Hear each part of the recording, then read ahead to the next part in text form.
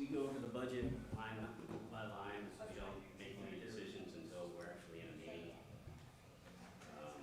First up, we'll have, I believe it's Enterprise is on a Zoom call to explain some of the police department side stuff. I will unmute them so they can start.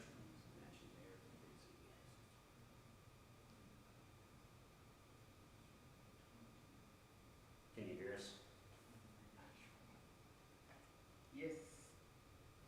Okay, we're ready. Can you introduce yourselves and tell us who you're with, please? Yeah, so my name is William. I work for Enterprise Fleet Management. Next, right here is Mike Owen, is actually my area sales manager. He's here to bring more clarification to anything I might need. Hey guys.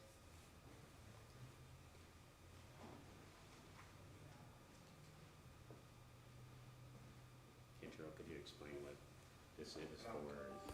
Yeah, so this is the enterprise leasing agreement for new vehicles for the police department and also for public works, and in the future for the fire department on their vehicles. So instead of buying the vehicles outright, Enterprise does a lease program where they lease it for 3 to 5 years, if I'm correct. And after the 3 or 5 year mark, they will basically take those vehicles back and get us new ones. So it's, in the long run, a better deal.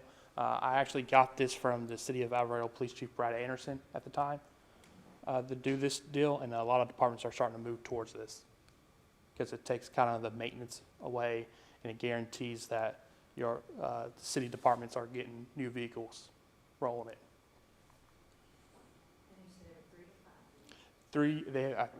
Either 3 or 5 years, depends on what the cost is, and of course what our budget is as well. Brand new vehicles, yes ma'am. At the end of that term, are there any, Can you use your since we're running? at the end of that term, 3 or 5 years, is there a mileage? It's kind of like, is it like renting a car? If you go over your mileage, you owe more money, or, I mean, what's the breakdown there? My understanding is no. Y'all want to? One of y'all want to answer that question? I didn't hear the question. What was the question? If they go, is there a fee in there if they go over so many miles? Will they have to? Will we have to pay an extra fee? No. One of the big advantages to lease vehicles through Enterprise is that we're giving you the same benefit as ownership, and there's no fee for over mileage or wear and tear. Okay. So whatever the fee is gonna be the fee for the term of the lease? Yes, sir. Okay. And do they handle the maintenance, or do we still So handle during that 3 to There 5? is a maintenance fee goes along with them, but they oversee it. So whatever vendor we use, they'll oversee it to make sure it's done correctly, there's no issues, and the vendors are making sure they're doing their job that has to be there. But we still pay the vendor. We would pay them. So we would go onto their website and pay them. So it would be their selected vendor, not ours. As long as it's approved by them, a vendor they approve. So, Okay, do you have vendors in this area that you use, or is it something we would find and you just reimburse the repairs? So the vendors will be, most vendors that you guys use will be already in the system. And then if there's a vendor that happen not to be in the system, we can add them to our system. If you could share a zip code in that area, I can look up specific ones for that area right now. 76044. 76044. Yes, sir.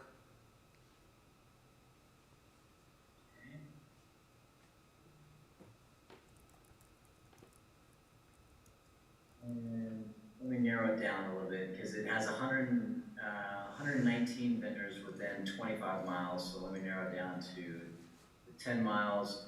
There are 3 within a 10-mile radius. Schoenenkirk, Chrysler, Dodge, Jeep, Ram, and Granbury. And Class Classic of Cleburne, and then the other, looks like there's a second, Schotenkirk, there in Granbury.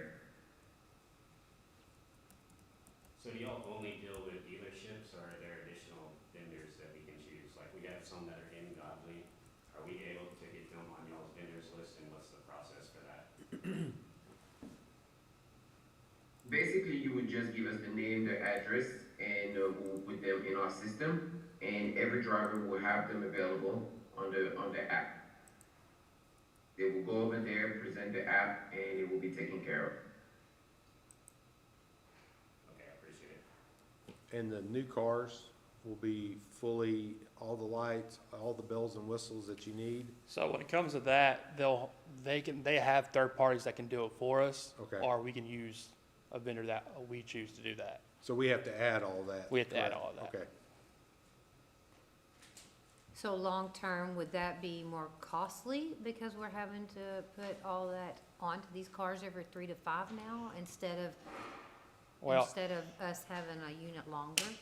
I looked at months ago to get do one new Chevy Tahoe police package, and it was about 75,000 just for a police package, one. These at least, if you look at them, the 5 vehicles, they're like 12,000 a vehicle. So, it'd be actually cheaper to lease 12,000 per vehicle, for, what's the term, like, time? 5 years. Yeah, for 5 years, okay. So it'd be 12,000 every 5 years per unit, right? Per unit, and they have a Excel spreadsheet they can go over and show everything to y'all. Okay. And to add the police package on top of that, what is the cost? I'm Per still working to get the lights and bars and stuff like that. Is that just lights, or is that engine, drivetrain, et cetera? Is that already set up? Yes, the vehicles will come with the police package deal. We just have to add the lights, the dividers, Okay. and the front guard to it. And any of the computer hookups? Yes, sir. Okay. What type of police vehicles do you offer, Public Works and then Fire Department? So currently, as I was talking to the team yesterday during our meeting, we do offer the Ford Police unit, but we also currently recommending the Durango. And the reason why is because Ford and Chevy are currently not making as many vehicles available to be able to order them. We have more luck finding Durango, and we are currently pushing them to any of our clients in Texas. Do you currently have any clients in Texas that use the Durangos?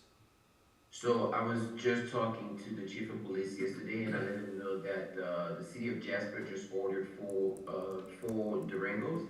They haven't been delivered yet, and the second they delivered, I made sure to confirm with them that they don't mind taking a phone call to explain how they using them and how they enjoying them.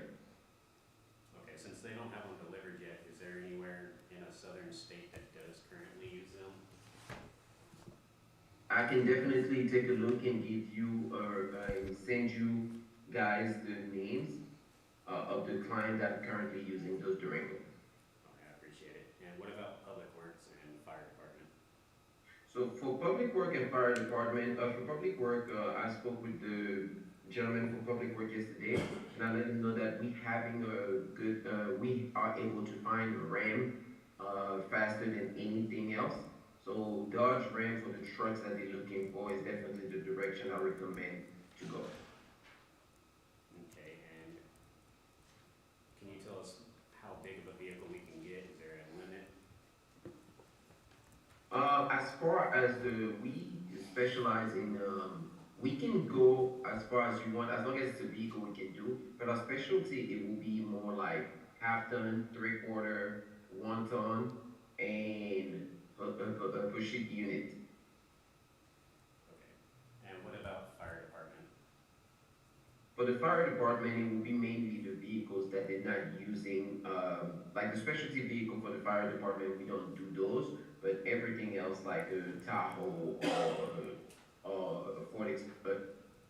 a Tahoe or a Suburban. The reason why I stopped myself from Ford is because I had a conversation yesterday with the team and they did not want to hear about Ford. Okay, so currently we have F-150s as our command vehicles. We have a few F-350s, F-650s. What are comparable to those, or do y'all even offer that size for our brush trucks or anything like that? Yes, we can definitely give you comparable trucks to the F-150. It will be 1500 Ram. It will be Chevy. It's 1500. We can even find you Ford F-150s. But the reason why currently I don't recommend those is because, as I mentioned, Ford is not making a lot. And if we were to find those, we would be paying more for those vehicles because they're more expensive right now. So that will be available. The 650s, again, it's not our specialty, but if we have to, that will be case by case that we will be working on. Can I chime in? On the, we selected 3 vehicles under this program. It would be the command vehicles, which would be a later, that would come down the road later in this lease program, from my understanding. The one vehicle that would be right away is our rescue unit, and I had discussed with the council before about moving to a squad type vehicle instead. And so we did talk about possibly a Durango or something just for running medical calls. So I believe the rescue unit would be the only vehicle in the near future that would be replaced under this lease program for the fire department.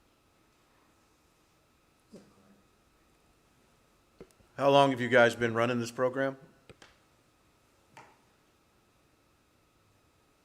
Was the question for us? Yes, sir. Can you please repeat the question? How long have you been doing this program? I didn't hear it. How long has the lease program been running for enterprise that works with cities for these municipal vehicles? Got you. Well, Enterprises has been doing the fleet service for 6 years. In Texas right now, we have, I want to say close to 100 clients locally here in Texas. So we have clients that have been with us for at least 10 years. What percentage are government? Just out of So, curiosity. a lot of government clients, from cities to counties to even school districts. Okay, I have a screen here that can show you some of our client in Texas. Nationwide, we're approximately 15% of our client basis is government clients, and we've been doing that a little bit over 30 years of working with our government partners. So here are currently some of the clients that we currently work with in Texas.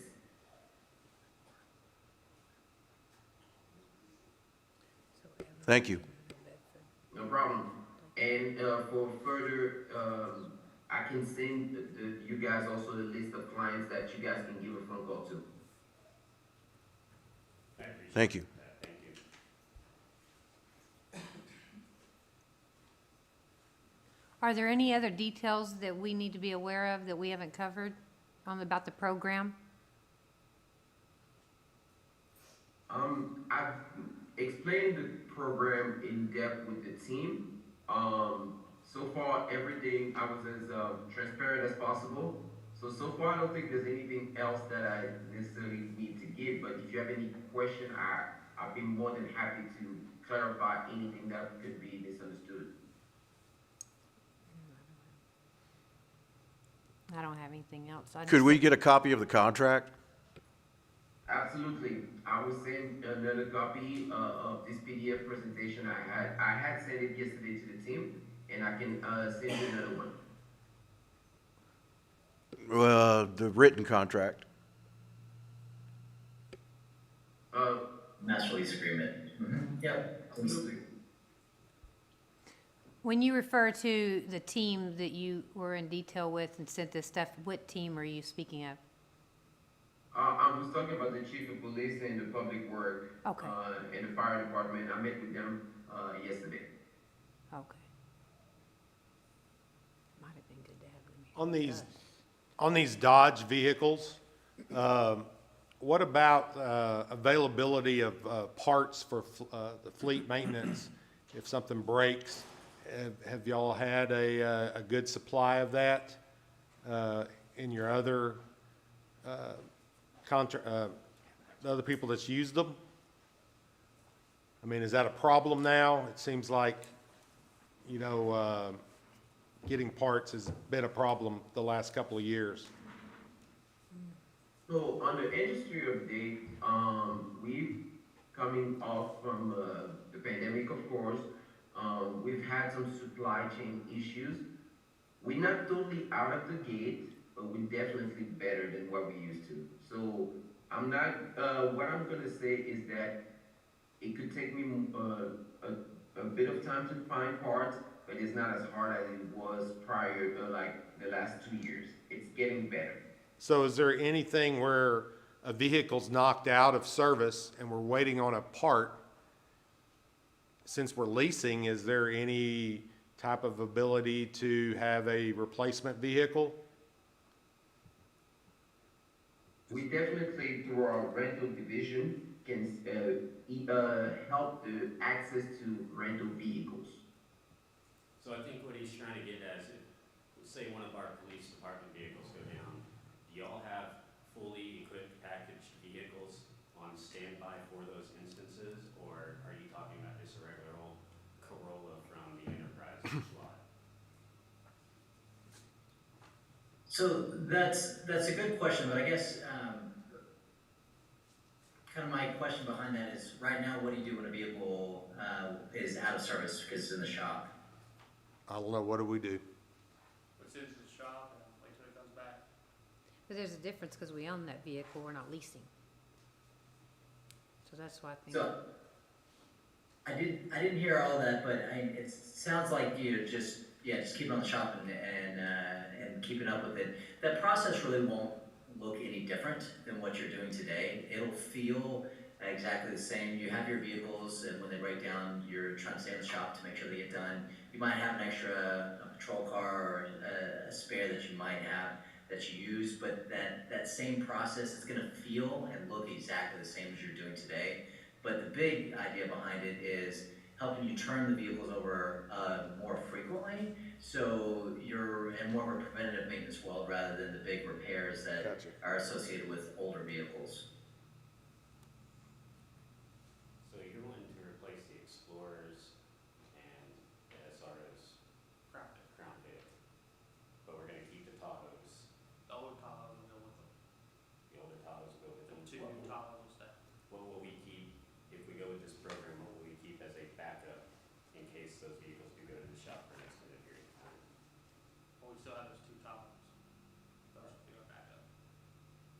So we're gonna have enough police vehicles in this lease program outside of those Tahoes, or That'll give us 7 with the police program, 7 police vehicles.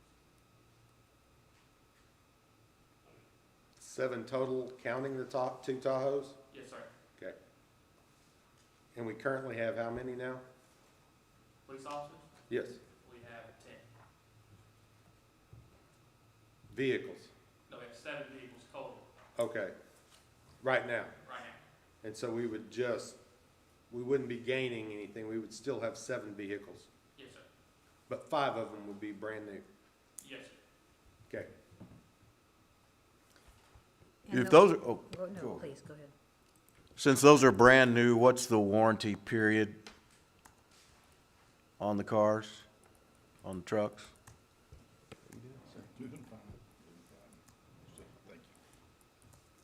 I apologize if there's because we can't really hear in the background on there. If there's a question for Enterprise, if you wouldn't mind repeating it close to the mic, we'd be happy to answer. What's the warranty period on the cars if they're brand new? Is it like a standard 100,000 mile thing, or what is it? It is 3 years, 36,000 miles is a standard warranty on them. That won't change. How fast do we turn 36,000 miles? That's on what a- I That was my wondering, next yeah. question too, yeah. So the new Tahoes are both at around 15,000. I've been driving for about a year, so it'll be less than 3 years. 2.5 years, 3 years, we'll hit 36,000 miles.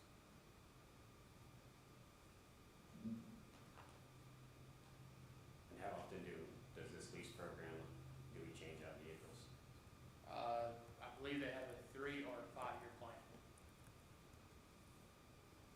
He said he had Enterprise, can you explain the 36,000, difference didn't he, between a Rob? 3 and 5 year plan for the council? Every 2, he said he's 36,000. Absolutely. Let me share the plan real quick for you guys.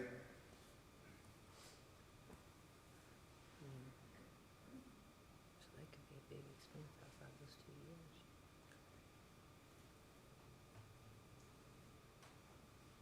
Let me know if you guys see my screen. Yes, we see it. So what we do, based on the data that was sent to me, the fleet list and everything, we have put together a plan to make sure that we have a budget every year for the city of Godley.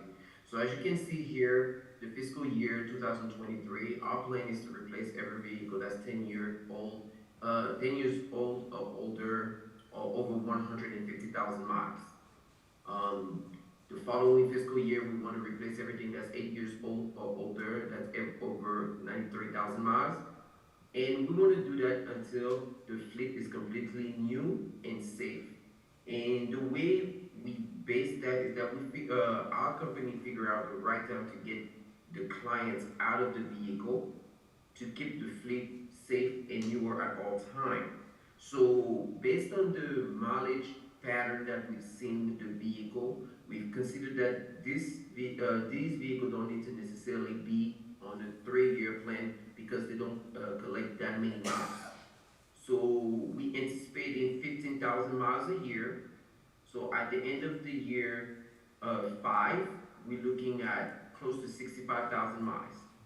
Since it's 65,000 miles, it's not, we still have some value in this vehicle. We can sell it to get as much as possible on those vehicles and replace it with newer vehicles. So we never really have an operational cost. So let me show you the difference here. So currently we have the fleet is actually 13 cars. We had 1 car that was not, we didn't receive on time. From the first year, we're gonna replace 5 vehicles as we spoke. We put them on lease. There's some equity available. The 7,000 will be sold from the vehicles that we're replacing. This is the lease budget. This is what we're anticipating to spend on maintenance, on fuel, and based on that, you're looking at a 10-year savings up to $106,000, and that's with vehicles being on a 5-year lease, simply because the mileage is not more than 15,000 miles a year.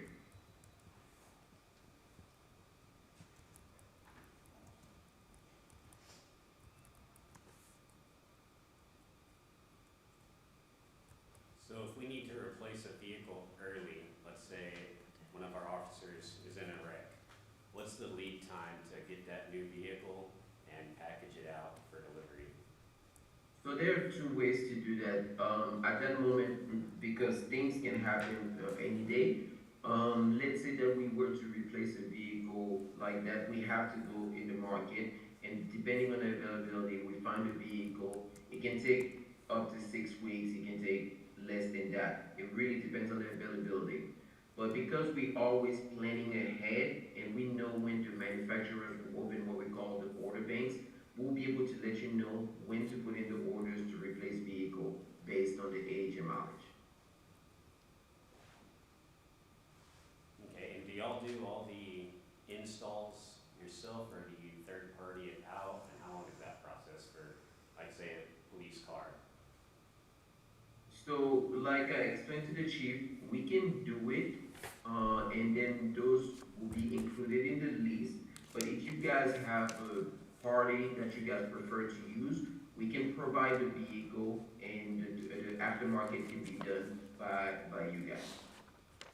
So, And to clarify, Enterprise does not do that in-house. It is all third party. We have some vendors that we've used and we can recommend, but it's still your team talking directly with that third-party vendor, which is most likely the same one that they're already using, and the same turnaround that they do on your current police vehicles would be identical. And because we involve the police department, make sure that there would not be any mess ups of the specs.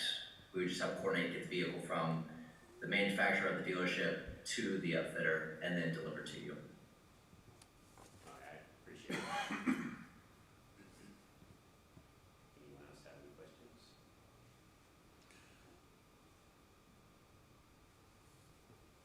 It sounds like you were saying that if we do the install, the upgrades to make it a police package, or you do them, it's going to cost the same? Or is there a cost benefit to us doing it versus you? I'm not sure if I heard the last question. I got it. I heard that one. It's the same cost. It's the same upfitter that'll be doing them.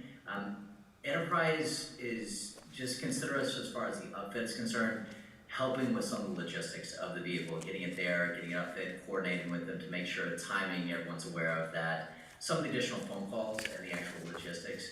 But other than that, the process doesn't really change on that much. It's still the same upfitter, same time, same pricing. Thank you. Anyone else? Well, I just thought, part of our conversation yesterday, we did talk about for your general maintenance, that they could use our local vendors that we currently use in the city for oil changes and that type of stuff, so just a point of interest, I don't think was brought up.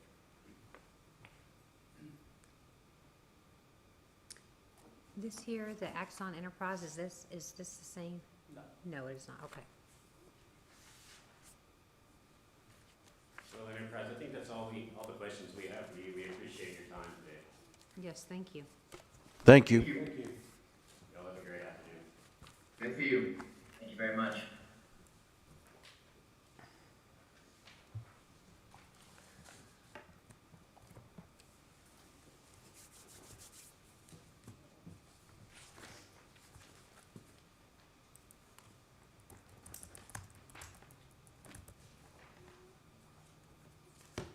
On to the budget.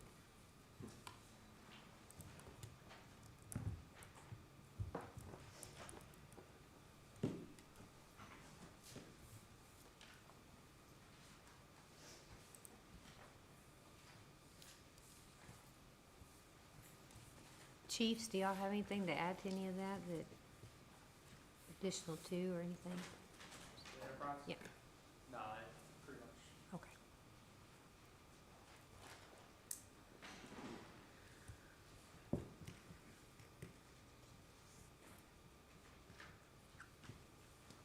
Do you by chance have a list of like the units that you have, what year and what mileage is on them currently?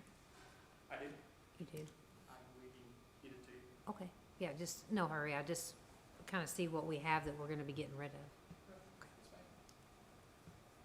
of. And will those be auctioned off, or will they be traded for these lease vehicles? The ones, if they do take them, whatever Enterprise does with them, I think But that's what I'm saying, they will be taking they'll be our taken. current fleet? Okay. Yes, ma'am. They did say there was some trade-in value with those, I believe. It's 7,000. 7,000 for 5 cars. Over 200,000 miles on it. Yeah. Per car or for all 5? All 5, the way I read it. I know the Explorers are, all of them are pushing over close to 200,000 apiece. Oh, I know last night I was up here and Lot was about to leave and he had to get his car jumped off before he could go get on the, That is a normal thing with Explorers. What about a city auction? Have we ever done anything like that? I've never done it here. Wonder if we could get more for the cars that way.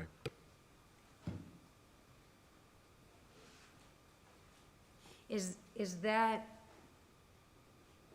typically, I mean, I don't know, because I've not dealt with the lease. Is that normal for you to trade your whole fleet in for another fleet? Or would it, like you said, would it be beneficial to try to auction those? I don't know if the mileage, like you're saying, is so high. I don't know if another city would be interested or not, but could we get more money for them than it that way?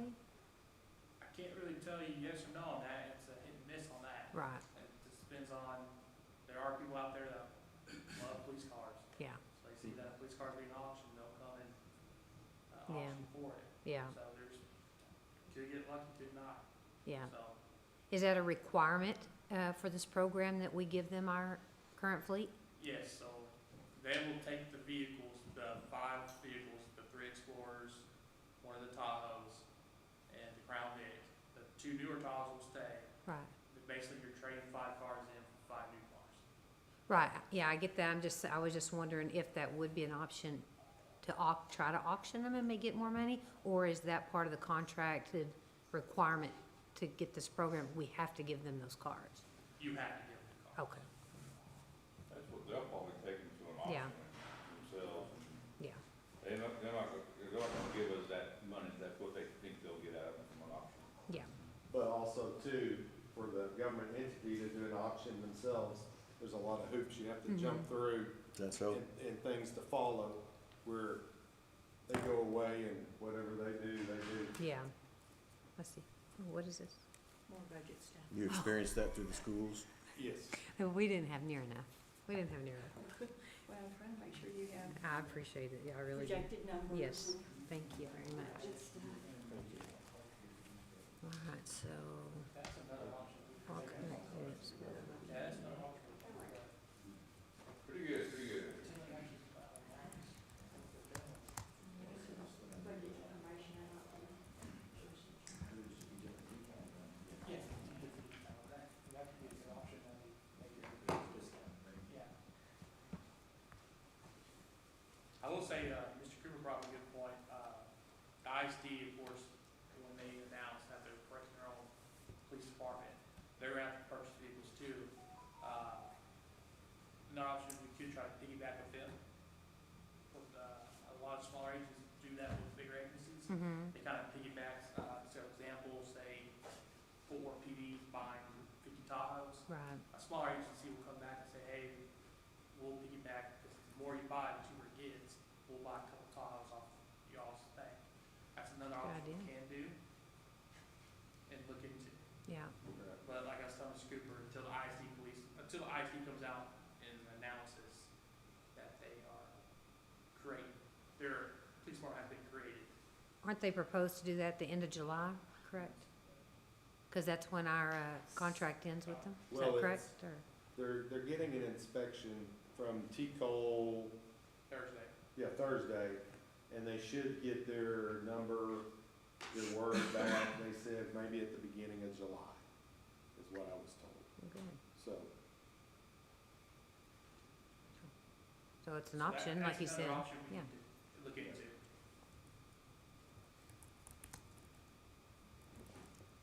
How many units are they foreseeing how many units they may need for all their schools?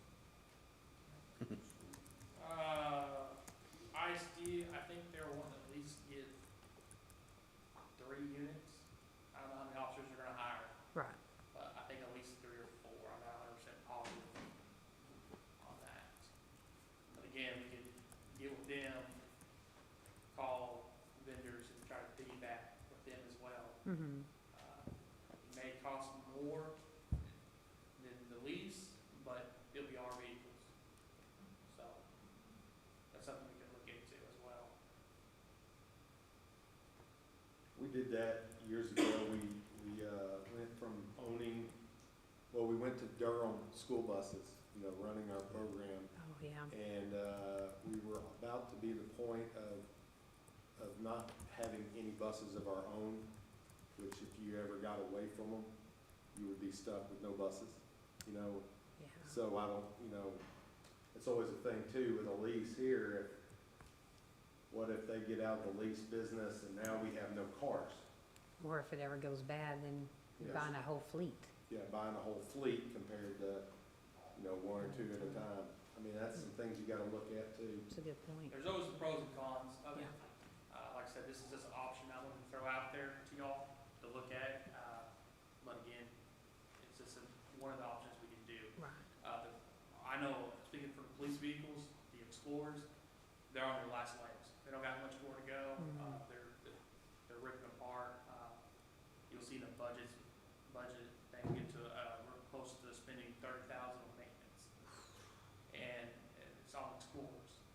Are they paid for units, or are they still, we making payments on those units? I hope they're paid for units. I think the, youngest one is 2016. So I'm hoping we're not, whoever purchased them made a very bad deal at that point. And Yeah, yeah. All Well, I'm Go sorry. ahead. I was just say, if you had to choose, an absolute need now for this budget, to how many, if, say, hypothetically, we decide to purchase, how many would you say need to be replaced, like, immediately? I would say the 3 Explorers need to be replaced. 3. The 3. Then you're talking 70, Like I said, the Crown Vic, that thing's, I mean, it's on its last leg, that thing's still, it's a 2011, it's still going. Mhm. And that's really just a backup car, our SRO's using it right now. And that's just and it's really good, the Crown Vic's really good for ice, when we have ice on the roads, because it's low to the ground, it does really well. But, the 3 Explorers need to be replaced, and that's something we have to really look into. Well, I know if I have to call the police or the fire, I want them to be able to go out in their car, get in and be there and Mhm. not have to get a jump. Yeah, exactly. I mean- With these Explorers, we have to, in a shift, we have to pop the hood and turn off the engine, the electrical engine, everything off. And that's something we have to do every shift now, when we use it, because if we leave it on, it drains the battery. so you would say the 3 Explorers, 3 Explorers. and you said they're about 75,000 each. Earlier, are we talking about the Crown If we're Vic? looking to go to Tahoes, again, I can get a hold of them again and ask how much, but I think the one quote a few months ago, in March, when, we had Mr. Gribble here for a week or so, it was about 70,000. And that's including decked out police package. That's what I was about to ask, so that's completely ready to drive, Yep, go? completely ready to go, we just gotta put our decals on it. Okay, so 70 to 75 per unit. Yes, ma'am.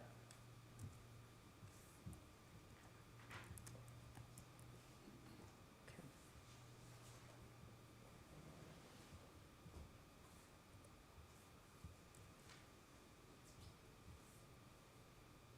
So,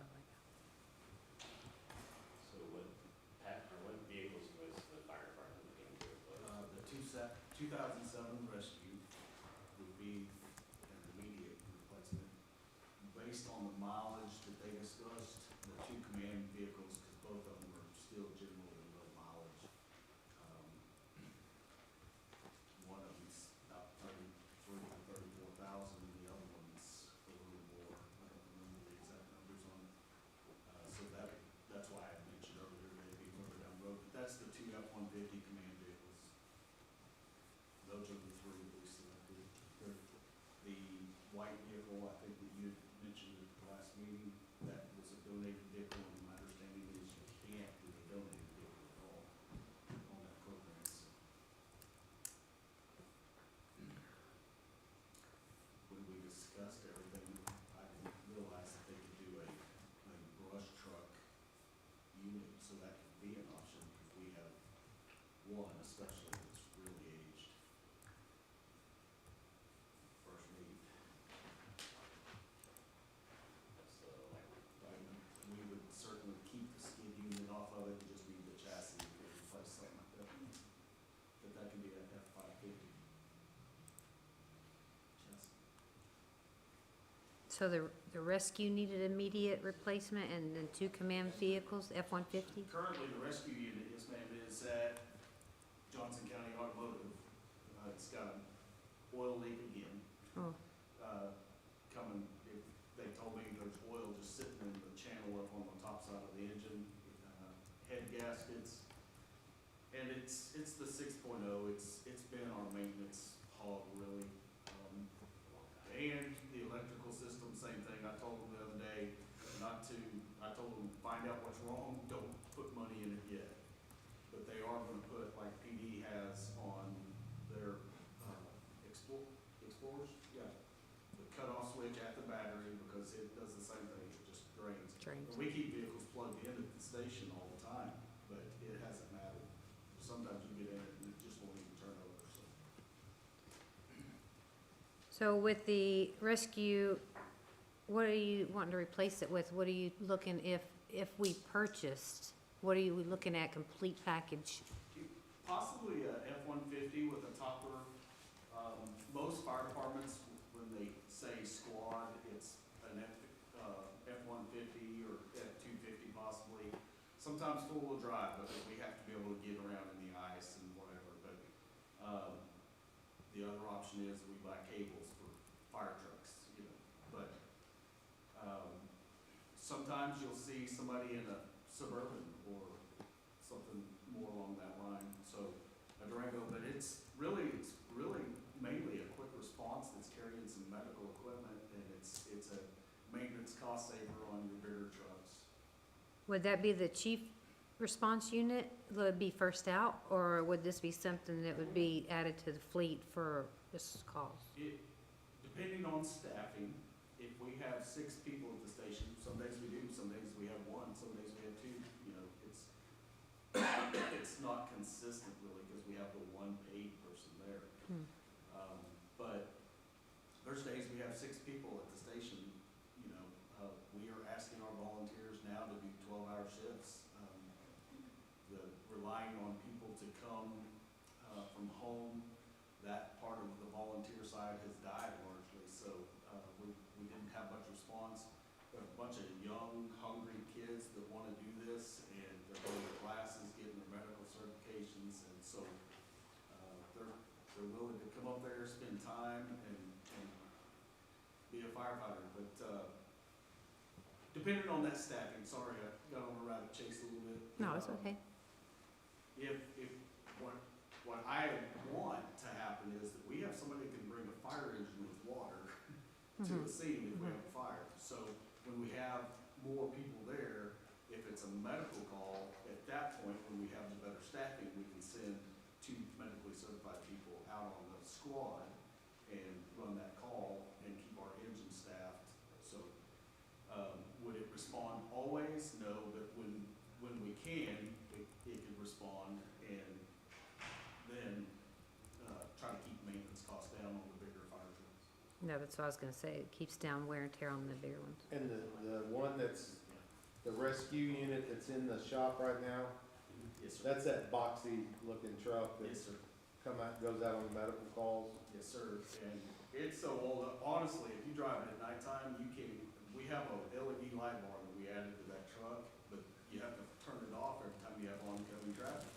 And the lights are old, and so then it's hard to see. It's really, in my opinion, a safety thing, but, and that's the case also with Brush 8, the headlights are so, I even tried some of that headlight lens polish, and it just didn't come out. So up on the screen is what they're looking to go with, not that exact vehicle, not the exact pull-out, but that's what a squad looks like for those who haven't been in the fire service. That's a Suburban? Tahoe, that's a Tahoe for the city of Plano, I believe, yes, Plano Fire Rescue. So as far as operation, could we look at what's more cost effective with a Tahoe Suburban or F-150? Would they all work for what you need with a topper? Chief, is that the reason that I've seen, now the engine is the largest one, right? Again, moron over here on these things, so is that the reason that I've been seeing the engine come to calls that, you know, are medical because ours is in the shop? That's a large part of it more recently. We have so many new personnel, and we want them going on calls.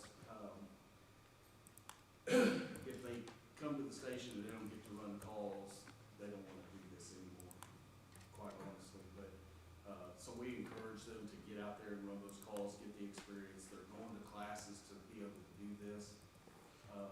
So So sometimes even when we have, better staffing right now, they will run out an engine. That engine is a rescue pumper, which means it's got, we call them coffin boxes up top. It's got a lot more capacity for rescue equipment and that kind of thing, but,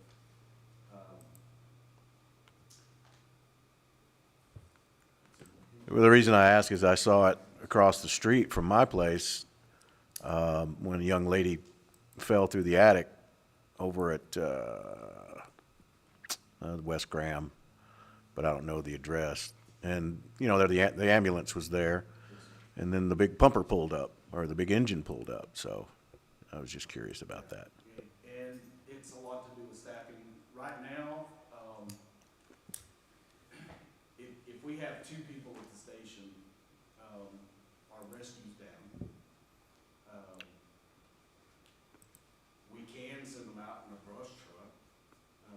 When I was working shifts, there was a lot of times I would take a brush truck instead of a rescue, simply because I like going somewhere and have some water with me, If I get a dumpster fire, or a car fire, or anything, I can take care of it. As a matter of fact, one day, we stopped to eat lunch, and we got a camper fire up on the north side of town, and went and put it out with a brush truck. So, I like having water. Even some of the considerations, whether we do enterprise or not, if we look at a squad, or a lot of departments are also going to a mini pumper or a rescue with a 300-gallon water tank, so they can do some kind of good until bigger engines maybe would get there. But there's different options, so. Did I answer your question? Yes, sir. Okay. Thank you. It is expensive to run that thing out, isn't it? What's that, the engine? The engine. Yeah, diesel, and then if we start getting into maintenance costs, that's a new engine. Right now, it's covered by a lot of warranties. We like to see if we're gonna have any bugs, so we do wanna run it for that purpose right now too. See if we're gonna have any issues with it. Don't tell me we're the guinea pigs. I'm sorry? Don't tell me we're the guinea pigs. No, pretty much every city will do that. They wanna know if they're gonna have a problem with the apparatus they want. So what is Public Works? What vehicles? Public Works right now, we got one vehicle that's been sitting down at Johnson County Automotive. We've got a quote of over $4,600 to do repairs on it just to get it roadworthy. And, it's an '06 model Ford, F-150. And honestly, you really look at it, over $4,600 worth of repairs is really worth what the truck's worth. It's actually more than what the truck's worth. And then we got another, I don't remember what the age of the other F-150 is, but it's been around for a while, and it's on the list to get replaced as well. Yeah, it's single cab, and, we've got the Chevrolet Silverado 4-door. We're keeping that right now, it'll be further down the road. But it's newer, it's only got about 50 to 60,000 miles on it, so it'll be a keeper. And right now, we've got a total of 4 personnel over there, and we're only with 2 trucks on the road right now, so we're having to double up and not be able to break off and complete different tasks right now. So, I mean, it'd be great for Public Works to actually have a full fleet of trucks. I've been driving my own personal truck doing stuff right now, so, I mean, it is what it is, but I mean, if not, we're gonna have to look at least getting rid of that one that's over at Johnson County Automotive and purchasing another one. Have we got different quotes to see, because I've heard some stories and I don't have any, I try to fix my own stuff when I can, so, but I've heard some stories that Johnson County Automotive sometimes, might, come up a little high. So are we using anybody else or checking with anybody else to get quotes on repairs? I haven't taken my truck over to anywhere else because I had to jump it off just to get it over there. And as soon as I turned it off, it wouldn't restart. So, no, I haven't taken the Public Works truck anywhere else yet. As far as the fire department goes, I haven't noticed anything. We've been pleasantly surprised that they've been able to take care of some of our bigger issues. Our engine tanker at Station 2 able to replace, serpentine belts. If we have to send that to Pierce to be worked on, it's a way bigger ticket item, and I thought that they were very fair personally, and they've been great to work with, so that's my testimony on them, so, for what it's worth. Well, initially, we had a lot of pressure from, previous council members to use local companies. And what I hear coming back is that they're really competitive and they do good work and they do it quickly. Good. So, Well, that's what I was gonna ask, how do they become on our vendor list? How do these vendors, are they bidding these jobs? Or are we just saying because they're local, we're gonna use them? Do we have a vendor list that we're allowing them to compete for prices, to give us better prices? Or is that something that we do or we haven't done, or? Not currently, and I've asked that question, do we have a preferred vendors list? Because I've seen that in other cities. And I don't think past administration had a preferred vendors list per se. It's probably something the city should look at. Well, yeah, cause I think if they feel like that they have competition, they tend to negotiate their prices a little better than just saying, here, will you fix my car? If we get vendors and they become a preferred vendor, then, and I say that cause we work a lot in the automotive with preferred insurance, preferred vendors, the prices are competitive. We all start dropping prices so that we can get that work, and that benefits, yeah. So, well, I think that's something we may look at in the future, suggesting doing.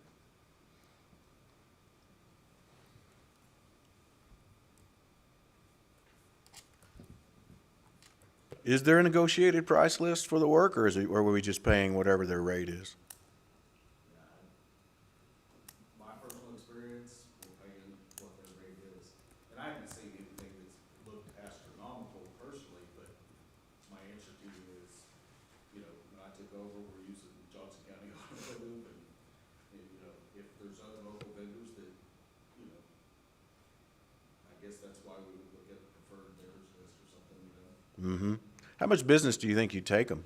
I'm sorry? How much business do you think you take them every month? Well, they're doing our state. And in terms of monetary outlays? I think that'd be kind of hard to put, because each vehicle. I get you, a guess. It's really, well, you know, I don't have a quote back yet for repairs on the rescue. And I don't remember I had sent it to Kathleen for, invoice for that belt replacement. We haven't sent a lot of stuff over there. Okay. They've replaced some batteries for us. On the rescue, as a matter of fact, probably 2 months ago, and now we're already having electrical issues again. Typically, it's our same vehicles that keep going back for maintenance, you know, so, that big fire truck, we spend a lot less, I know, than what we would spend with Pierce Manufacturing, so. Chief, is that where you take our units for our PD, or? Yes, ma'am. The two new Tahoes are still under warranty, so we'll take them to Cleveland's Okay. Chevy dealership. The Explorers, we take them to Johnson County Automotive. He's always been fair. You know, one thing I like about him, we can take our vehicles over there one day, next day they're back out. Okay, So they're quick response. good. I think that was the problem, but earlier we were taking stuff places and they were sitting there for 2 or 3 days before they ever got worked on. Mm-hmm. And though because we didn't have very many vehicles, we were short change, and that's one of the reasons we decided to go with a local vendor. So we could take it over, hey, my car's in the problem, give me an appointment, I can bring it to you, you might drive it for 2 days, if it's drivable, take it over there and get it fixed. But I would be interested in setting up a, preferred vendor, inviting everybody Yeah. into the deal, and of course, Cleveland, Granbury too, but getting that set up, and with make sure we get the best price. Not only, again, price isn't the only option, it's speed is also an option. That is important, we know that part. So we used to send a lot of our cars to like Cleveland Ford, and they would sit there for literally months. And we would be out of a squad car where we could have taken it right down the road, whether it cost $250 more, we had it back in maybe a week. I got you. So we were losing out. Might be an cheaper asset.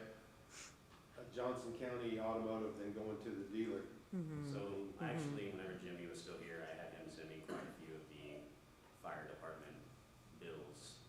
So that way I could compare it to dealerships, sending it to Pierce, sending it to the manufacturers that it came from, other dealerships, whether it be Weatherford, Cleburne, or Fort Worth, and they were decently comparable, but it was that quick turnaround time. Well, I'm just looking at it too, that it may not look good to our community to flush all of our work to one automotive store and not give all the rest of them the opportunity to bid on those jobs or repairs. Cause now, I mean, I understand before we didn't have very many, but we're starting to get more automotive repair facilities, and I think it'd just be a good idea to try to include all of them to be able to compete to get the work. I agree, we should definitely do a vendor list, and have preferred vendors.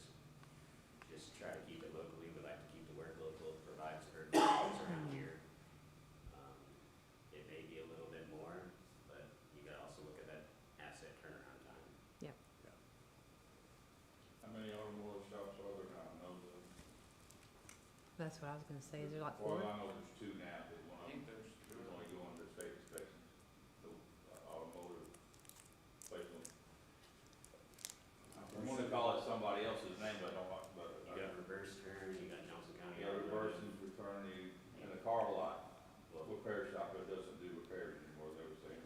Does Hortons, do they do repairs, or are they their own, like, are they their own There's business? two diesel shops down 171 that I know of. There's another one on a back road off like 913, but we have to use somewhere that's licensed, has insurance, and that's a problem we ran into in the past, where we did use those things.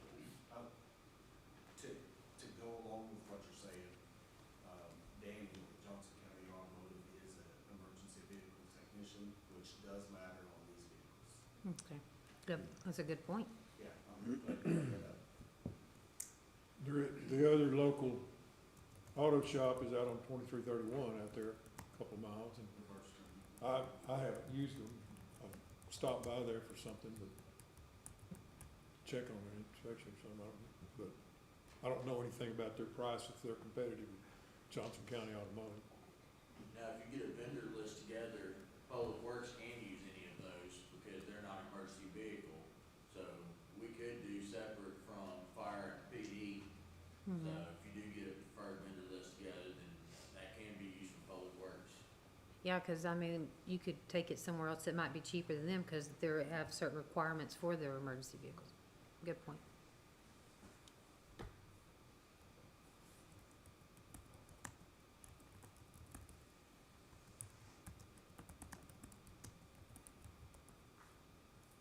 Mayor, since you're the budget officer, would you like to lead us through the general government portion of our budget?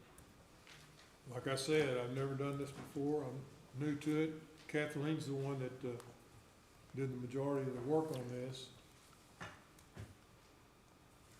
I think she would do a better job of presenting it.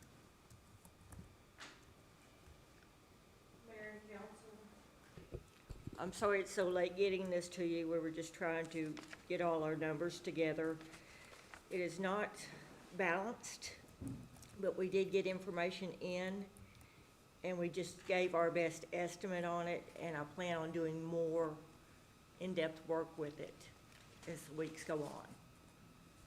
And hopefully we'll have better figures to you after this meeting for the next budget workshop. Which one are we looking at now, may I ask? This one. Okay. What's the name of it? It's the Excel one. It starts out with general government revenues. This one right here. I think, I'm sorry. There it is. I provided you Yeah. the other ones, so y'all would have like I tried to get like a 5-year balances, so y'all would kind of know what has been in the last 5 years. And then the other one that says proposed budget worksheet does have 22 to 23 year-to-date figures from April 30th.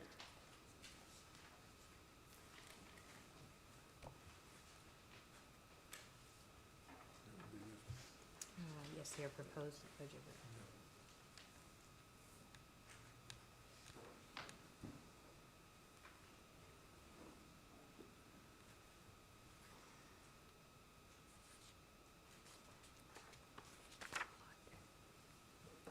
I know y'all haven't had much time to review it.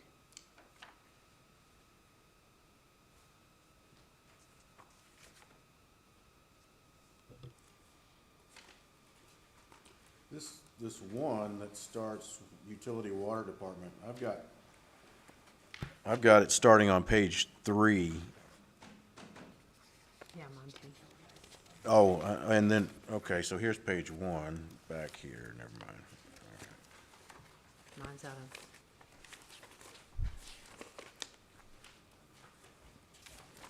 I got a bunch of page 1s and a bunch of page 2s.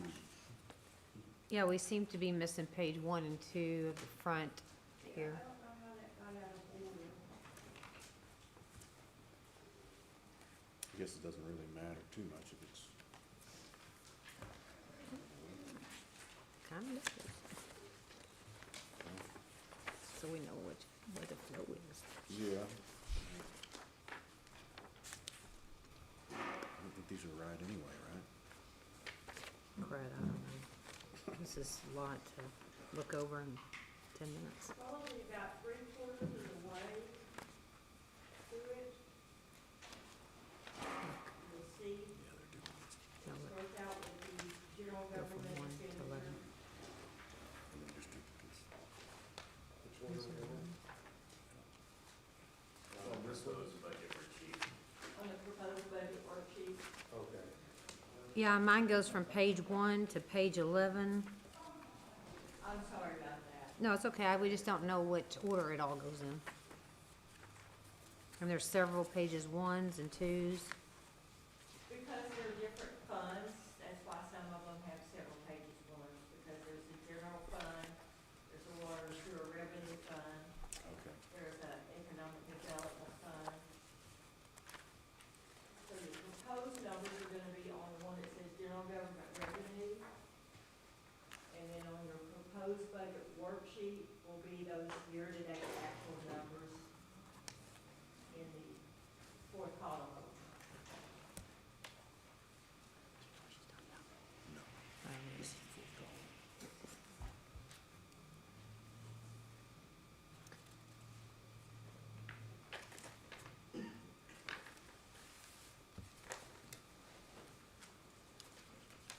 When we come back to the next workshop, by any chance, would there be any way that we can put this as we're going over it up there so that we can kind of walk all through it together? Would that be possible? Just because I think it would be an easier flow of information, because right now, I'm gonna be honest, I mean, I've read budgets, but I'm a little lost here. Because I think, yeah, I just think these are, with not being, which, I mean, it's not a big deal, but they're just not in order, and I'm not sure where we're at, so. Until we have those ready to put up on the screen for the next budget workshop, I do have something I can put on the screen that Edie will go over if y'all like to do that. Are they the same as she's proposed here? It's, It's, kind of like equipment equipment that we need to start replacing, looking into replacing. Okay, so we could just start with the PD, and then it'll give you time we to have 15 work on. minutes, so. I've got one question for Kathleen real quick. Is on the accounting codes for the budget, I'm familiar with what we had for schools, which is different than, obviously, than this. Yes, Is there a resource explaining the numbers That's a good that idea. you could share with us? I will have to look into that. I can prepare something for that next budget. Because that kind of helps keep you, Yes. because there's a rhyme to reason to the numbers, I'm sure. Yes, If it's similar to what we had in the school district, and when This you makes know, sense. it makes more sense when you. yeah, you know. I'll come up with a description for y'all. Thank you. Sorry, Mike.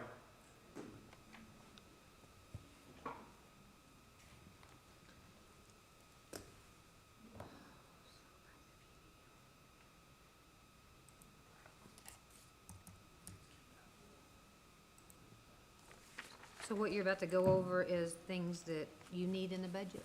Is that correct? Things that are that we need to look into replacing. Okay. A lot of this electronics, so. Is this electronic- packet you Yes. gave me? Yes, sir. So this is Axon's tasers. Axon came out with Taser 7 not too long ago. Right now, we did purchase 6 Tasers 7s last budget. But there are officers still using X26Bs, which are been phased out. What does that mean? Taser X26Bs are a different kind of taser. It's the older model. Taser 7s are considered smart tasers. An explanation of those, say if someone's wearing a bag of clothes, you pop them with the taser, it doesn't hit their skin, well, the taser will act and hit the electricity into them. So it becomes a smart taser. They also do updates of rechargeable batteries on them. So everything's getting smart nowadays. So the X26Ps, Axon no longer backs. So it's one of our tasers, one of our officers uses X26P tasers, one of the tases someone. If it's considered a bad tasing and doesn't fall into policy, Axon will not back us on that. What does that mean? They will not support us and say, nope, not our problem. What would they do if they did back us? They will bring down their people down, their lawyers down here to assist us. Okay. What's that? So they don't, and X26P has been phased out as well. So if the X26P breaks or something happens, they're not gonna, it's no warranty no more. These Taser 7s are. So I did a 6 and a 4 one. Right now, my main goal is to get every patrol officer on the Taser 7 because they're the ones that are on the streets. And by doing that, that'll be the 4 one. The 4 Taser 7s with the quotes, that's actually it right there. And they also, you can either pay them outright or you can break them down yearly. So you don't have to pay them outright, you can actually break it down and pay it yearly if you choose that route. Is there an additional cost to spread the cost out over a year? There always is. Yeah. They gotta make their money. Of course, somehow. yeah. But again, it's, the good thing about doing it spread out yearly, it's covered in that 5-year warranty plan. So for 5 years, it's covered in the warranty. And how many are on here? This is the 4, There's 4 of them for, what, 10,000.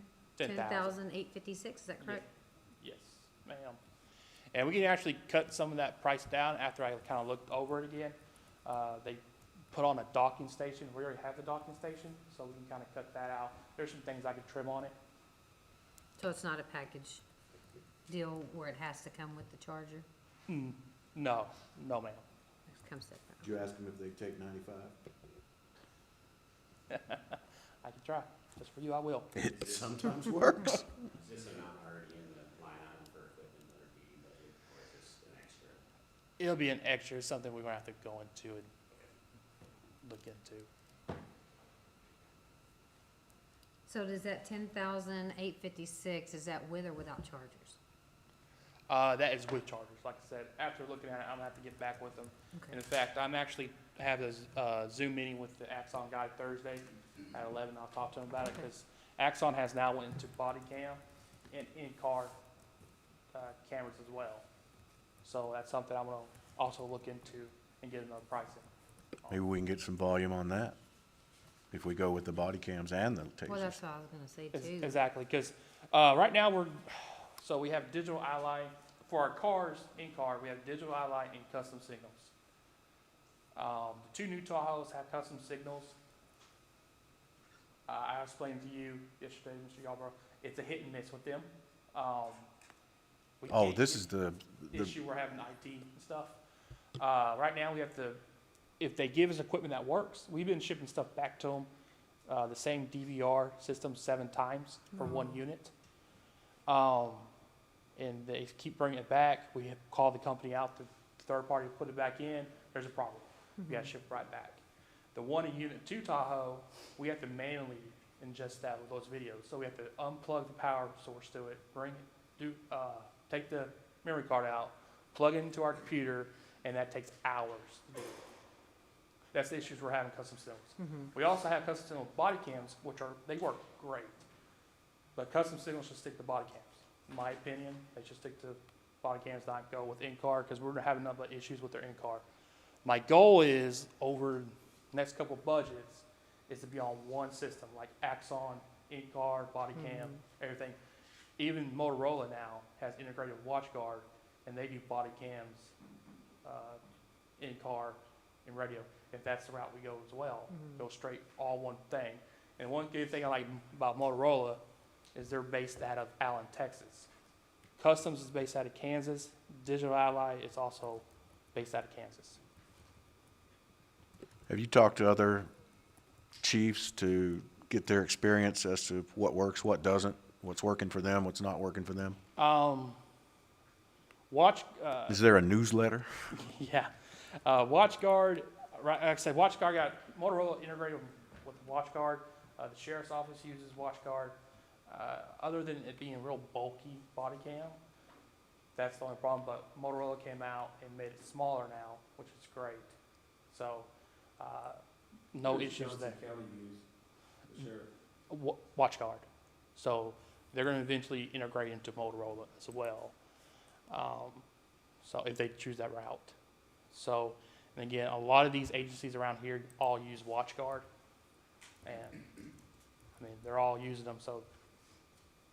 My question was kind of in a general sense for tasers, the DVR system, body cam, all of that stuff. Are you keeping up with what's, do chiefs talk? Yes, they do. And They do, and Axon runs the taser. And so with Axon, they, like I said, their body cam now, in-car, taser, they even do an MDT system now. They're just taking over everything. And I was actually talking to Brad Anderson, and he actually is the one that put me on Axon MDTs now, because that's what they got in Pelican Bay. And he said he loves them.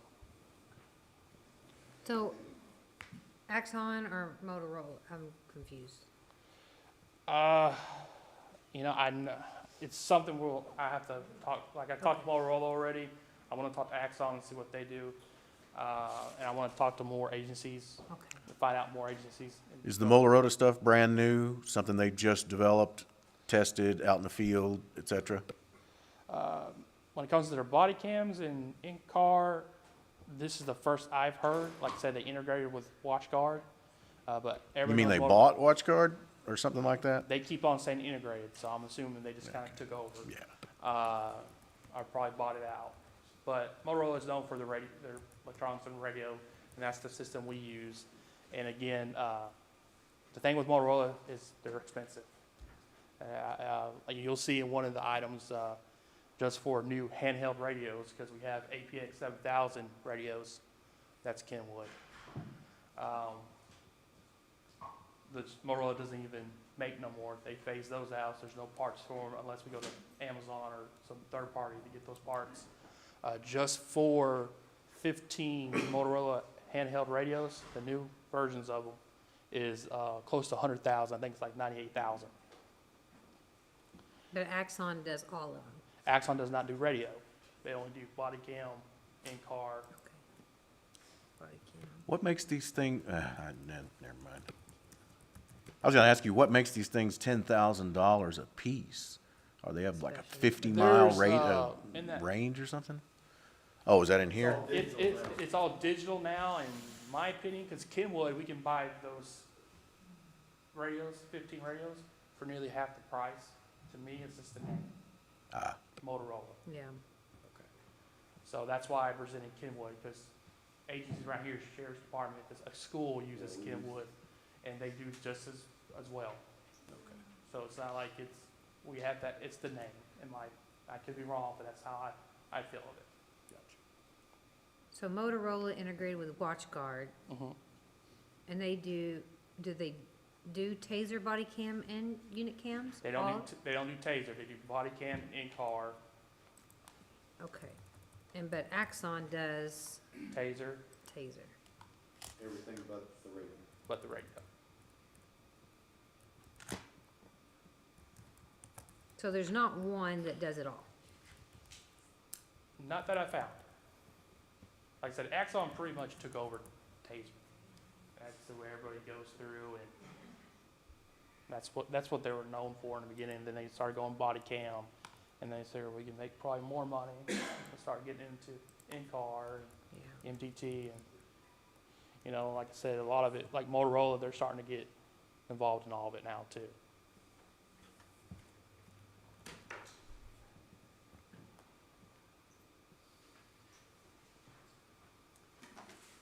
But if we do go with those 3 cars, if we do decide to go with lease or purchase new vehicles, we're gonna have to look in getting those systems into it. Right. So we also have to compare those prices as well into it. Okay, yeah, so you have one for 10, and you have one for 16. What is the difference? So one should be for 4, and one should be for 6. So the 16,000, that's for 6 of them. That's for 6, The that's 16, 16,000, uh-huh. that's for 6. Okay, This is for 4. okay. Okay. Where did my pen go? Pen? It was right here. Yes. Thank you. This is- And again, as Mr. Thank Yarborough you. stated, if we do decide to go fully Axon, there could be a better deal in that as well. That's something we can also look into. Thank you, sir. Package deal. Can you check into that and see? I'll talk to him Thursday. Okay. Did that come from his packet that he gave us? Well, he said he emailed, but my email's not working, so he gave me a copy. Oh, you emailed that to me? Oh, shoot. It's your Godly. LHX.gov. My email's not working. Oops. Ah, there it is. Thank you.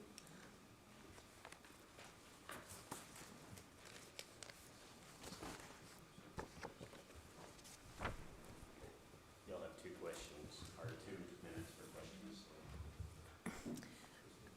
When we come back to the next workshop, will you gentlemen be ready to like present like this with stuff that you need and some prices and really? I've been putting prices Okay. together, and as far as putting it up Thank you, there, sir. are you wanting to be able to put it up here on the big screen? Mm-hmm, That would help.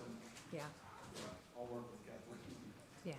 yeah, cause it would just be easier when we can all see what we're kinda going over and Their general email address or computer or whatnot that we send it to. that- Kathleen, you'll get with her and they can send it all to you. Easy enough.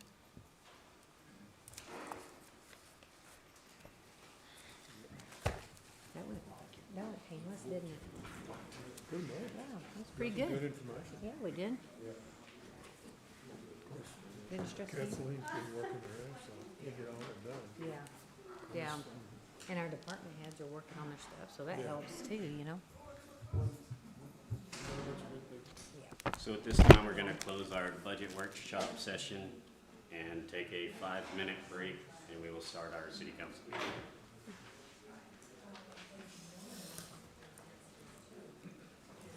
Oh, my goodness, I stretched my legs.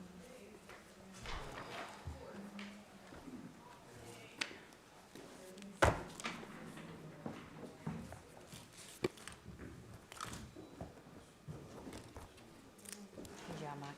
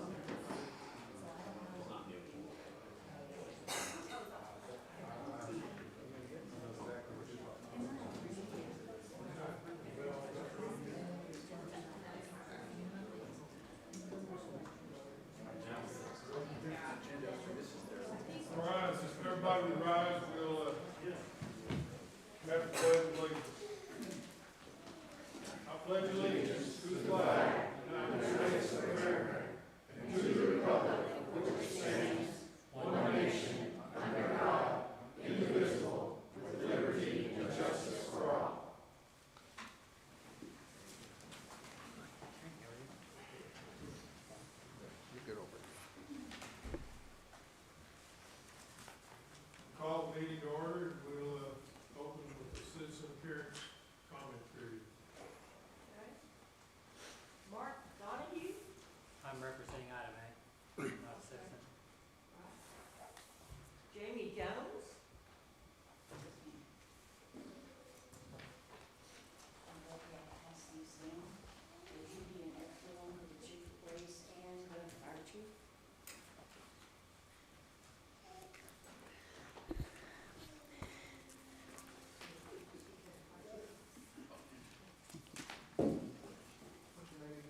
My name is Jamie Jones, and I'm with the Johnson County Pioneer and Old Settlers Association. You need some more?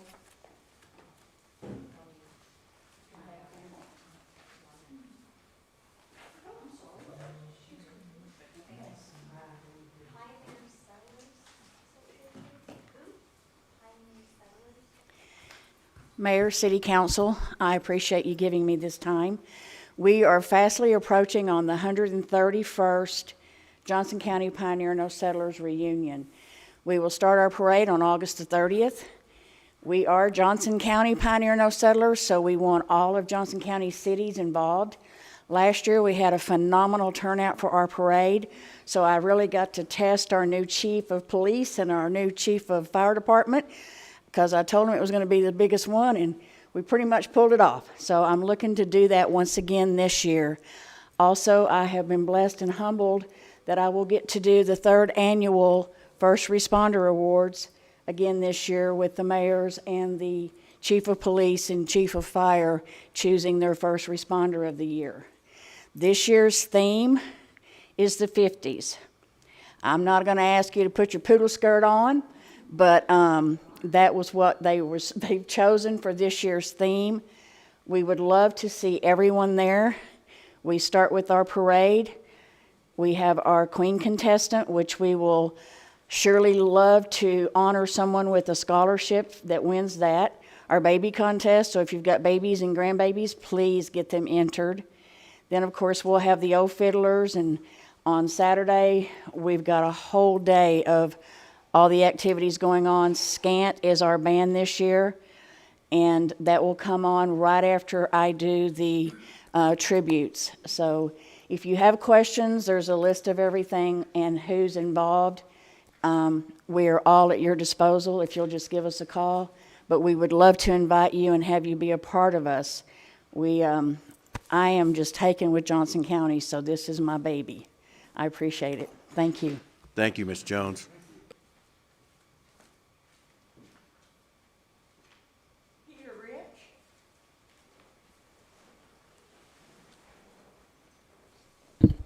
Hello again, Mayor and Council. I just, with your permission, I'd like to hand out a couple hard copies of a couple laws that I believe might have been violated in the unlawful arrest of Jennifer Thompson. One is Texas Penal Code 39.03, which makes it a misdemeanor to intentionally subject another to mistreatment or to arrest, detention, search, seizure, dispossession, assessment, or lien that a public servant knows is unlawful.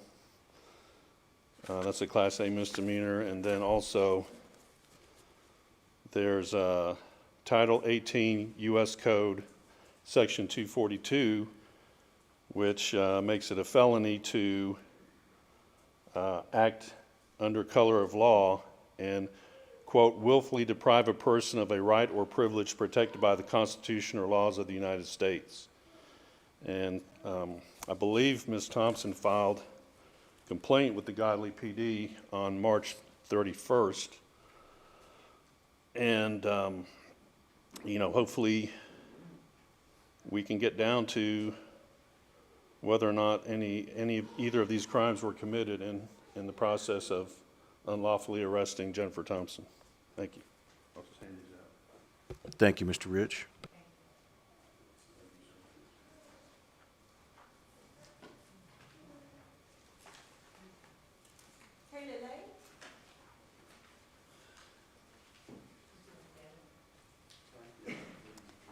Good evening, Council.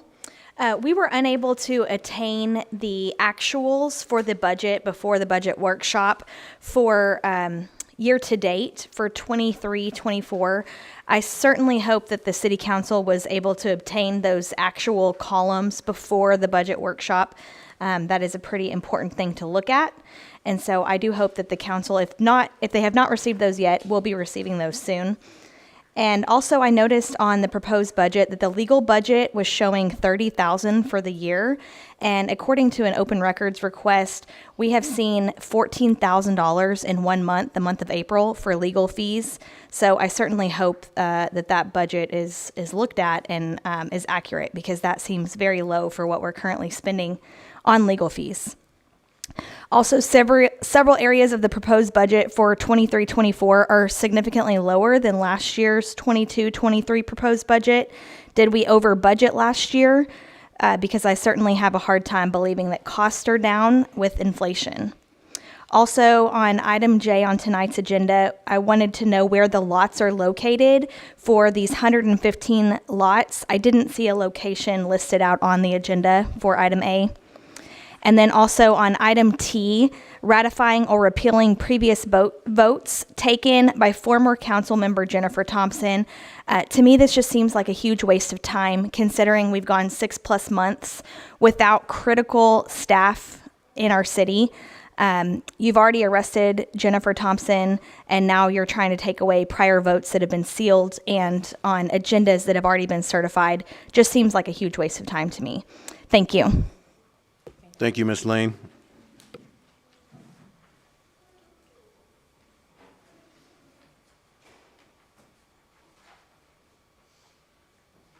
It's all there.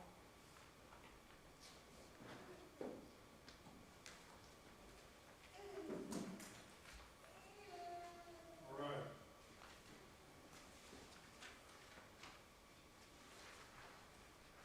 Next item is department reports.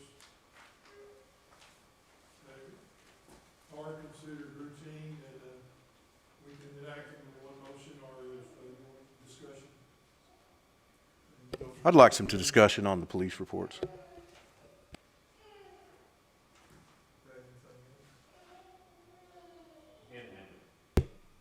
We haven't had actual department reports in some time. I'd like to hear from every single department.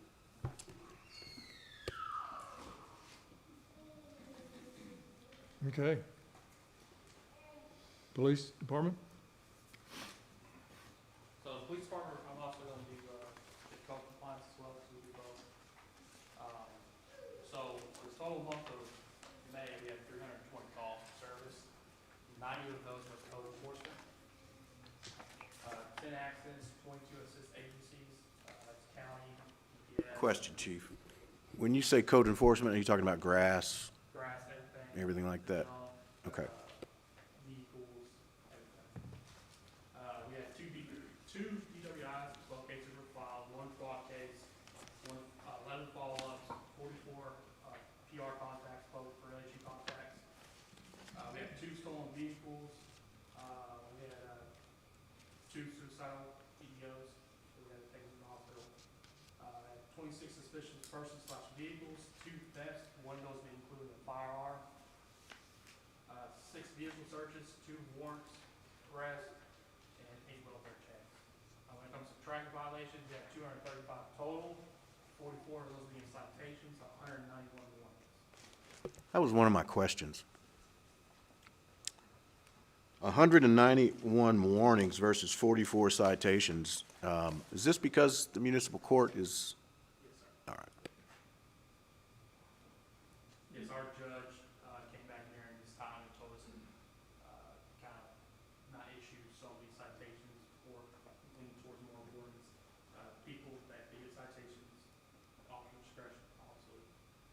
But until the courts fully get that rolling, we were leaning more toward warnings at the time. So we're back up and running with court, we can start issuing citations, right? Correct. We did have court today. On the crime, the vehicle stolen and the other crimes, are they happening all over, or are there certain areas these are happening in, or? Happening in newer subdivisions. That's where the money is.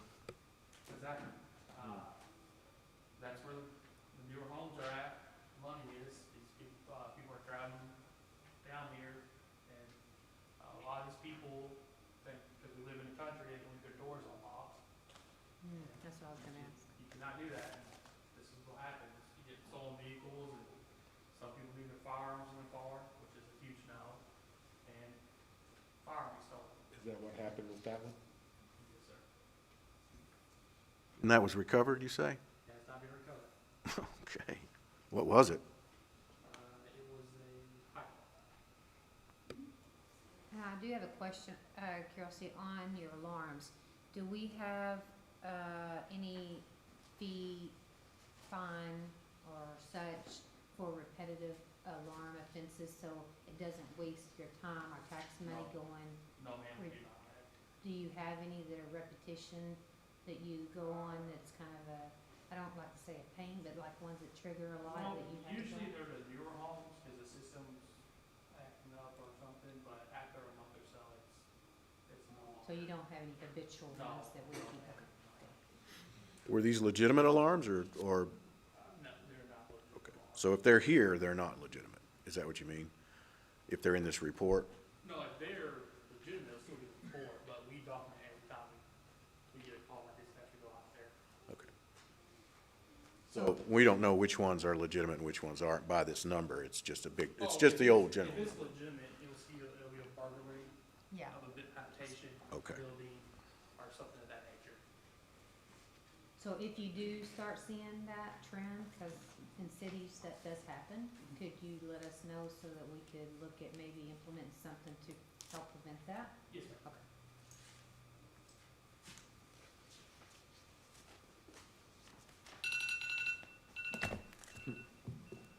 Okay, take your time to, Chief. Fire Department? Good evening, council and mayor. Fire department responded to, in the month of May, 122 calls.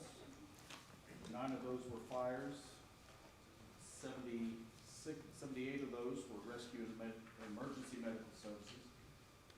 9 hazardous condition, 16 service calls, 10 good intent calls, 3 false alarm, false calls, and 1 severe weather natural disaster incident. I did attach a further breakdown if you want me to read it. What's a hazardous condition call? Usually power lines down type call. Oh, okay. Something to that nature. Sometimes a natural gas leak will be, when the crew gets back to the station, how they input it. For instance, on your second page, we do a lot of lift assistance calls, and so some of those will show as assist invalid, some of those will show as public service assist. So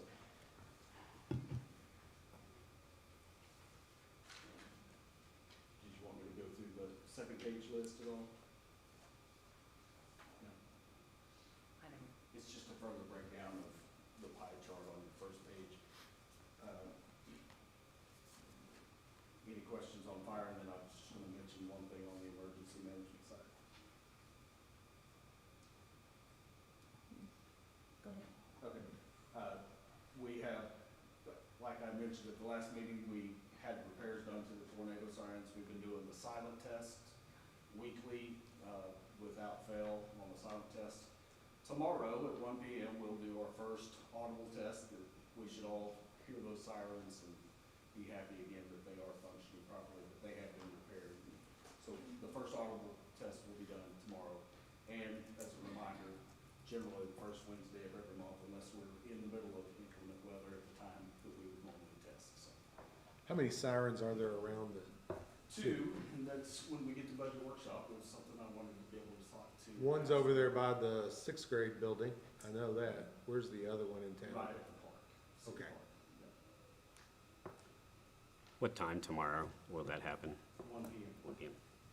Is any of that emergency management tied to cell phone warning, so It's not currently. is that possible? There's an older system, I don't even know if they use it anymore, and it's something that I'd like to research and dig into. There used to be a reverse 911 that was tied more to home phones. But we can certainly, if you guys want to entertain that, look into those systems. I can't remember the names of some of the newer ones that are out now, but, you know, they're going to cell phones now. There's not very many people with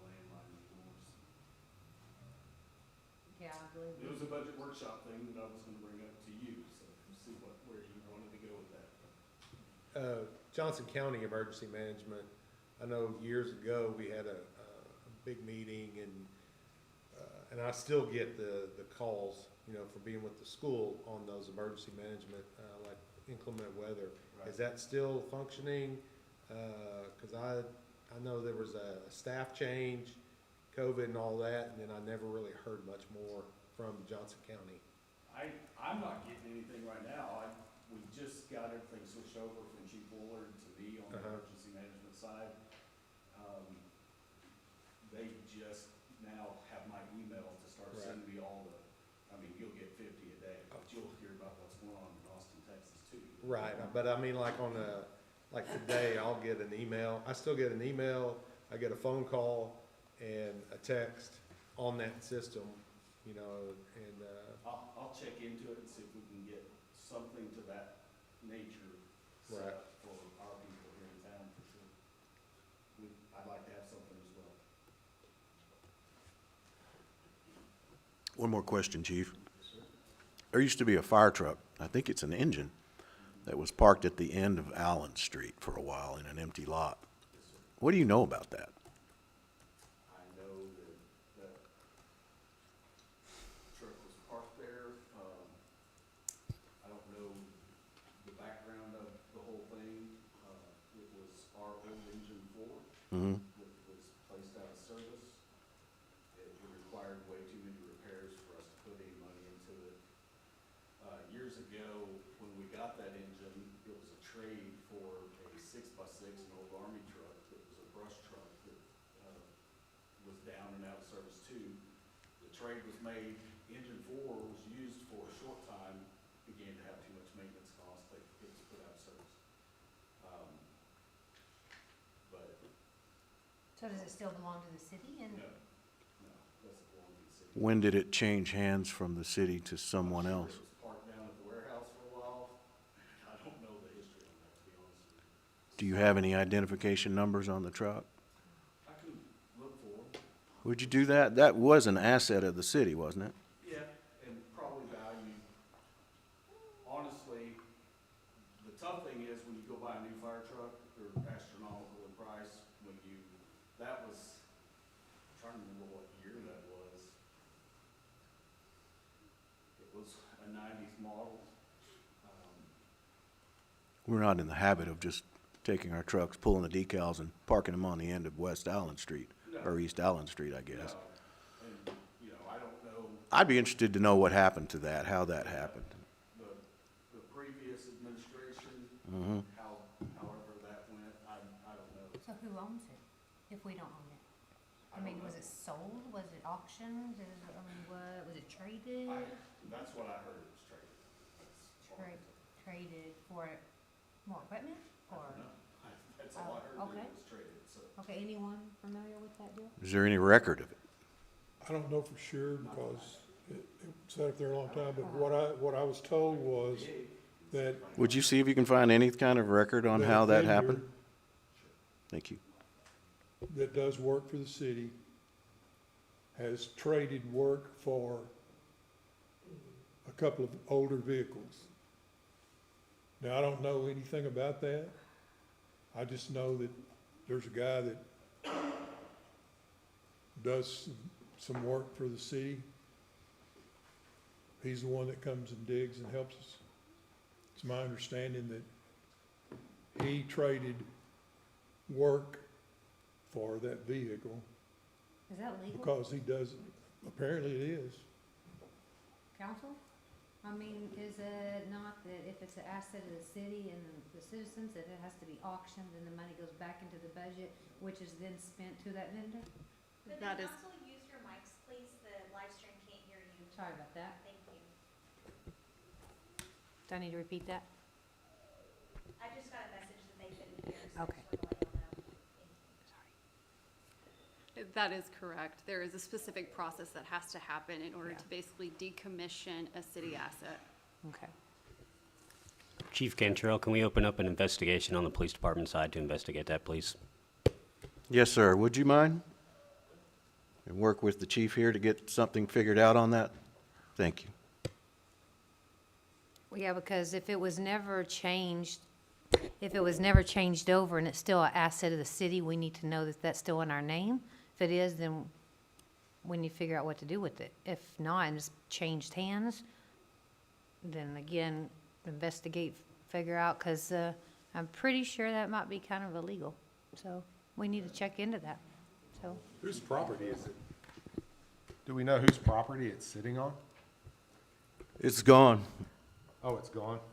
recently, What, the truck? the truck. So there is a fire truck and a brush truck sitting on that property. It's at the end of East Allen. There's Add the another- brush truck to that, please. I didn't know there was a brush truck. there's another- If you would like some pictures, I can give you pictures. And maybe of if you them can sitting find there. some ID numbers on the brush truck. Thank you. Chief, I got the license plate numbers as well. I'll send those to you and the other chief. I didn't even know the other one had been sitting up there for 4 or 5 years. Did you- Somebody told me. Mike, did you say there's a brush truck also there, or what? There was a brush truck. Sorry.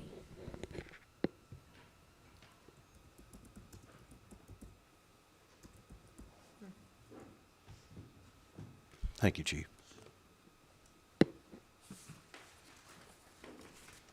Public Works, Kevin? Afternoon, council citizens. Since the last council meeting, we've done approximately 75 locates in the city. Sewer lift station 2 was struck by lightning possibly around the early morning hours of May 24th. We received a call by sewage backup, which lift station 2 is over at Wildcat Ridge, close to 2331. We were called out for a sewage backup on the evening of 25th. Crew responded and contacted contractors to pump sewage to a different manhole. That way it can be brought into the sewage plant through gravity. Thanks to our great crew and contractors, we were able to have the whole thing up and running by May 26th midday. With all that being said, we did get a letter from an electrician that stated it was struck by lightning. So therefore, everything to do with this job will be covered by insurance. So that will be covered. Our daily average flow is below our permit of 360,000 gallons per day, and that's a good thing. We're staying well below our permit. On the water side, we had a possible water line break reported on June 3rd. Personnel responded and put eyes on what looked to be a slow leak. Crew was called in and a 2-inch line from well 7 to system 1 was found with a leak in the 100 block of West Graham. Crew replaced a section of the line due to severe corrosion of an old line. We are awaiting the work area to dry so we can finish putting our finished touches on it. It's gotta dry out completely or else it'll stay moisturized and have way too much weight. The park is looking great. Our crews have done an outstanding job. They sure cleaning have. up the park for our future generation. We are getting caught up on mowing along railroad as well. The roads, y'all know just like I do, the roads are horrible. Yeah. We keep trying to put a cold patch on it, but it just goes back to how it was. We did some work today on 1128, but my suggestion is we look at a street, at a bond for getting streets, redone the way that they should be, instead of just putting Band-Aids on them. Also, I told you earlier about the $4,600 worth of repairs for one of our vehicles. I don't know if y'all want me to proceed and get that fixed or wait and see what we wanna do. But also, our backhoe, our outrigger, one of them is not in operations, which made kind of sketchy work on West Graham. I was backhoe operator on it with only one outrigger. Yes, sir. So, but other than that, that's all I've got to report. Quick question. Yes, sir. 304 West Graham, did the mayor contact you about that? I have not heard anything about 304 West Graham. Okay. Over there, there's a citizen I saw that the cones were picked up. Maybe they were used down at the end of Graham, but there's an older gentleman over there at 304 West Graham that's got basically a hole in his yard from when we went over there and dug it up. And Now it's, you know, he can't even mow because we got a mound of dirt around that. Is there any way we can go out there and smooth that out for him? Yes, sir, I will get on that. Thank you so much. Okay, I had a couple questions. You said the automotive, we got 4,600 on, one in the shop, right? We talked about that earlier. So does that bring you down to what, 3 now you have? Right now, I've only got 2 city trucks that Two. are in operation. 2 4 city. personnel with 2 city trucks. Okay. And your backhoe's down also? I mean, it's usable, it's just very sketchy, especially Saturday whenever I was digging at West Graham. When you So, say sketchy, it we was talking just- bucket, or are we talking, what are we talking? every time OSHA I wouldn't be got a happy, scoop, would it they? would scoop. As someone who's certified as a safety professional, we should rent them equipment until that outrigger is fixed. Until it needs to be out of service. Yeah. Well, let's get that done. Do you know who the rental company we use is? I don't know who it is, but I will get on that first thing tomorrow morning. I have contacted Landmark over in Cleveland about seeing if we can get them to come out and work on our outrigger. They have not contacted me. Our city doesn't have a diesel pickup or trailer big enough to haul that off. So I don't know if we wanna hot shot it somewhere or try to get a service person that can actually come out to the warehouse and get it repaired. But as of right now, the city has no assets that can pull it. What brand is it? It is a Ford. It's a Ford. It's a Ford E555, I believe. How old is it?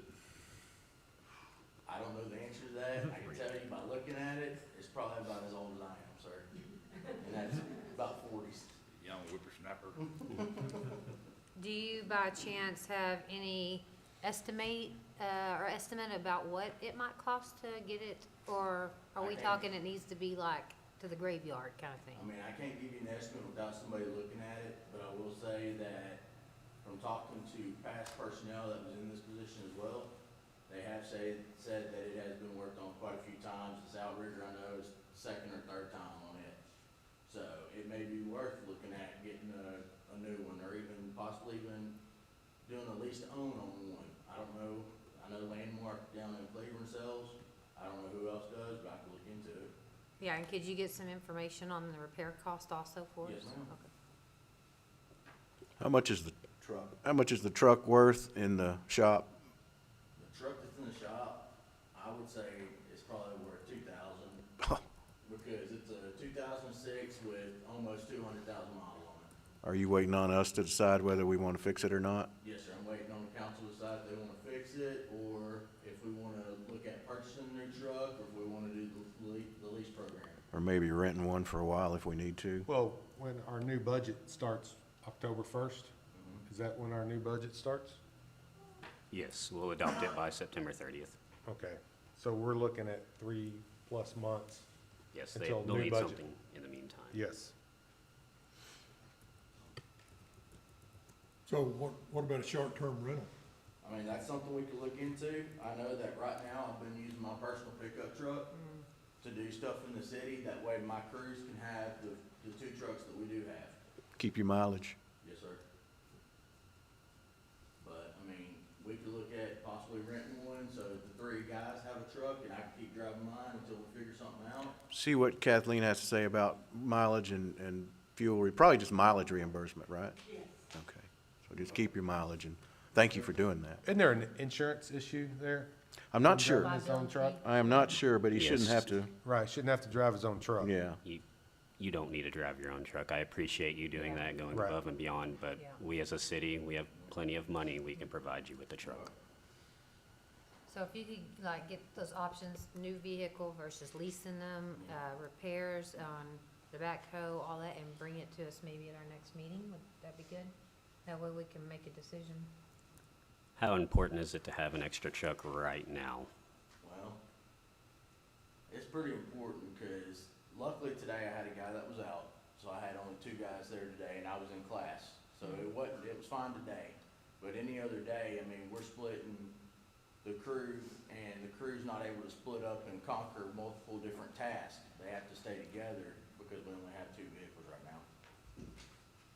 Can't be a good day when you say the employees are out.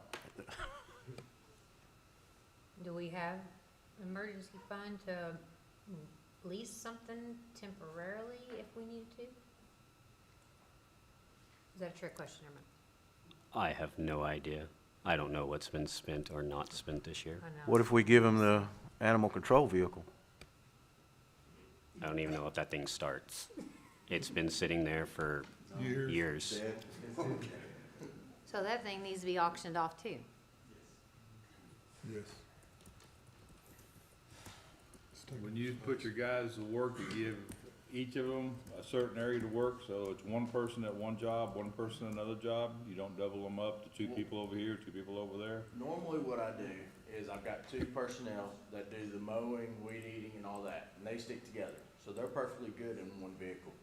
I've got another guy that at times he'll go and check the water wells, he'll go get our numbers and, you know, go about that. Well, if I've gotta run somewhere else to go get something, then I'm stuck in my own vehicle at this time.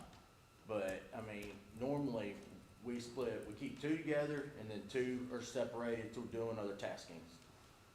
What happened, can we put his truck on the payroll? Give him a flat fee per month.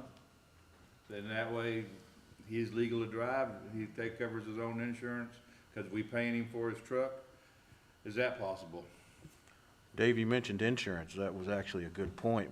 So do you think that could work? I would ask her right there. It does expose a lot of liability because, for example, I mean, if he's in his personal truck and he gets in a wreck, then the question becomes, well, was he an employee? Is he personally liable? Is he covered under TML coverage? It does open a lot of problems. So it is best while he is on the clock that he's using a city vehicle. Well, let's make it happen. And you have two now. Yes, ma'am, I've got two vehicles that are operational right now. So it sounds like the one in the shop, if it's only worth 2,000 and it's 4,600 to fix it, that needs to go to auction also. Just get it out of the fleet if we're gonna put a new one in. You don't know if it's worth 2,000 or not, I mean, it's in the truck, you know, that's just, nowadays, that $2,000 truck can go for $12,000 easy. Yeah. So, What was wrong with the truck again? It's got a whole list of stuff, sir. Just to get it on the road, it was over $4,600. I can provide y'all with the email that Johnson County Automotive sent me, Right. but it was a 2 or 3 page email worth of repairs. Several things. Just to get it on the road. That's not including getting the registration updated and all that, cause it's been out of registration for 2 or 3 years now. It's been parked for a while. How long, it's been parked for a couple of years, not doing nothing, you get in it and try to start using it, and you can't because it's been set up so long, so we're gonna fix something, we're gonna drive it for 2 months, we're gonna fix something else again. Probably so, to be honest with you, sir. If it's been setting up, it's going to. I'm not real familiar with it, but what about a lease or rental, short-term rental or something? think- To, I think that's what we need to do. do we get, can we get one through Enterprise? We were just talking. I think so. I think we'll get one through Enterprise, but I don't know how quickly we could get it. I'll contact tomorrow and see what I find out from the Cleveland Enterprise and see if they've got anybody else that can get one sooner. If theirs is out longer, I Well- can make contacts tomorrow. Well, we were talking to the Enterprise to do fleet. Do they have the units available? Or is that something that they're gonna have to order for us? They were saying the F-150s they could get, or the Dodge Rams, Yeah, they said that Dodge Ram they could get approved for. but the Fords were on back order. Fords Okay, and Chevys are ones that have hard No. time getting. so what, I can tell you, what I was talking to them about was a 4-wheel drive, 2500 diesel. Because what we're gonna start doing is trying to do our own repairs instead of contracting out our water repairs. And for that, we're gonna need a bigger truck that can pull pipe and equipment and all that. diesel was included with them.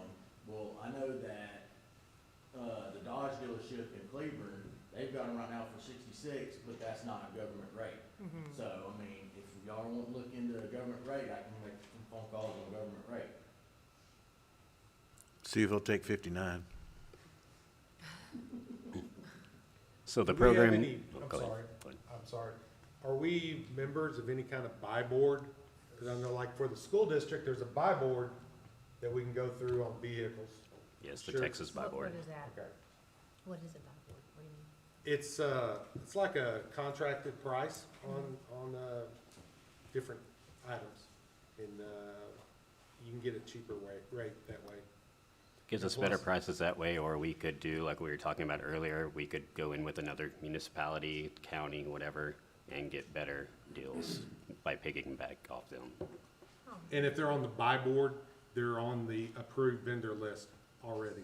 So is that buy board, is that what you're talking about, piggyback, is that all conjoined so that maybe we can talk to the school about uniting with them and purchasing, if we're gonna do police and city and school, everybody? If we're talking about buying things outright, yes, or getting them. Now they may be piggybacking off someone else. That'd be a Rich Mr. Deer Deere, we question. would Yeah. Get with Mr. Deere. Okay.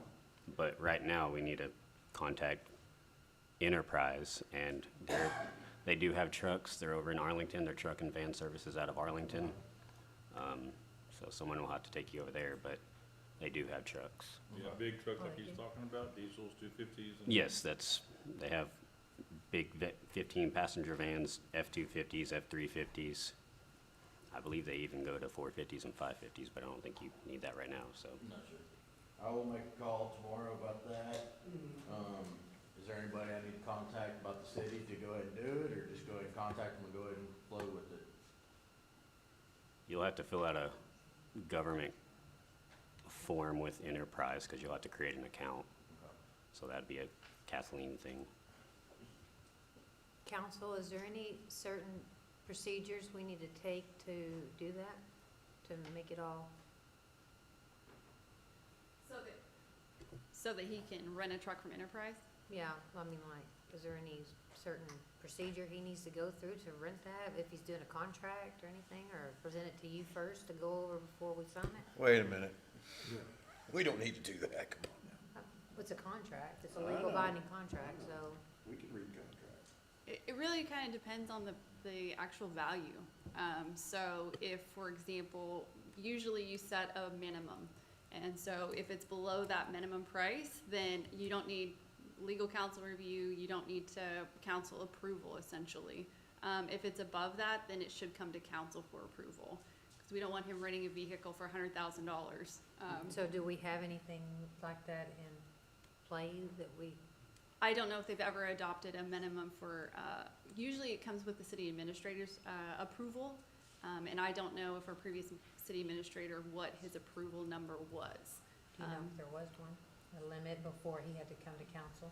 I know there were limits on things, but I don't have any idea. And It's $1,000. This stuff is law. It's an ordinance. It's an ordinance. It is an ordinance? So I would assume that the price of renting a vehicle for 3 months is gonna be more than $1,000. And if that's the case, then he needs to get the contract from Enterprise and it needs to come to council for approval. I don't want to do that. Let's just get the truck. I have no reason to pay you $2.15 an hour to go look at that. We can look at that. The city secretary can look at that, can't she? I mean, it's up to you guys. If you don't want me to review the contract, that's up to you. Well, I don't. I mean, but it's not just me here. So outside the government rate, because I don't have a government account with Enterprise, it's $4,000, right at a little over $4,000 a month for a half-ton pickup. Obviously, the government rate's gonna be drastically lower than that, but you're still looking at a couple thousand a month.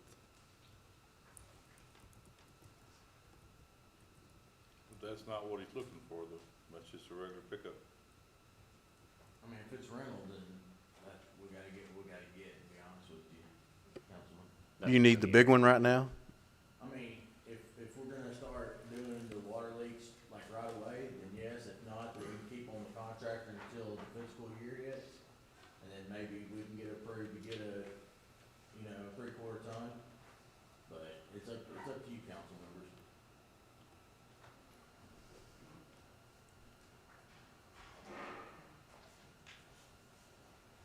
Well, we started with just getting you in a truck so you could drive around. Now we're talking about pulling the old pipe around, so. I'm good either way we go. I think right now we need to concentrate on just getting another truck, and then That makes sense to in me a couple too. months, Yeah.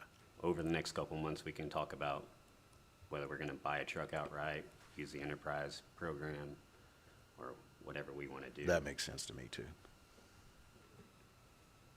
So you're gonna rent one? Lease? I'm not. I'm saying we're gonna lease one though, temporary. He's for- gonna inquire about it tomorrow, and then when we meet again, we'll approve or not, if I'm hearing correctly. Okay. Then he's with that one for 2 weeks or a month, however long it happens to be for our next meeting. 2 weeks.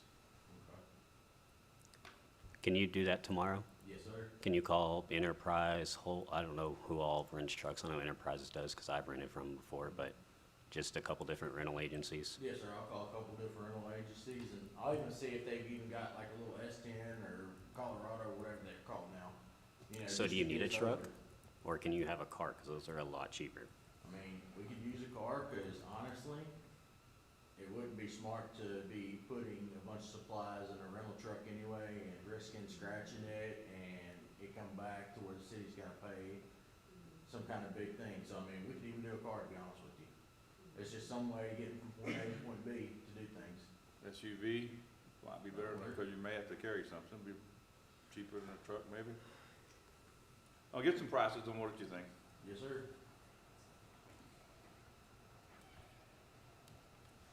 Since he's gonna get prices, I would like to have a meeting next Tuesday.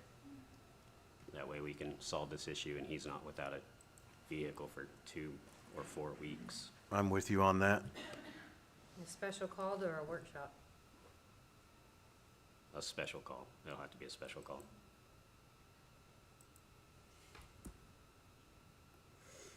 We need one more.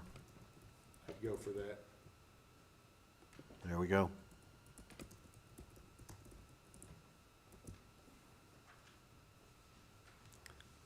Mayor, would you like that in writing, or are you okay with us voicing that 3 of us want a meeting and you'll call it for next Tuesday? I'm fine with that.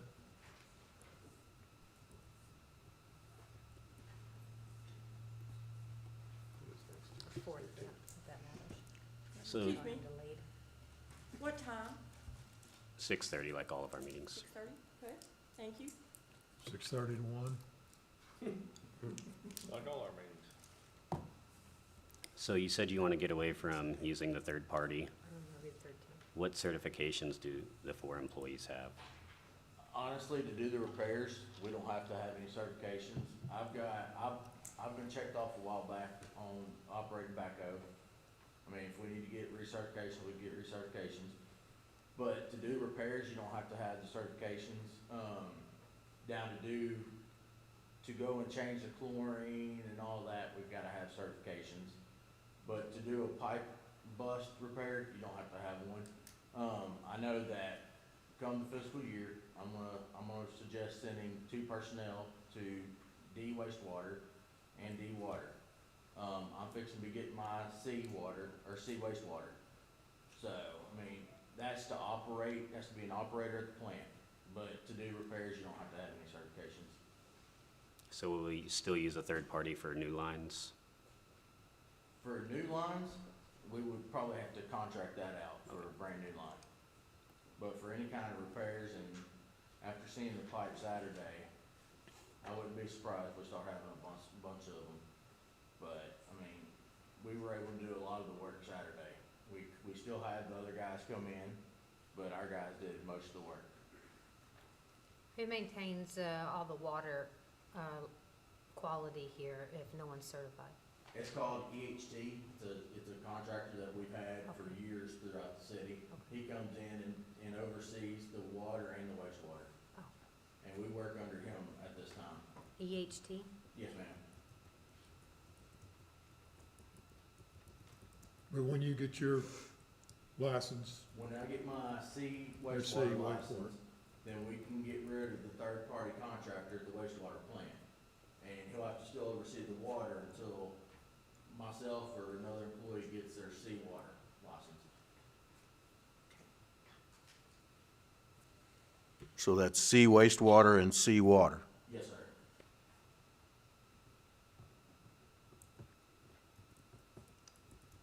And when do you think that will happen?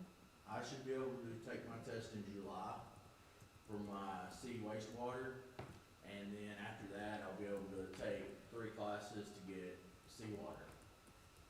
So I would say the beginning of next year for water. And is the city paying for this, for your classes? The city is paying for the classes, they don't have to pay for the license, since I'm a disabled veteran, we don't have to worry, they don't charge for our license. Thank you for your service. Yes, Thank you, sir. Thank you,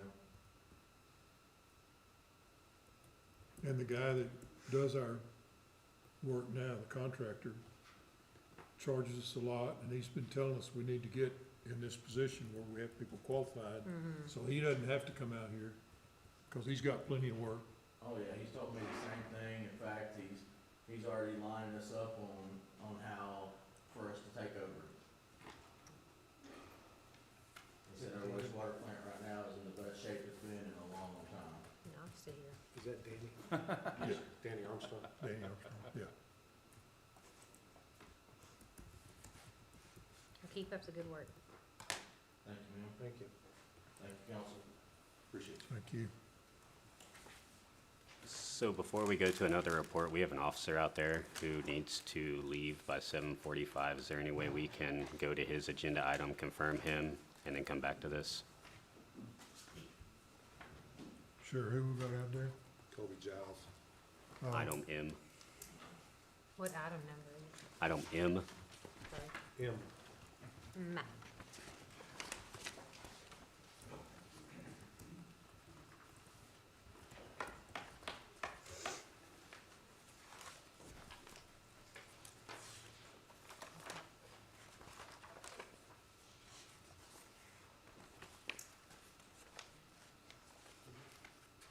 Council, this is, Officer Godley. He's been with us for 2 months now. He grew up here, graduated here. He's a Godley resident his whole life. One of his biggest dream was to be a Godley police officer, serve his community. He's given that opportunity now. I would like to confirm him as a police officer.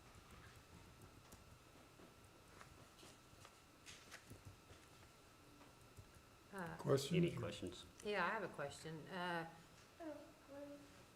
We're just, I mean, I don't know how this works. So do we confirm them before they're hired or as they're hired, or do they work here and then we confirm them? How does that work? I mean, he's been here, you said 2 months now? For 2 months. Since I've been here for over 9 years, we have never done this. So this is a new process. Oh, The chief of police always hired his officers. This is more of a ceremonial thing. okay.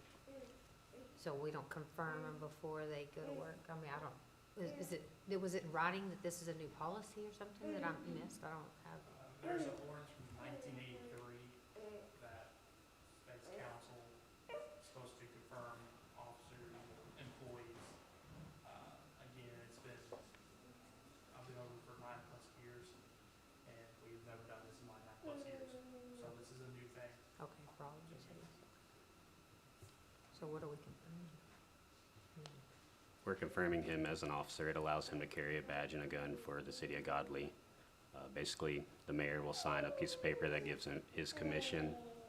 Like you said, it's been an ordinance. We haven't done it in the past. Not sure why, but moving forward, we're trying to do things correctly. Yes. So this is why it's on the Okay. agenda. Okay, I'll make a motion to confirm Kobe Giles. I'll second it. Have a motion and a second. Scott? Colby, we've talked, and I enjoyed our conversation before. I did not get a chance to look at your service record, so I'm just going to abstain. Okay. I'll second it. Well, You still have to vote. so you're voting yes? Yes, correct. Yes. Yes. Roger?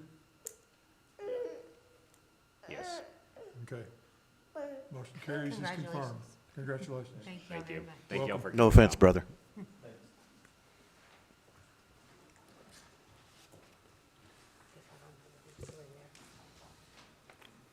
Engineering, I think the next report is actually municipal court. I don't know if there's anybody here to report on that, oh, other than I think well, since the Kathleen, judge wasn't here, but, okay, yeah, Kathleen might be able municipal court. to update for what happened today. We did have court today, so. Yes, sir, we had our first court session, and we had 4 dockets. We had a show cause hearing for people's initial appearance. We've had a show cause hearing for people that didn't complete their driver's safety course or their deferred disposition. We had juvenile cases, and then we had minor cases. And it seemed like everything went smoothly today. How many cases were tried today? I am not certain. I know that there was probably about 20 cases. Do you know how many are still in the backlog from the last 6 months? Quite a few. And our court clerk, is she up to speed now? I know we had someone here training her. Is she up to speed now in court, since we're having court, to kind of keep up with help the judge? Yes, I believe that she is getting up to speed on that. She didn't actually sit in with the judge this time, but I think she will probably the next time. Okay. And I do have one more question. When we hired her, does she have any court experience? No, she did not, but she did work for an attorney's office. Okay, and you know how long? I mean, because we don't know anything about it. About a year. About a year before? Mhm. Okay. Is she bilingual too? Unfortunately, no. So as far as law, is that the only experience she has, is 1 year in the attorney's office? Yes, ma'am. Any education in law? I'm sorry, what? Was there any education in law for her? Did she go to school? No, she did not. No. What is her salary, Kathleen? I'm sorry? Her salary? Yes. 19 per hour. It's what? Oh, it's for, okay. No wonder she bounces around so much. I would too. Is this something that was, is this something that's in our budget, or I guess a specific amount we're paying court clerk, or is this, with experience, or how did we set her pay? The mayor and I discussed it. There was a salary range that we could go through. From previous budget, there's salary ranges for a lot of things in there. Okay, so we started her at $19 an hour with no experience at all, no schooling at all. So what is our top, is there a range that y'all plan on going, topping out at? There is. I'm sorry, I don't have that information in front of me. I can get that for you. Okay, yeah, I'm just wondering if we're starting out at 19, where our top out is for. Okay, I'll check. Thank you. How much is the trainer costing us, Kathleen? $75 an hour. How many hours is she here during the day? She's trying to do no more than 20 per week. You say 70 or 75? 75.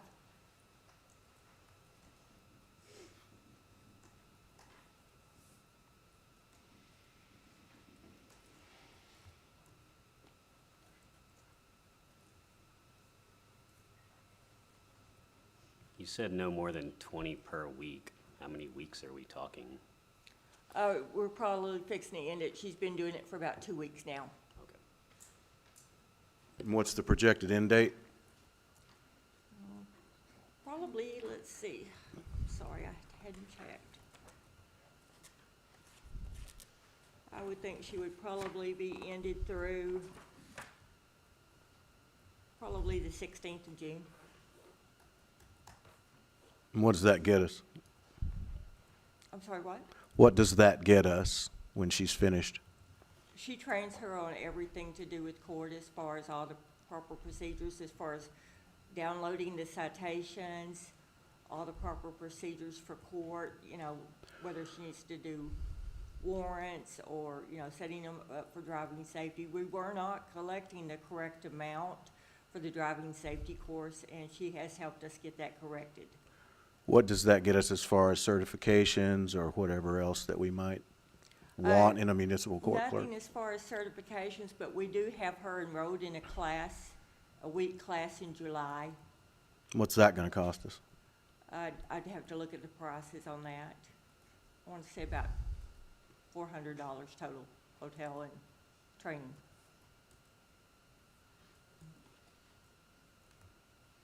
Okay, and another question. When this job was either posted or put out, because she had to hear about it somehow. Yes, ma'am. How many applicants did we get? And were there any that had experience and qualifications in the court system that we wouldn't have had to spend the additional funds, training, putting through the classes, hiring someone to come in for 3 weeks to train her from scratch? Was there people that we had resumes that had court experience possibly? Only one. And what happened with that?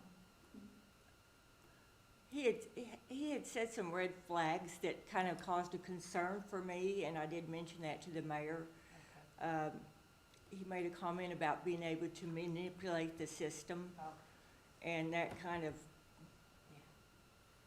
scared me, so. Where did we advertise? TML, Just TML? yes, And how long? for a month.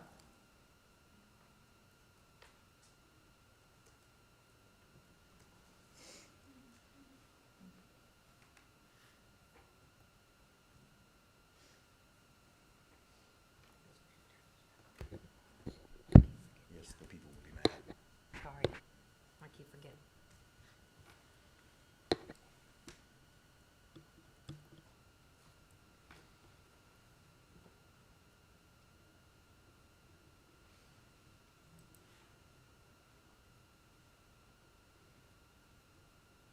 So the training in July, what is that for? It's for the new, it's a new clerk seminar, I'm sorry. It's a new clerk seminar to kind of teach them from the ground up what all they need to do as far as, you know, all the citations and that type of thing. So is that the one in Austin? Yes. So that's not exactly a seminar, it's just a testing opportunity. I'm sorry, what? The TMCEC testing opportunity in Austin on July 14th? She will not be ready to test yet. She hasn't even got enrolled in the program yet, so we're working on that.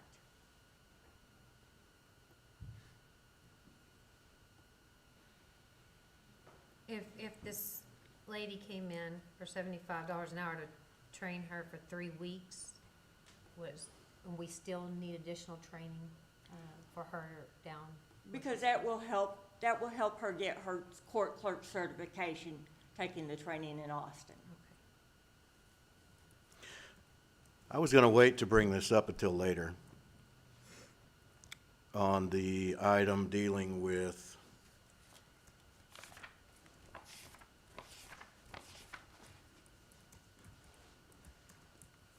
a formal hiring termination policy for all city employees.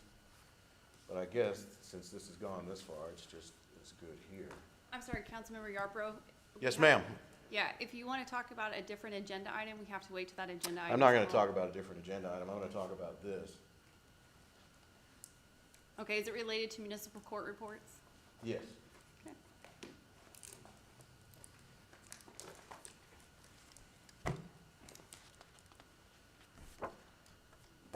Oops, that's the wrong one.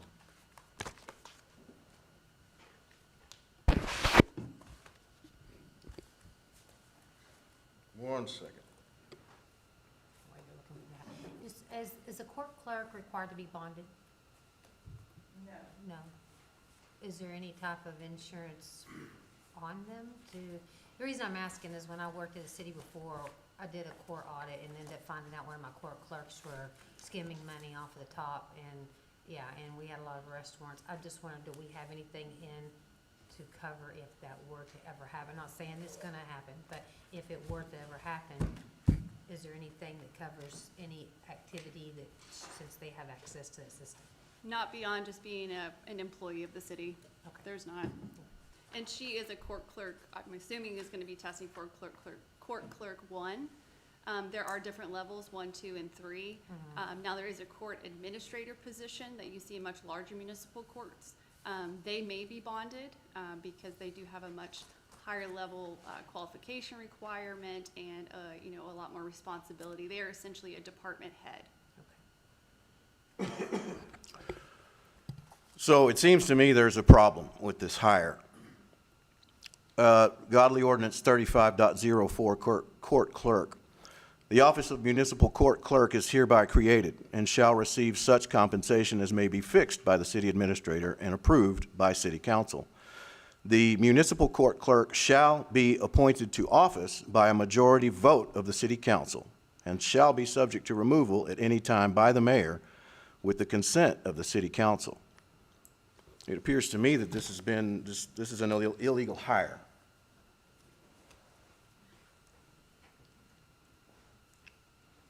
In other words, a violation of city ordinance. I don't understand why that happened. And moreover, why it happened when we're paying her $19 an hour for no experience and a trainer for $75 an hour at 20 hours per week, and then paying $400 for hotel and training for a new clerk seminar on someone who can't even be employed in the city. Isn't that correct? What are you asking? This person may not be employed in the city because they haven't been appointed by the city council, according to our ordinance. So, I mean, if you guys want to, we can confirm her like we did with the officers. We can fire her, and then you can repost. We can go through this again. It's up to you guys what you want to do. My only comment is, so again, I represent several cities and do a lot of municipal prosecution work. 2 larger cities over the last 2 years have tried to hire municipal court clerks of this level and have gotten no response with people with experience. So I can tell you this is not a unique situation to Godley. It's kind of all over the metro. Well, it's a little unique insofar as probably their city councils did appoint those that didn't have any. They do not. They do not. Okay, well, our ordinance says that we are to do that. And this past practice of just ignoring the laws of the city of Godley needs to stop, in my opinion. Now, I'm only one man here, so if the rest of the board disagrees, they may. But I'm not going to confirm this woman, this poor, unfortunate young lady, because the mayor has ignored the laws of the city of Godley, a duly passed ordinance. Either, did you know that we had this ordinance? No. Okay, so you're the mayor of the city, and you don't even know your own ordinances. That's right. I lost my city administrator due to some very bad situations. I'm not a city administrator. I've said that time and again. I don't know everything about. You are required, Mr. Mayor, with all due respect, and sworn to uphold the laws and the ordinances of the city of Godley. That is your job as the head political dude of the city. And this, hiding this stuff from the city council, Whoa, and you are, whoa. and you are, you know you are, we know you are, is going to stop now. I'm not hiding anything. No one knew Because that I this didn't person know was about the hired ordinance. until they walked in here and saw it. Now, look, I'll defer to whatever the rest of the council wants to do, but I've had it. And so I'm not going to confirm this poor young woman. If the rest of the council wishes to do so, they will.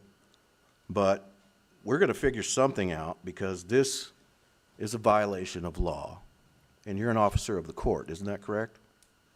I am as a municipal prosecutor, yes I am. Okay, and so when you see violations of law, your duty is to report them. So, again, you guys tell me what you want to do. Do you want to fire her and start over? Do you want to put on your special meeting agenda for next week to confirm her, at which time you can make your objections and not confirm? What would you like to do moving forward?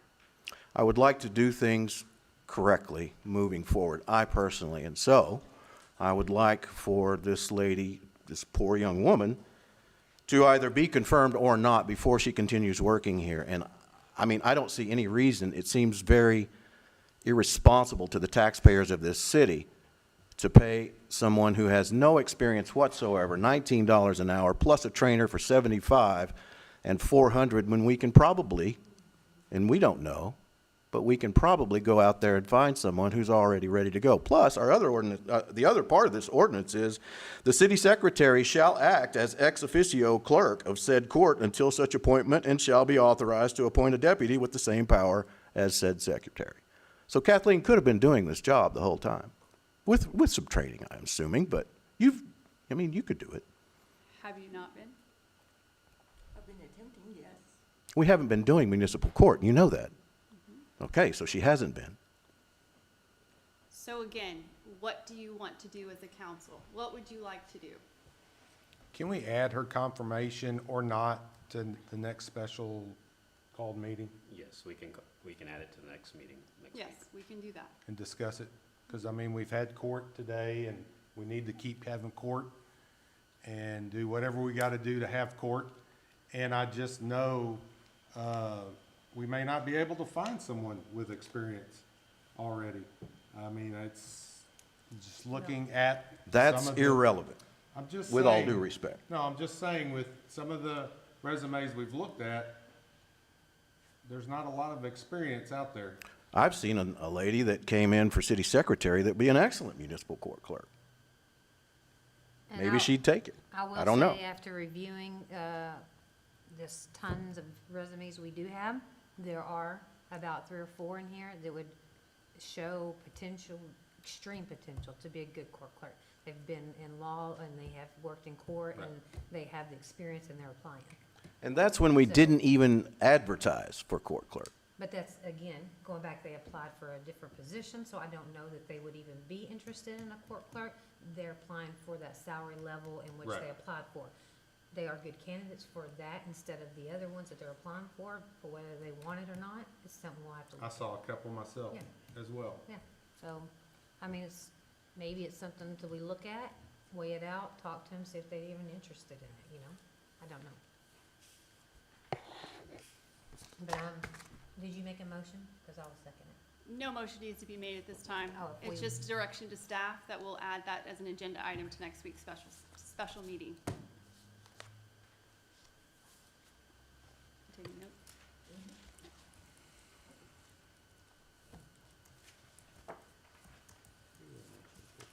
So is that everything on municipal court? Engineering. I'll try to make this a little bit easier on y'all.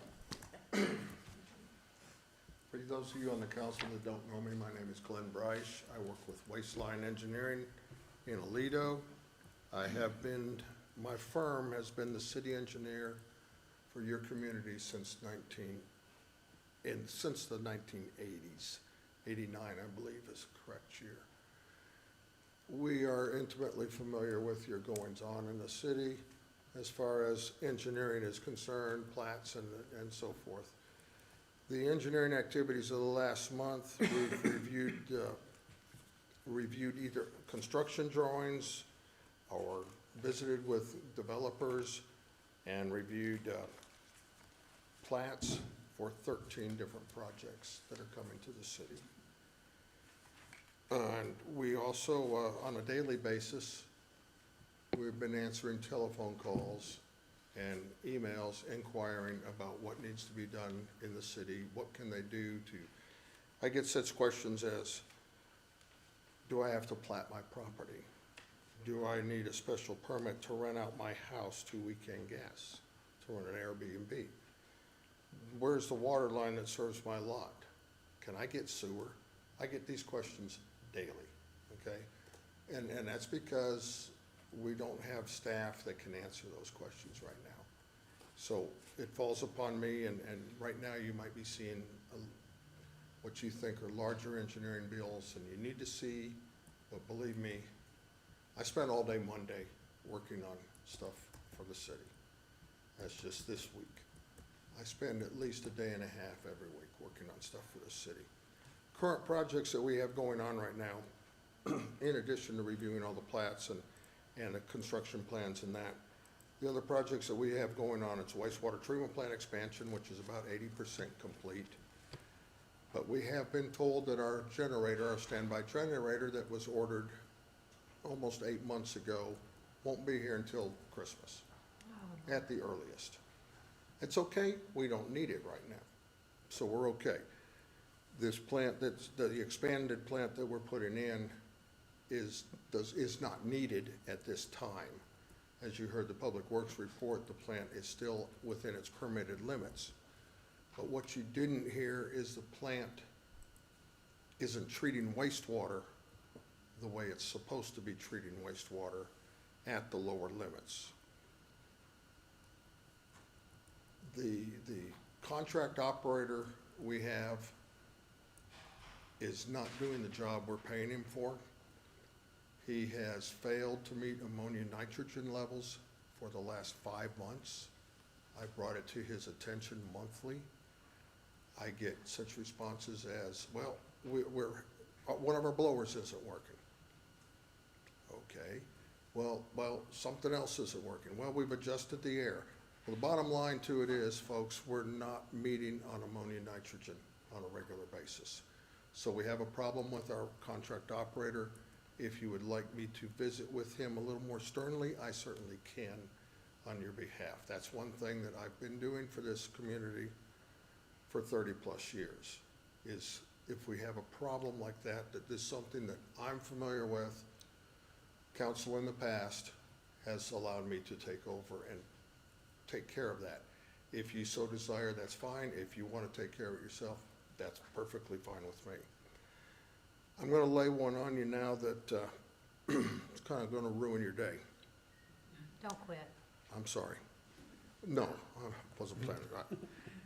We have a grant, a CDBG grant from the state of Texas to replace every water valve within the city's limits.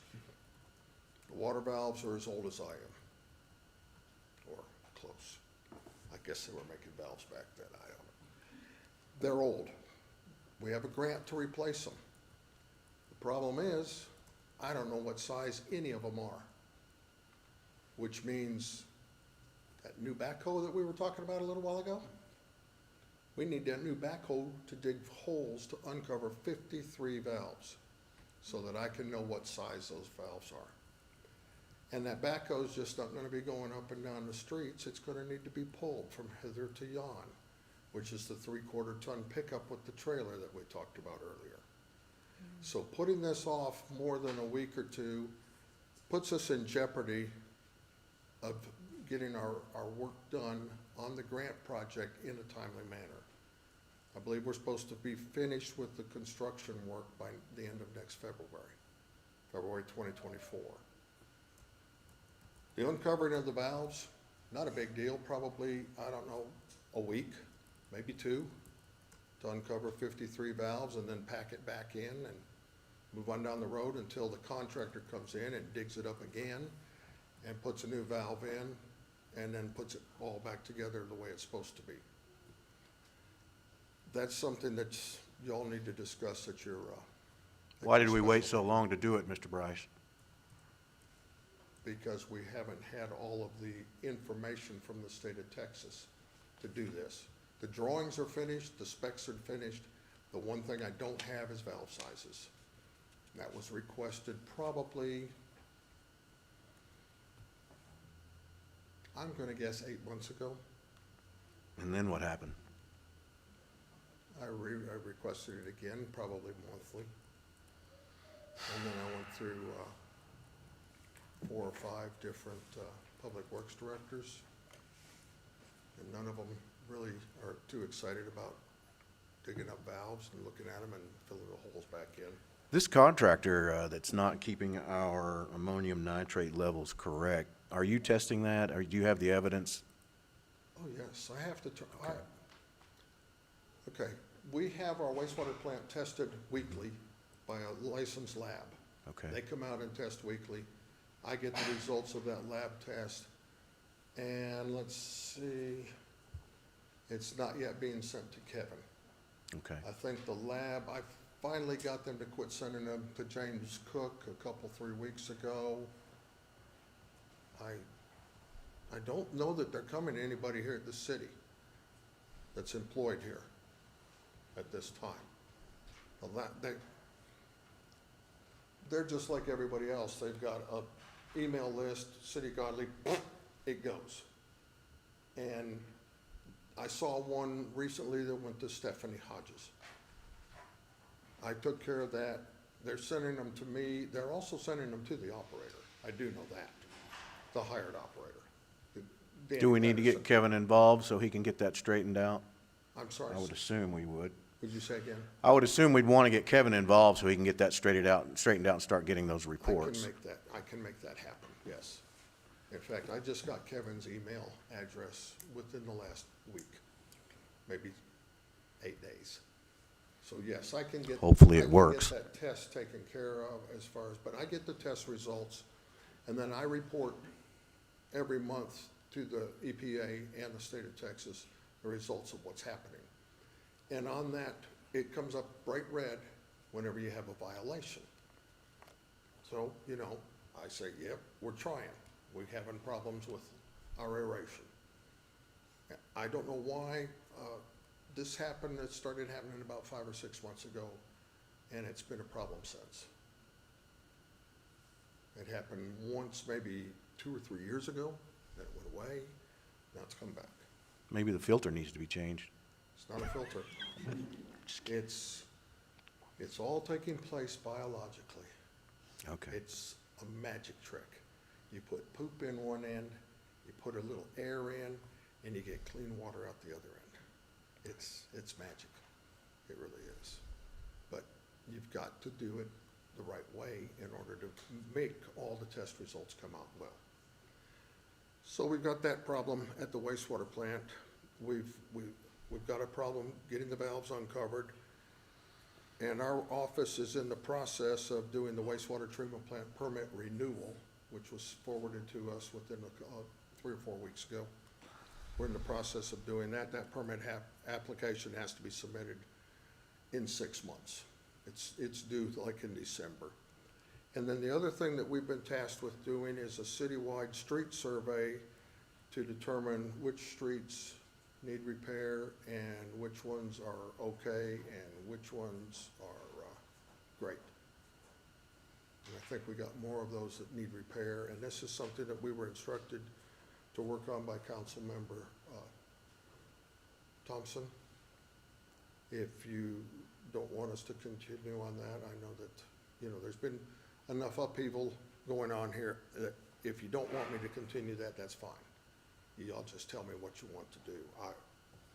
Unless you tell me stop, I'll continue to do the street survey. And what we're doing is we're coming down physically, we're driving the streets, and we're flying a drone over the streets so that we know what needs to be done where along the streets. You know, like some of the streets might have good areas and bad areas, and we can get contractors to come in and leave the good areas alone and rework the bad areas. I'd say keep on doing that. I'm sorry? I'd like to keep on doing that, so we get the roads, at least find out where we're at on them. Yes, sir. We know we're bad on a bunch of them. We do. So on that street survey, will we have that available for our Yes. budget? That's one, no, not No. for this budget, no. Okay. I'm sorry, Michael, I can't do that. I can't get it done that fast. It's, but we could put a line item in the budget, street repair. And, you know, there probably needs to be 2 commas in that number. Just, you know, don't you think, Roger? Sure. 2 commas. I mean, really and truly, Yeah. 2 commas in that number. It's gonna be more than $1 million to fix your streets.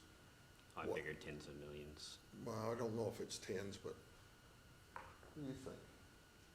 Pretty good jump. I mean, I always start off myself, I'd start off with just a budget number that is, you know, obviously in millions, and then you get it quantified.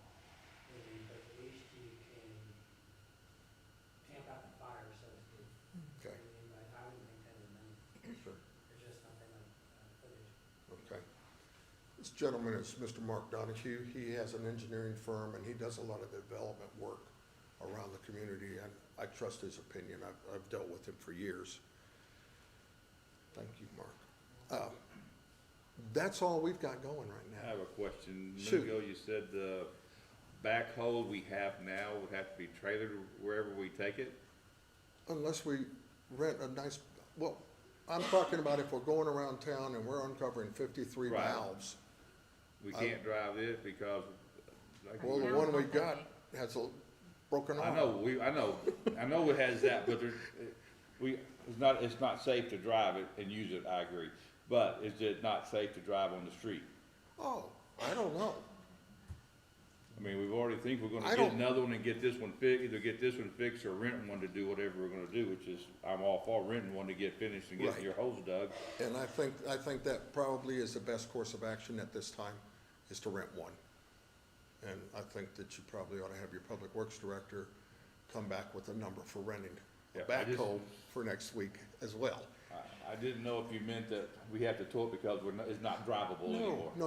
No, I'm sorry, I didn't mean that. There are lots of areas like that we've annexed where those roads, we can't be driving down 2331 to get to 913 or something like that. Just not safe for the guy on the backhoe unless True. our police is gonna follow them with their lights on because they're driving 10 miles an hour.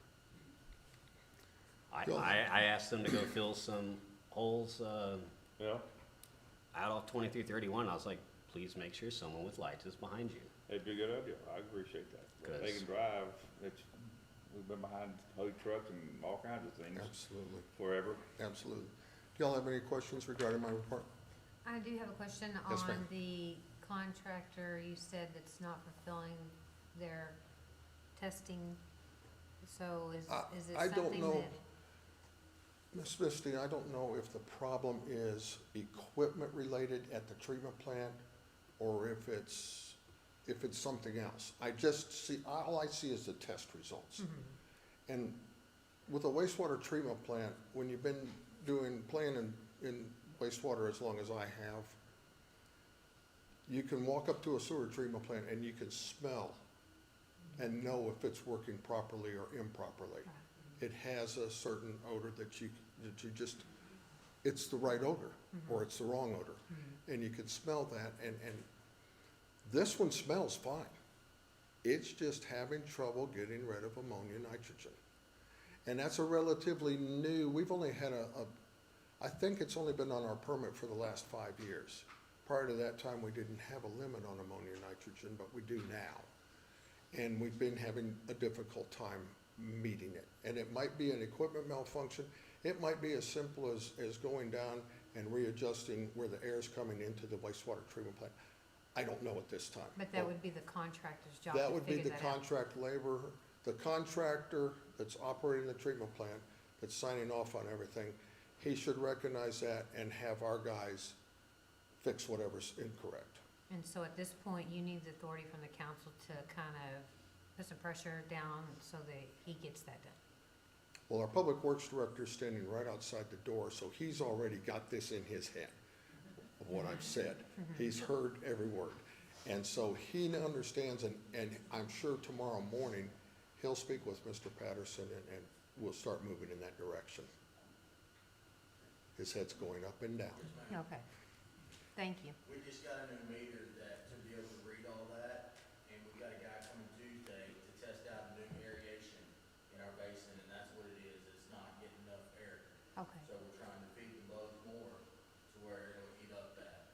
So we're in the process of getting that fixed. okay. One of the problems you have with a wastewater treatment plant is, especially this one, every summer when school lets out, we don't have any bacteria being introduced into the plant that normally comes from the schools. Now, you would think those kids would use the bathroom at home, but they don't all live within the city limits flowing sewage to our plant. So it has to be adjusted for such. Yes, ma'am. I've got a Thank you all. stupid question because I'm new. Yes, sir. Where is this new plant located at? Right next to the old one. Where's You that? just have to Where's that? drive past Del Norte Taco. Okay. If you go down Back that road where behind- it says no parking, you just keep going by. Okay. You have to enter the code, go through the gate. That's what I thought. but- Yes. Okay, thank you. Yes, So sir. that's something I would like to bring up since all of y'all are new. I would like a facilities tour, so that way we can all get accustomed to what we do not have. And whenever you come to these council meetings, you understand what he's talking about whenever he says package plant compared to the regular old turd plant that's next to it. Field trip. That's a great idea. It wasn't mine, but thank you. And I hate to be a buzzkill, but we can definitely do the facilities tour, just no more than 2 council members at each facility, just because of the Open Meetings Act. Can we post it and we're in public? So the thing about open meetings is it has to take place in a single spot where members of the public can come to. Not moving. And a lot of those facilities, I'm guessing, are also secured facilities. Okay, so 2 at a time? No, yes, correct.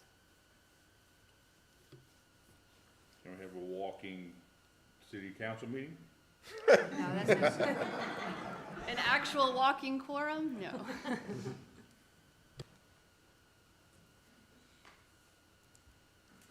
I do have one more question for you, sir. You recommended denial on a plat. Well, I guess we're gonna have to wait till we get to that, aren't we? That's what you think. Have we found land for our future plant? Yes, I found land, but I stopped negotiating because I was waiting for the new council to be seated. If you want me to proceed with that, Mr. Petlicoff, I'll be more than happy to. I mean, We're gonna have to do something sometime. and land's only getting more expensive, so. Absolutely. Can you bring that to the council at our, well, will you be here for our special meeting or just our next regular? It's on the 13th. Will you be here on the 3rd Tuesday? I will be here, I will try to be here for the rest of your meetings, your regular call meetings. As you know, I had some surgery and that's all somewhat under control now. And so I'm fine with being here, plus I stayed away when everybody was upset. Because I tend to, say what I think sometimes, and that's not appropriate in this setting. You've known me for 3 or 4 years already, so you understand. So I think we need to put land negotiations on the agenda so that way y'all can be a part of that instead of it just being prior council. And he can explain a little more in executive session.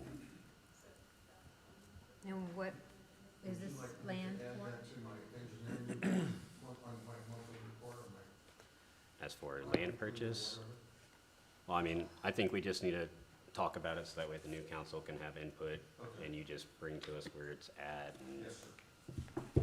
What is the land for? a new turd plant. I thought that's one we're just talking about next to another old one. No, that's just the package plant. That one is temporary. You can pick it up and take it with you. Yes, we can move this one to another location. That's So- why we did it.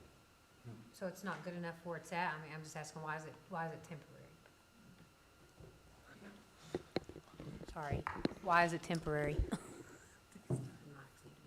Poop flows downhill. You've probably heard that before. Unless you want to pump it where you want it, and pumping it is expensive. So we want it to flow downhill. The logical location is where all of our drainage basins come together at one spot, and that's down the road, physically, down the road, down 171. Our existing plant is behind Del Norte Taco, which was great back in 1989 and 1991 when we built the expansion, and in 1997 when we expanded that. That was good. But we didn't have the crazy growth we have now. We have contract negotiations coming in a week or two, Nicole, for another 450 houses to be connected. We have, I have reviewed plats and preliminary concept plans to add nearly 10,000 houses to our wastewater system. We don't have enough room at our existing wastewater treatment plant to build a plant large enough to do that. And so we've been looking for 18 months, 2 years at new sites, thought we had one. The developer weaned out on us. So I've been in talks with another gentleman further downstream, down near where the Nolan Creek and the Nolan River come together. And he seems open to the opportunity for us to maybe secure some of his property. And we On can, 171? I'm sorry? On 171, you were saying? Down that direction, yes, ma'am. South toward Cleburne. And I can give you more, I can bring in a map, but let me visit with the gentleman that has the property right now and let me get his feel, see where he's at now. He may be more inclined, because with the economic turn that we've had here recently, with the interest rates going nuts, he may be more inclined to work with us. And then I can bring that to you all. When I've got something to bring to you, I'd like to bring it. So do you feel like the increase in the building, the permits, all of that, I mean, it sounds like you've got a lot coming in from our city. Yes, ma'am. So one of the things I'm gonna propose possibly is in the budget is a planning and zoning, to start being the front line to kind of take some of that, then flush it to you. Would that be a help to you on dealing with the developers and getting everything together before, and it'll also cut out all the phone calls coming directly to you?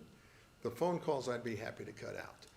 As far as the platting and along those lines and the concepts, a planning and zoning committee is going to be fine to have, and I would not vote against it at all.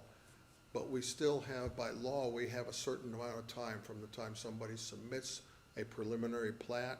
We only have 30 days to approve that plat or reject it. Right, but I was talking about a clerk, not a committee. Like someone that would be. I'm sorry, It's okay. I misunderstood. No, it's We okay. had that. The city administrator was performing that duty.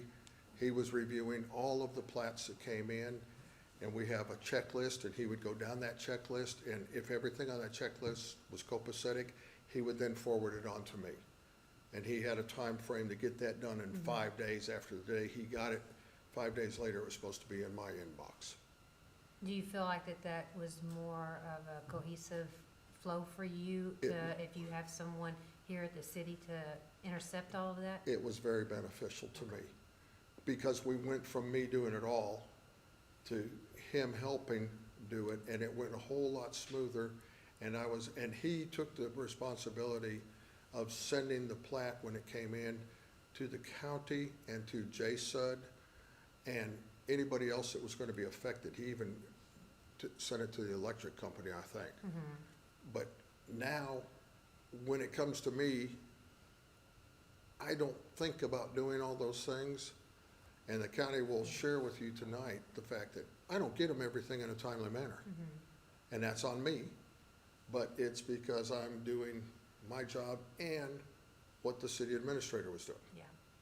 So to have somebody in a position that could do that, whether it be your new city administrator, new city secretary, new city clerk, whoever that happens to be, that's an easy process to teach and to go through. Well, yeah, because I've not reviewed our contract with you, and do we pay you by the hour, or like we do, I mean, attorney, I'm just curious, because I'm just wondering, Okay. these minuscule things The would be contract, cheaper probably for us to do in-house than it would be to Oh, flow it all to you. absolutely, to do that. But there's still parts of it that need to be reviewed by an engineer. Oh, absolutely, And that's my yeah. job. And yes, ma'am, my contract just says, I'll work for you when you call me and say, do something. And I charge you by the hour unless it's a big project like the wastewater treatment plant project. I gave a letter I presented a letter to city council and said, I'm gonna do this, and this is gonna be my fee for this. If there's something that we can put a fee on, like the CDBG grant project, the water valve replacement, I'm under contract, this contract's been signed, it says for this many dollars, you're gonna do this kind of work. And that's the total fee I get in the discussion when it's done. But like reviewing plats and answering questions on the phone and doing that kind of thing, it's by the hour. And do I keep up with the hours? No, not really. When I'm reviewing stuff, I know that I started it at about 1 and I finished about 3, but answering telephone calls, I mean, I don't know how attorneys can do that. I think they have special phones that come up with tenths of an hour on them. Do, don't you? Yeah. They track time. My son had one of those when he was practicing, but, you know, they have a phone, a special phone. I don't have that, and I'm not gonna invest in it because I've been doing work for y'all for 30-plus years. If I was gonna get rich doing this off of the city of Godley, that would've happened a long time ago. Well, we And I appreciate, wouldn't still we be appreciate working. you. I wouldn't still be working here. Thank Thank you you. very much for answering all that. So you'll have that street survey done by budget time.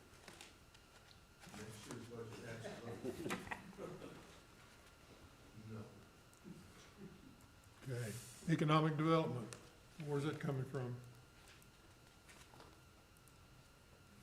That's the next item, department reports. That's been on there for 5 years. So since we're doing economic development, House Bill 3699 relating to municipal regulation of subdivisions and approval of subdivision plans or plats is now sitting on the governor's desk. Basically makes a bunch of changes to the way we can do things in our ETJ. What's that House bill again? 3699. Yeah. Seen a couple articles on it saying there's gonna be a big change. So that comprehensive plan we're doing right now may be kind of useless. Yep. But we'll see. Yep. Okay. We need to appoint our Type B Economic Development Committee directors. They're supposed to be done every 2 years by Chapter 505.051 of the LGC.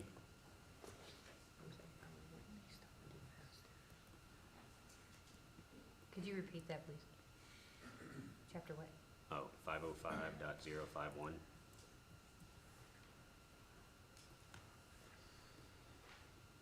I've been on the council for 3 years and I've never done it, so I assume they haven't been appointed.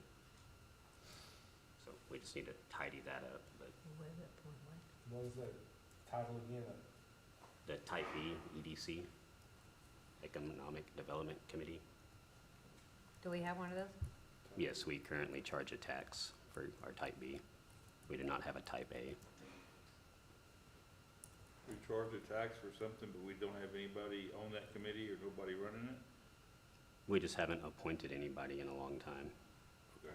So Yeah, the that's what I was same, asking, do we have candidates for that committee that's no, already? because nobody's ever looked, I don't even remember the last time they had a meeting besides 2019, whenever we redid the park. So are these made up of citizens or officials? How, what's the, I don't know, I'd have to look on the state website and see. Yes, they are. what? They are members of the community. Okay. And you guys can make recommendations, and then you appoint those board members.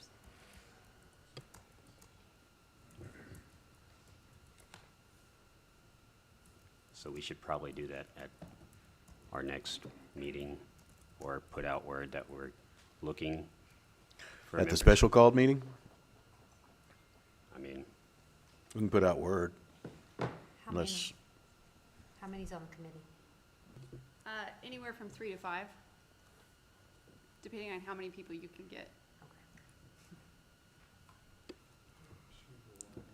and that really only matters, it's, our Type B fund has a couple $1 million in it, 2, 3, maybe 4, somewhere in there.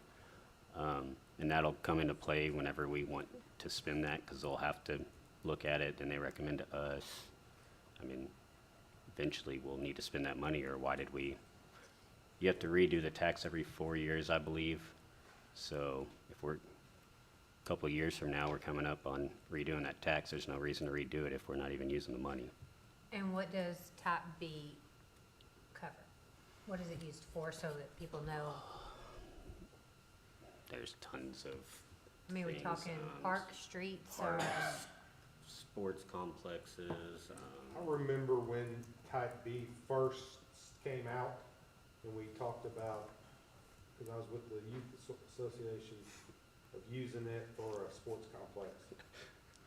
But I remember that. that was a very, very, very long time ago. That was one of the reasons they did a tax, yes. Never happened, but. Can you use it for parks?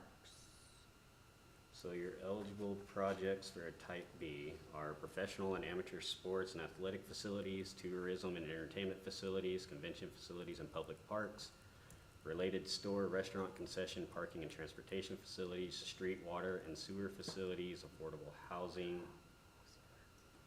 and to promote and develop new and expanded business enterprises that create or retain primary jobs. The type B EDC may fund public safety facilities, recycling facilities, streets, roads, drainage, and related improvements, demolition of existing structures, general municipally owned improvements, and maintenance and operating costs associated with projects. What if you emailed us all this information and then we could research it? Yes, please. I can send the comptroller's website to Thank Kathleen you. and she can get it out. Yeah. And also, you just said it covers poop stations, and we have a poop problem. So that's So $2 to it's the- $4 million that could go to our poop station. Yes and no, and you might know this better. It's related that wastewater treatment has to be related to the project. You can, if a project contributes an amount of waste, you can use that much money. If you get 100% of the waste from wherever your economic development project is to your wastewater plant, it can pay for 100%. If it gives you 2%, you get 2% down here. So like if we did a sports complex and a lot of poops flowing, then we could have the facility to accommodate that. Yes, ma'am. Okay. It's a comptroller's website. Yes. You can just Google type B EDC and it'll pull it up. EDC? Yes, Economic Development Committee. And Kathleen, I've sent it to you. I've sent the comptroller's website link to you if you'll send it out to them. Thank you. So we need 3 to 5 people for the 13th special meeting, or before the regular schedule meeting? That's up to y'all. We just need to appoint them. Well, we kinda need to get some names to, I mean, I don't care if we reappoint the ones that are on there or appoint new ones. that's why I asked, is there anyone on there? Who's on there now?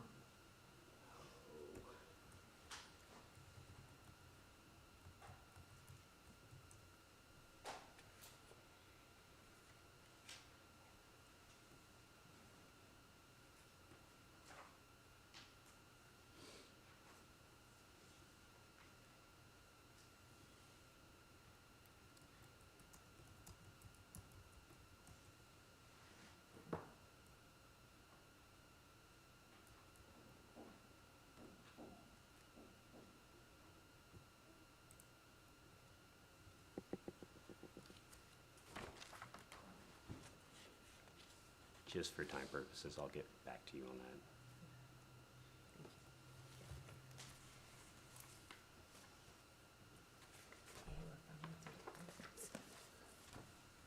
Okay. Did everything on that? Do y'all, excuse me, do y'all want that on the special meeting? That's what we were just talking about. Do you want to do it on the next meeting, on the special, or you want? Just to put out the names, you mean? Or that we're doing it? Yeah. Well, I mean, no, we can put out the names now, or we can ask people in the public, Facebook, word of mouth, whatever. Okay. But Sure. when do we want to do it? Next Tuesdays or the third Tuesday at our regular meeting? I'd say third Tuesday, only give them, the citizens, enough time to talk about it and see who wants to be involved in it. We gotta have enough time to get the word out there, don't we? To see who would be interested. I agree with you. Do it on the third Tuesday meeting. I Oh. don't think next week's enough time. Are you not available though for third Tuesdays? That is correct.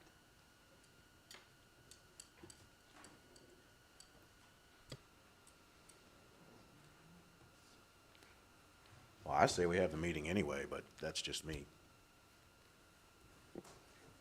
I don't think we need a municipal attorney on every single meeting. If we're just talking about renting a backhoe and renting a truck and appointing people to a committee, It's already there. I think we're capable as a council not to misstep. Are those the Agreed. only- Are those the only 3 items we have on there? Kathleen, unless is that all something we have so far? Comes up. For the special? Yeah.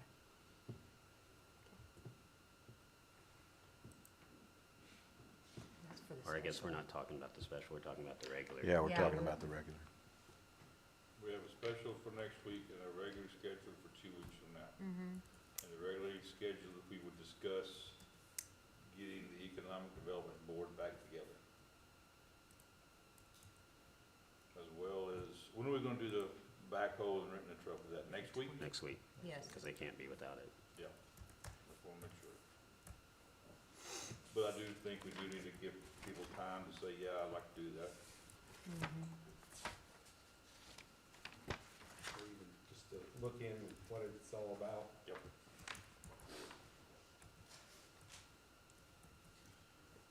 So, no, do not put that on the special meeting next week. Yes.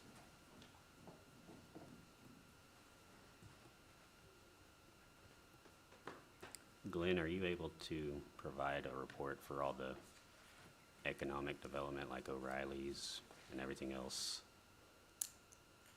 Do you know? I don't need all the subdivisions because that will take all night, but sure, I mean, it's, I'm gonna throw economic development on you. O'Reilly's has submitted construction plans, they've been reviewed, they've been approved, they've been sent back, haven't heard another word. How long Chicken ago? I'm sorry? How long ago? I'm sorry. My apologies. Within the last 30 days. Okay. Also, haven't heard a word from Chicken Express for 2 or 3 months. They sent us preliminary plans, we reviewed them, we made some comments on them, and sent them back and haven't heard a word since. They did finally put a sign up a couple of weeks ago. Chicken Eat? Yeah. Okay. Yeah, so I think they're getting started. We had to find out what size lines were there and what they needed and stuff like that. Did we uncover any valves? Bonus. I don't know. Maybe whenever we get that rental backhoe. I'm sorry? Maybe whenever we get that rental backhoe, we can do it. We do. And we know all the locations of these 53 We do. houses. We have Northings and Eastings. We have enough information on our drawings that they'll be able to find. Yes, sir. I'd like to know how many out of the 53 are right where they say they are. Mm-hmm. We actually had a surveyor come down and pop his little instrument on the valve cover on each one of them. So they're all marked. They were that day.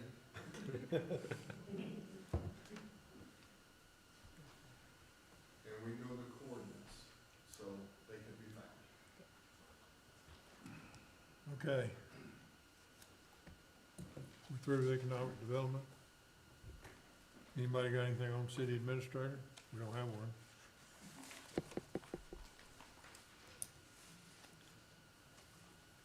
Not, we'll move on to discussion and action items. Sorry, Mayor, we will need a motion to approve the reports for the consent agenda. I'll make a motion to approve the consent agenda as presented. I second it. Scott? Yes. Yes. Yes. Yes. Motion carries.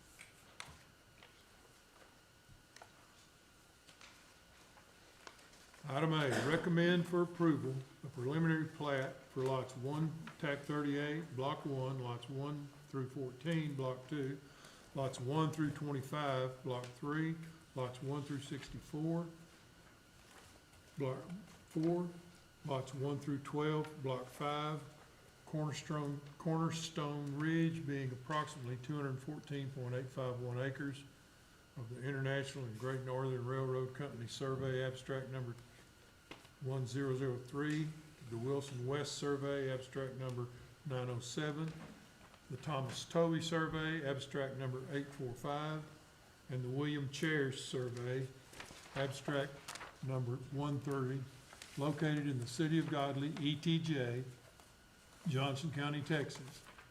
At said time, the council may approve the preliminary plat. I have a question. Since we don't have anything to do with, we've got problems with our sewer, we got problems with the roads. Is there any way we can put a moratorium on these developments coming in here for a while? Until we get our ducks in a row, we get the city back where it's actually supposed to be. We know what we can and cannot handle with our sewer. Is there any way we can stop, we can slow this down? Sure, we could put a moratorium on anything coming in, but this is in our ETJ. They don't want on our sewer and they don't want our water. So, no, we can't touch this one in any way, shape, or form. This is, as Mayor just read, this is approximately 258 acres in our ETJ. It's on County Road 1232, south of County Road 1128. It's approximately 130 single-family residential lots that vary in size between 1 acre and 3.2 acres. The majority of those are 1 acre lots. This will be served by Johnson County SUD and private on-site sewage facilities. The first phase is 10 lots of 2 acres each in size, and the first phase will be served by private water wells and by on-site septic systems. And Mr. Donahue's here to answer any questions and maybe to give you all a little bit more insight on this project. And this is out that direction, correct? Toward the cemetery? Oh, Back north of that. okay, all right. Glenn, which one of these pictures is it? Yes, that one. This one? Okay. Do you want me to put it up there for everyone to see? Yes, that one. They do not give us an overall with this The vicinity location. map, no, they don't normally with the final plat. Okay. A preliminary, I'm sorry, with the preliminary plat, it comes, there it is right there. I think. Oh, okay, there it is. I It's got so small, nobody in God's earth can see it. it. No, No normal human being can be that small. it's over there. The first phase is right along the road here, and this lot down Okay. Mr. Bryce, we have a question from the audience about whether or not this is actually an annex into our ETJ. here. It has been voted on by council, and it had an ordinance number, but nobody can find the ordinance having been written.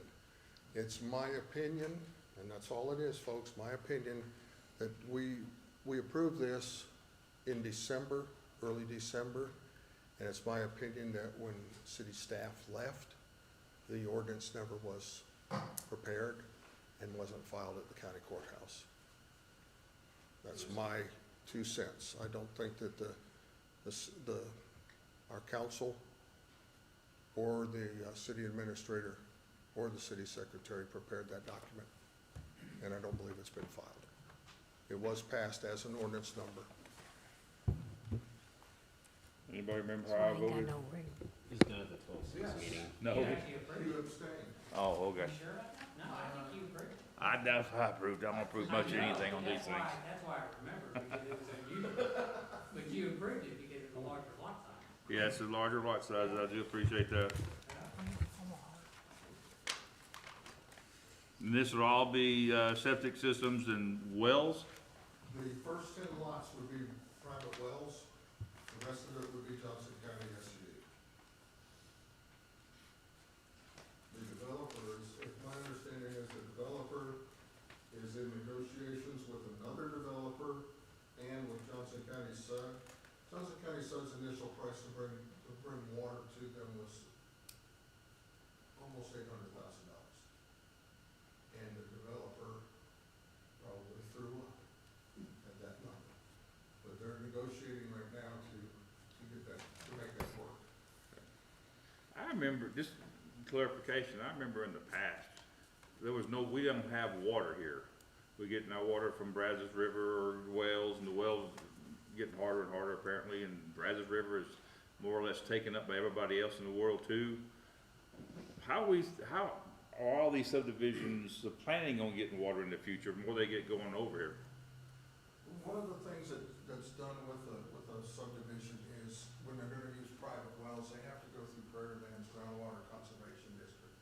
And Prairie Lands looks at the project, the engineer for the project normally does a report on groundwater availability based upon the best information that's available. And they give a report, and the report can say there's not enough water to support 500 lots, or there's plenty of water down there, and we can support it. Prairie Lands reviews that report, and then they give us a letter that says, yes, this is fine, or this is not. Or we put that in their hands, just as we do with Johnson County SGD. When we review, if it's gonna go into their, from water from them, we wanna make sure that they have enough water to provide. And Glenn's right, you did abstain. It was a 4-0-0 vote. Do what? It was a 4-0-0 vote. You did abstain. I don't know how he remembers that, but Are you sure? I just looked up the minutes. Did you find the ordinance number? 12/6/2022 ETJ CR. CER or something. Yeah, CRN. I have it on my computer. CR something or other.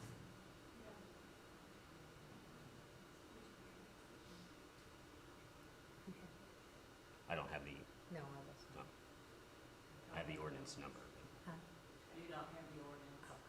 I didn't know if it was in a book or. Kathleen's been trying for 2 weeks to find it. It doesn't exist. And if it does, it's hidden from the rest of us. Did you say this was in our ETJ or It no? is, yes, ma'am. It is in the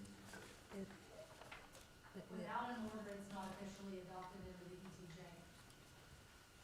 The ordinance would normally be sent to the county would put it into their model, and it would show as it's in the ETJ. The county has no record of that at this time, because the ordinance wasn't presented to them. So legally, counsel, how does that work if? It's an easy rectify, or easy problem to fix.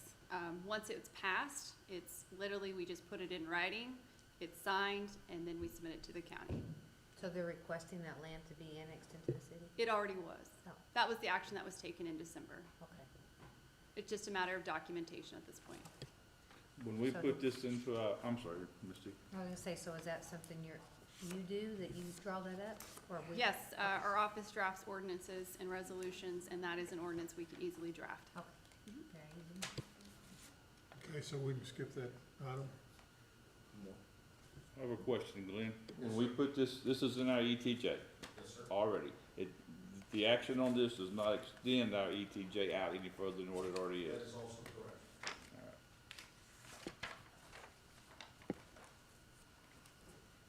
So do we need a motion?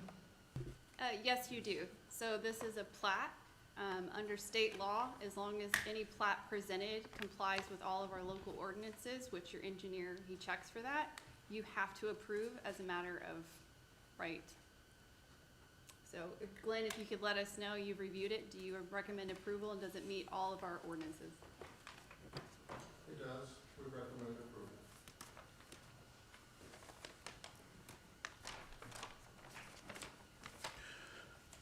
I'm wondering about the submittal fee schedule. Who sets that? Submittal fee schedule? Yeah, the preliminary plat, 800 plus. I think I said it. Did you? I think so. Wonder if we could slow down some development by adding a couple of zeros to all those numbers. No. Is that a state law thing? No. No, Okay. slow it down, is what you're saying.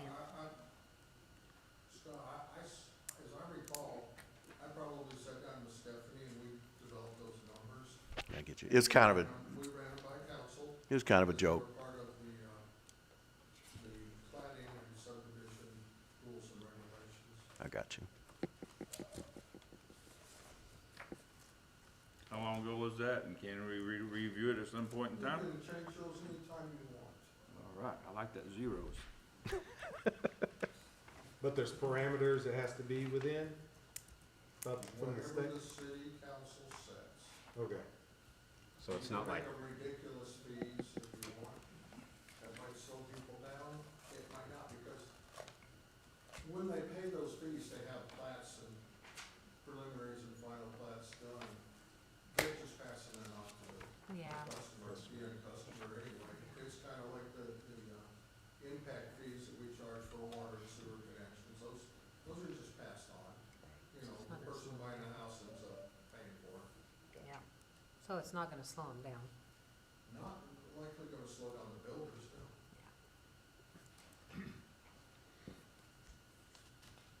We have a motion? so do we need to rectify the ordinance and actually write it before? That's a different thing. That ordinance needs to be written, it just hadn't been written. I've already spoken to Nicole earlier today about getting that done. And that's something that, you've already passed it. We've already voted on it, we voted 4-0-0 on it, because Roger didn't want to vote. And so the ordinance has been approved, it just hasn't been submitted to the county yet. And that can be done on short order. What we have in front of you right now is just the approval of the preliminary plan.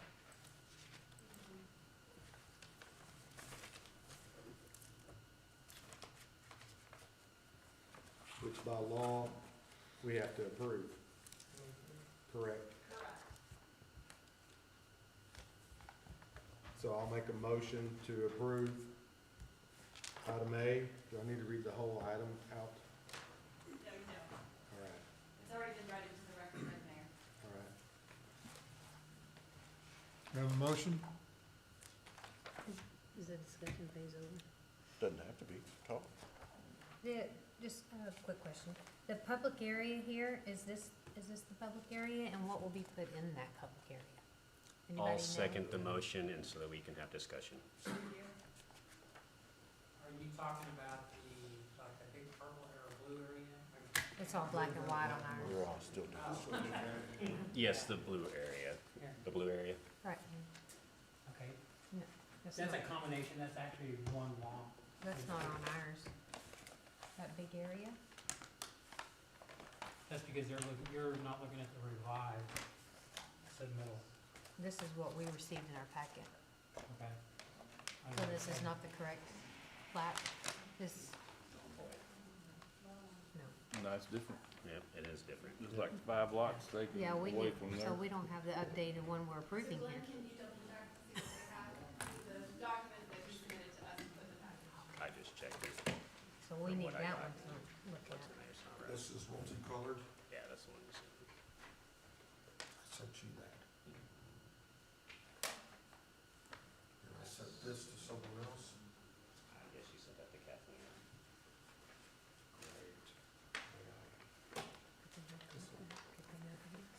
Yeah, see, that corner right there is now one big lot. This is the multicolored one, the most recent. That's on me, folks. I beg your pardon. Yeah, this one's done Okay, fine, too. now, bottom line of this now. This has been presented, it's been reviewed. I have recommended it for approval. If you don't vote to approve it, it's approved by law. 30 days. Right? Mr. Patrick, can you put that up? I can That try is again. correct. What he's talking about is referred to as a shot clock. Under state law regarding plats, once it's submitted in final form and accepted by the city has 30 days to approve, deny, or ask for changes. If you don't take action within that 30 days, it is approved as a matter of right. No action will be needed by council. But tonight, we can take action. But do we have the current plat? Because this is, My office has the current one.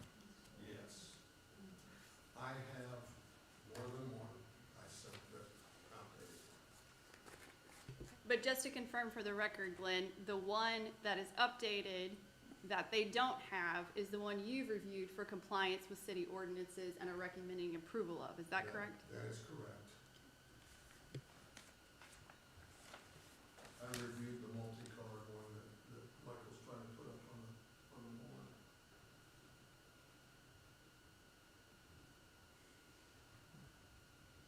It's actually the one that you have in your packet has more lots than the one that you've been asked to approve. Just to clarify, you're still asking to approve the amended one. We just have a copy of a previously dated one, but you're asking them to approve the amended.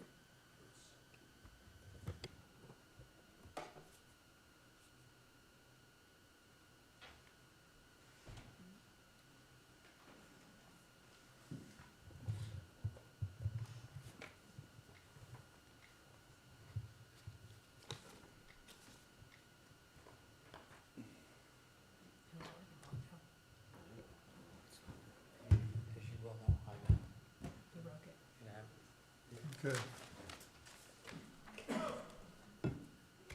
So, you know that's wrong. Right one's correct one's there, And he and recommends. it's Yeah. approved Yeah. already by the 30-day rule. So, but we were voting on it. So I What's had that easement doing through there? one eye. Which You're one? next. No, He didn't- Are we still in discussion or are you taking votes at this point? We do have a motion on the floor, but we're currently in discussion. Pipelines or whatever?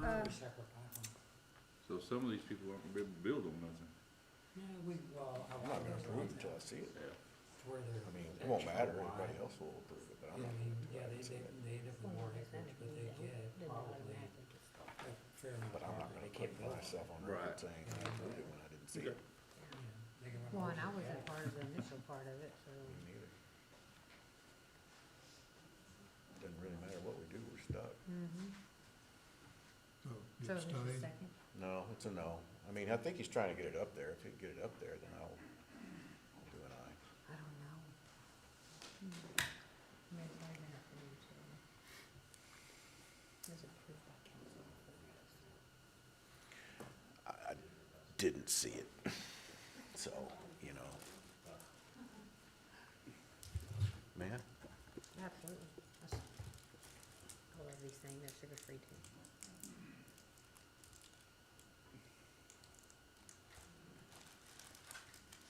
Anybody else? Okay, what do you got? It's, the Werther's original, Werther's sugar free. Take one down, pass it in. Get you on there. Thanks, sir.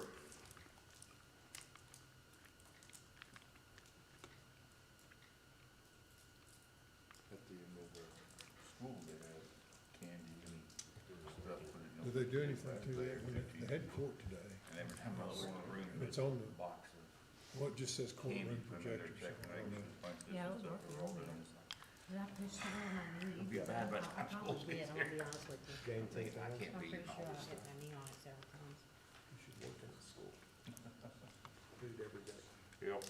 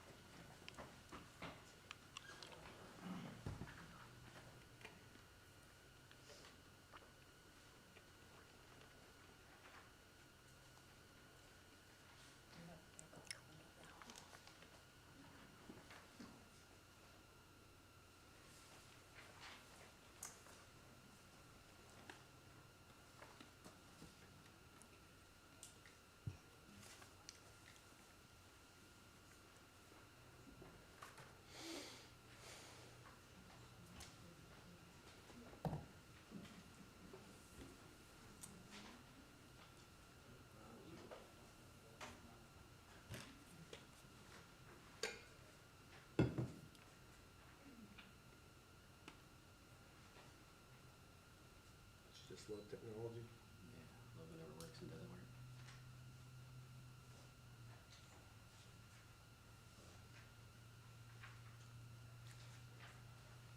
Never works when you need it.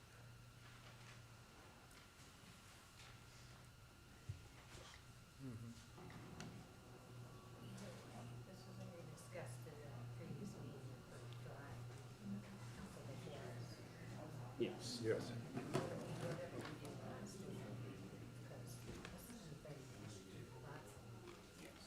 Yes. I agree.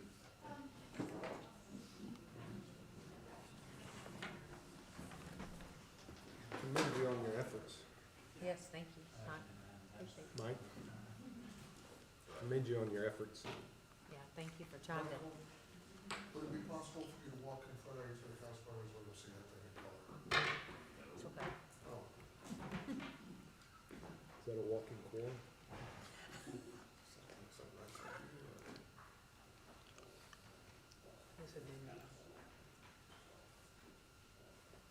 So really, the only what's the- change what's is the that purple? blue area is no longer lots. That's correct.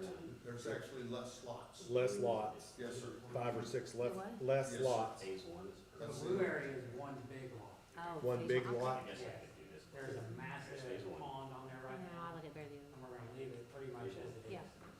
Detention But pond. it's Be a green space, open one. space. Detention pond, is that where? or clean someone's water house. goes HOA into? detention. Oh, no, not a house. No. It'll be, Oh, the it'll be runoff? a house. It'll be an open space. Gotcha. Well, no, it'll have a house From on it. Oh, the development. on the, Big two- lot, yeah. that huge lot? Yeah. Okay, they're gonna have the big pond on And the that white one is the lot. public Yes. park area? Correct. It's all right. What's the white land you own? We do not own that. Land they do not own. Okay, where's the public Phase use one. area? All the other lots, phase two. Is that where that big house is being built right now, that area you don't own there? What? There's a house on that property already. What's that Yeah, mean? there's already a house, but The there's HOA. There's a The new one house being is built. actually- Homeowners Association. there's one that's being No, built but that's there's not on supposed to our be property. public. So is that public square, land, that white square fully there? developed. No, the white Look square at the already legend. has a house on it, but there's a house being built right here. So this is, what block is this, do you remember? It's a little bit farther down from, where is Charka? The white Park space is right is, here. Oh, it's just in front of Charka? Yeah, Okay, okay. it's in the front of that white property. space Is is there, Will's. is there the public land, dedicated or something in the development? It's like a public park area, like, No, there is not. I thought every development was required to have that. No. You know, it's just something I usually ask for. And that's in the HG, okay, thank you. If you want that, you have to put it in your ordinance. Yeah, that's what And then in your. I thought it was.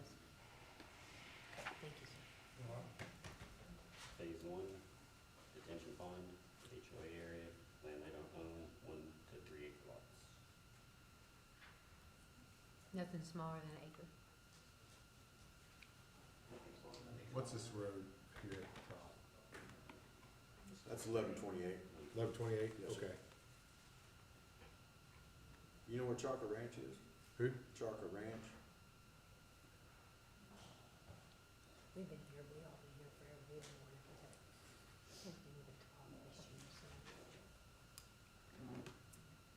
Okay. That's all right, I can find it. I know 1128.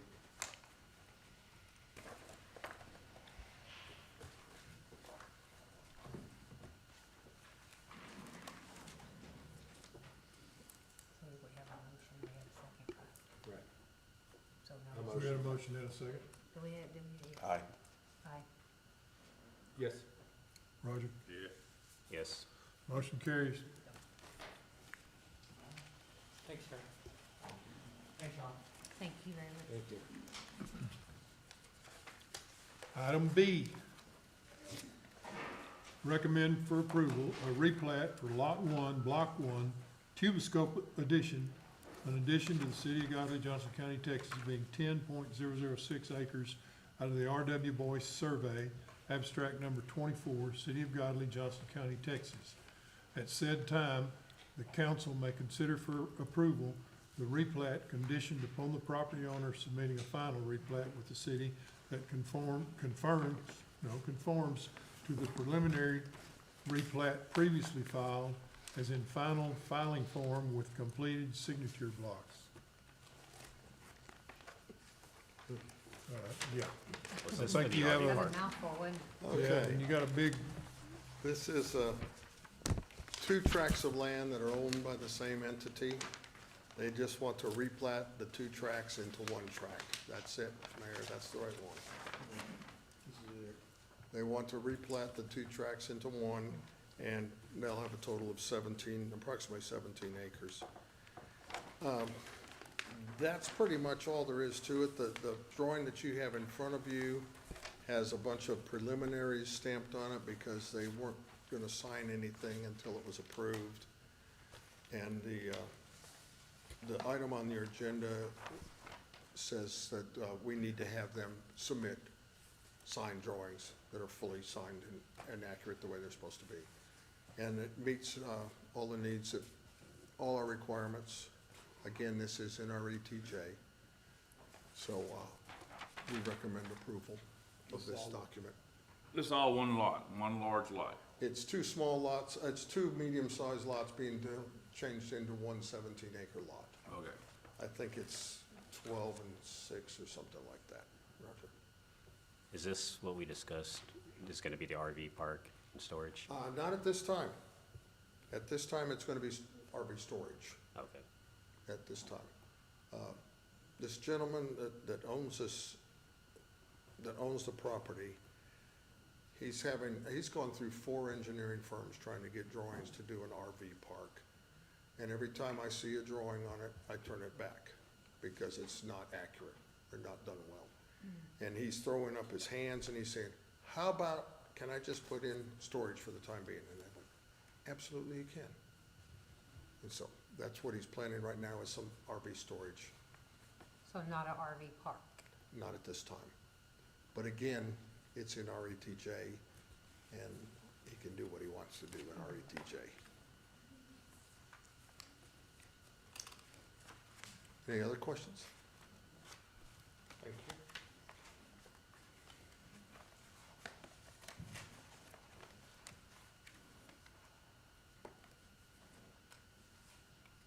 Make a motion to approve. Just to clarify, that motion to approve is, includes that conditional language. Yes. I'll second. Aye. Aye. Yes. Carter? Michael? Yes. Motion carries. Item C, recommend for approval, the final plat, lots 1 through 4, block 1 of the Eagle Creek Addition, Phase 1, in addition to the City of Godley ETJ, and addition to the City of Godley ETJ, Johnson County, Texas, being 10.289 acres of Johnson County School Land Survey, abstract number 443. At said time, the council may approve the final plat. Eagle Creek Phase 1 is approximately 10 acres in our ETJ. It's on County Road 913, about 1 mile east of Coyote Crossing. This is 5 single-family residential lots varying in size between 1.2 and 3.9 acres. This development will be served by Johnson County SUD and private on-site sewage facilities. It meets all the requirements of our plating ordinance, and we recommend approval. Is this in our ETJ now, or are they asking to become in our ETJ? It is in our ETJ now.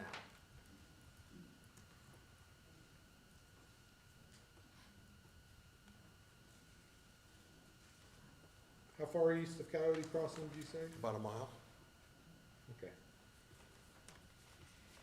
That's where the Blaylock used to live. And that mile is from the eastern side of Coyote The Crossing. far corner. The far corner, and then another mile past Gotcha.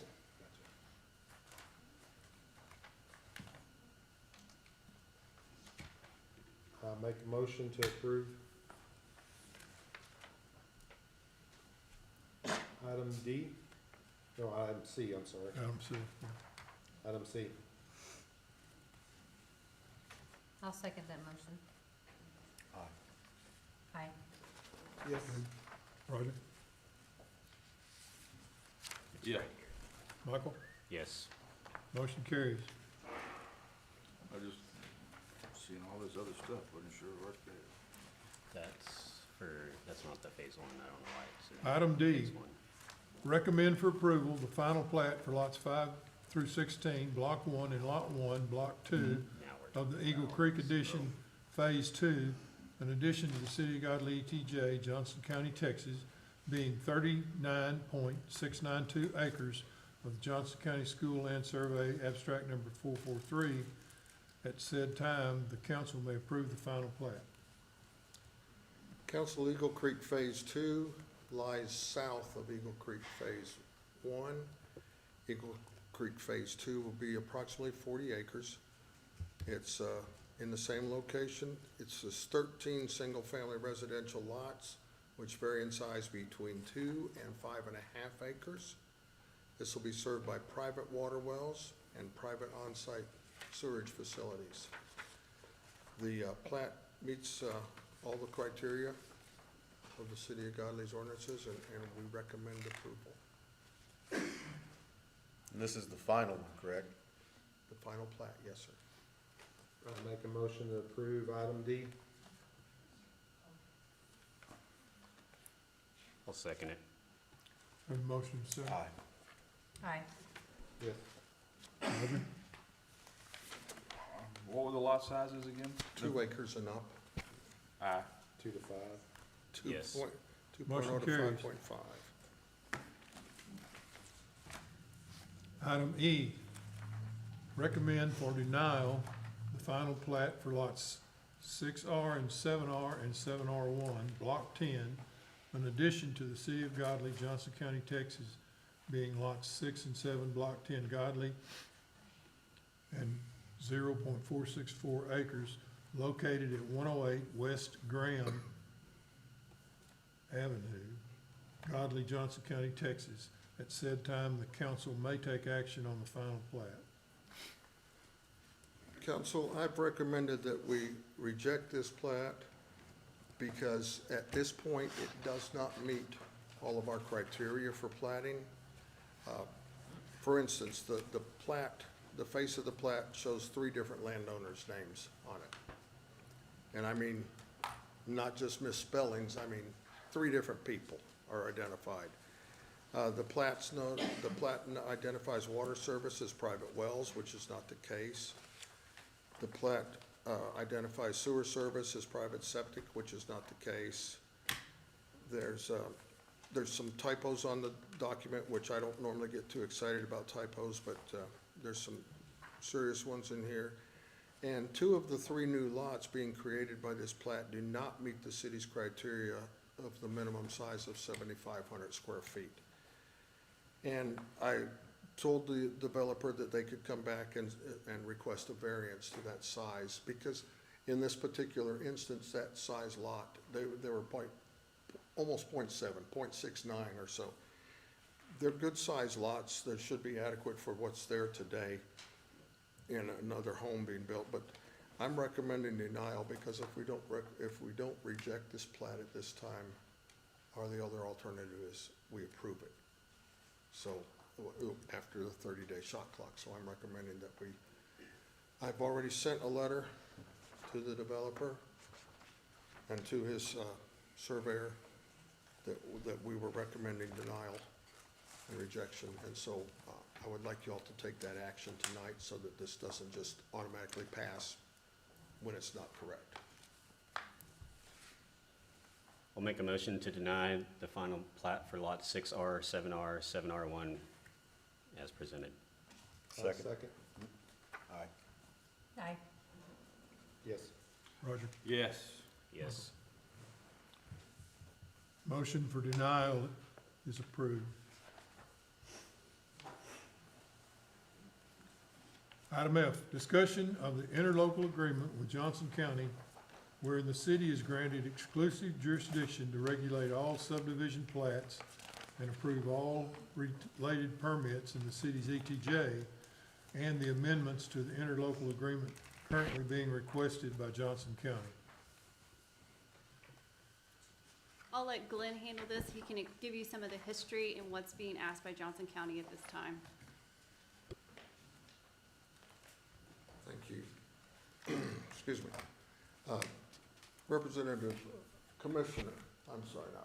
Commissioner Bailey is here, along with Jennifer Vanderland. Jennifer is the Director of Public Works for the county. She's the one that has put this together and has requested that we make a revision to the interlocal agreement. And Jennifer, would you like to take 2 minutes and explain to the council what the revision would do? Thank you, Mayor and Council. I know that there have been a lot of changes for you all, and some of you may be fully aware of what the ETJ is and how that affects your council and your decisions. It's only your plating authority, it's not permitting authority, because you can't regulate land use. There are no development permits that you get out of it. The floodplain authority still lies with Johnson County, as well as the OSSF, the septic permitting authority. The interlocal agreement as it currently is written, the city has the exclusive plating rights. The agreement does state that the city is supposed to send all of the plats that are applied for in the ETJ to the county within a certain time limit. I know that under previous administration, the city administrator did not submit to me any plat in the ETJ. Mr. Bryce has done his best.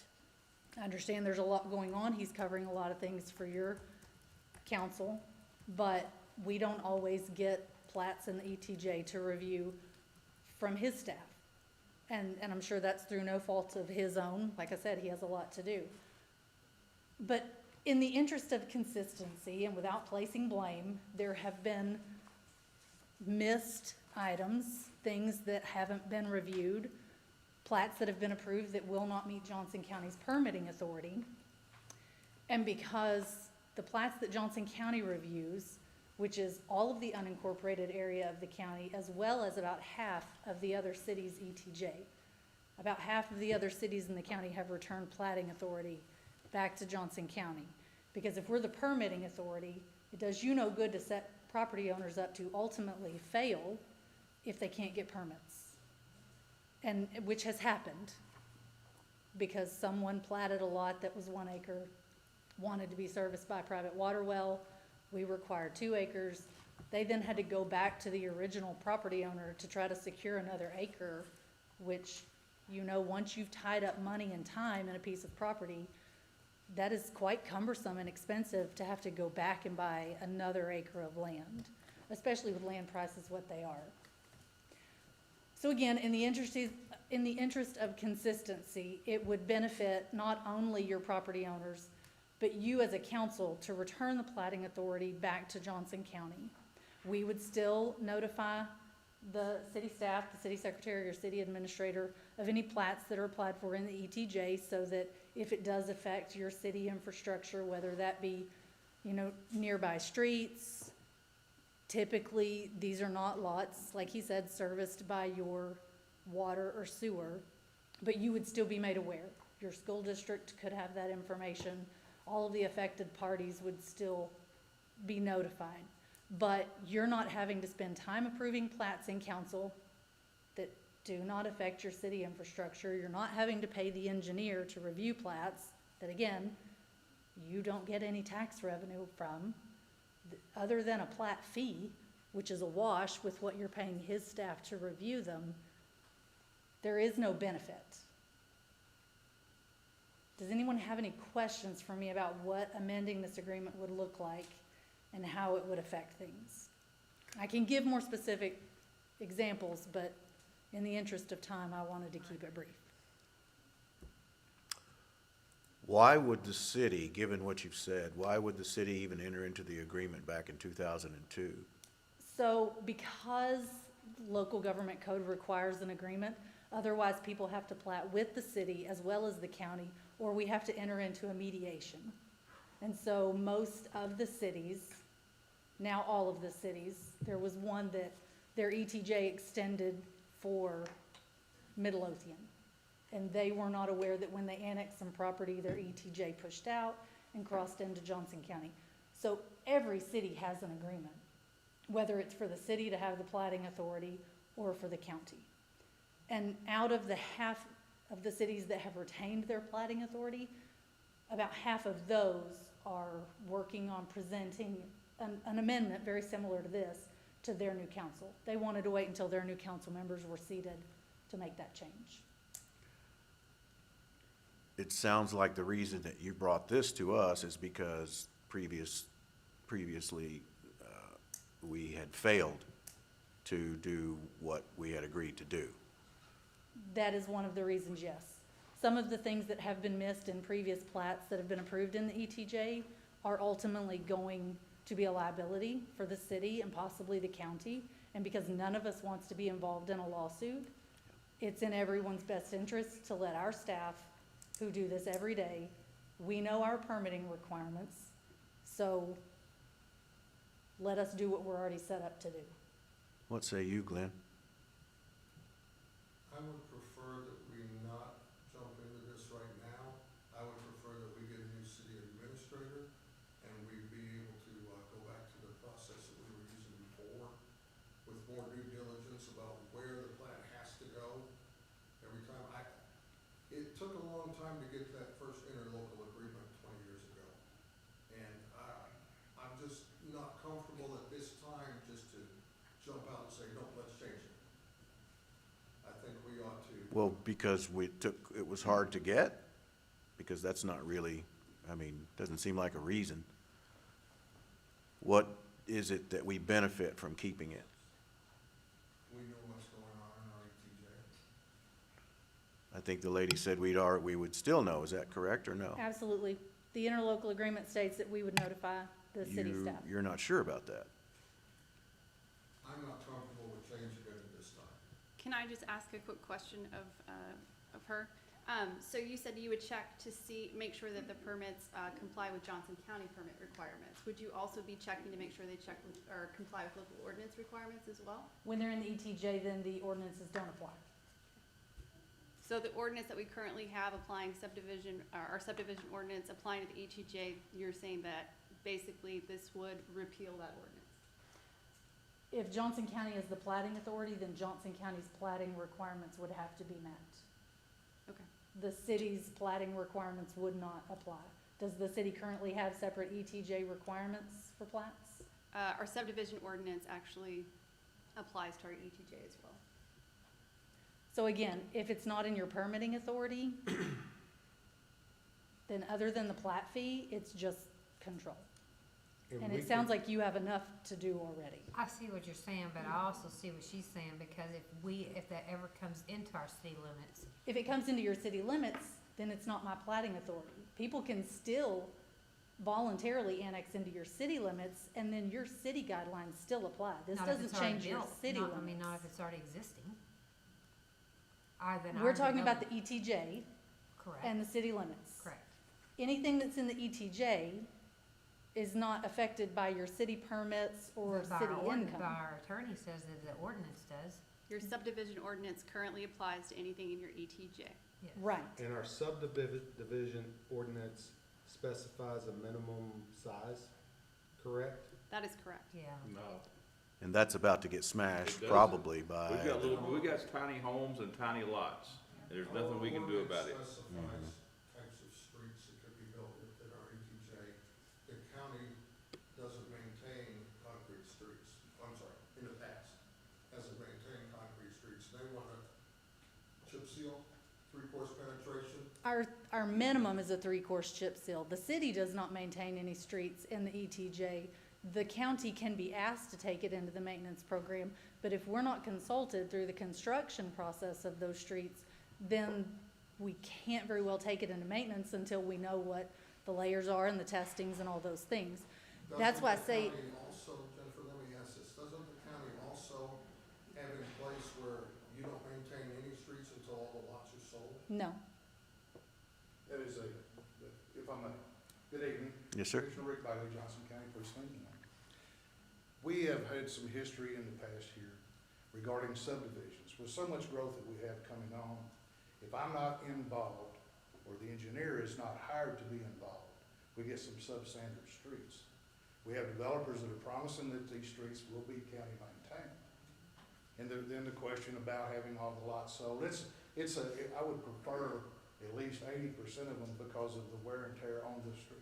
In other words, if there's gonna be 20 homes on this subdivision, and they build one on the end of the cul-de-sac, And then those lots sit dormant for some time, but yet I've already taken that road in after 1 year, because that's the limits on it.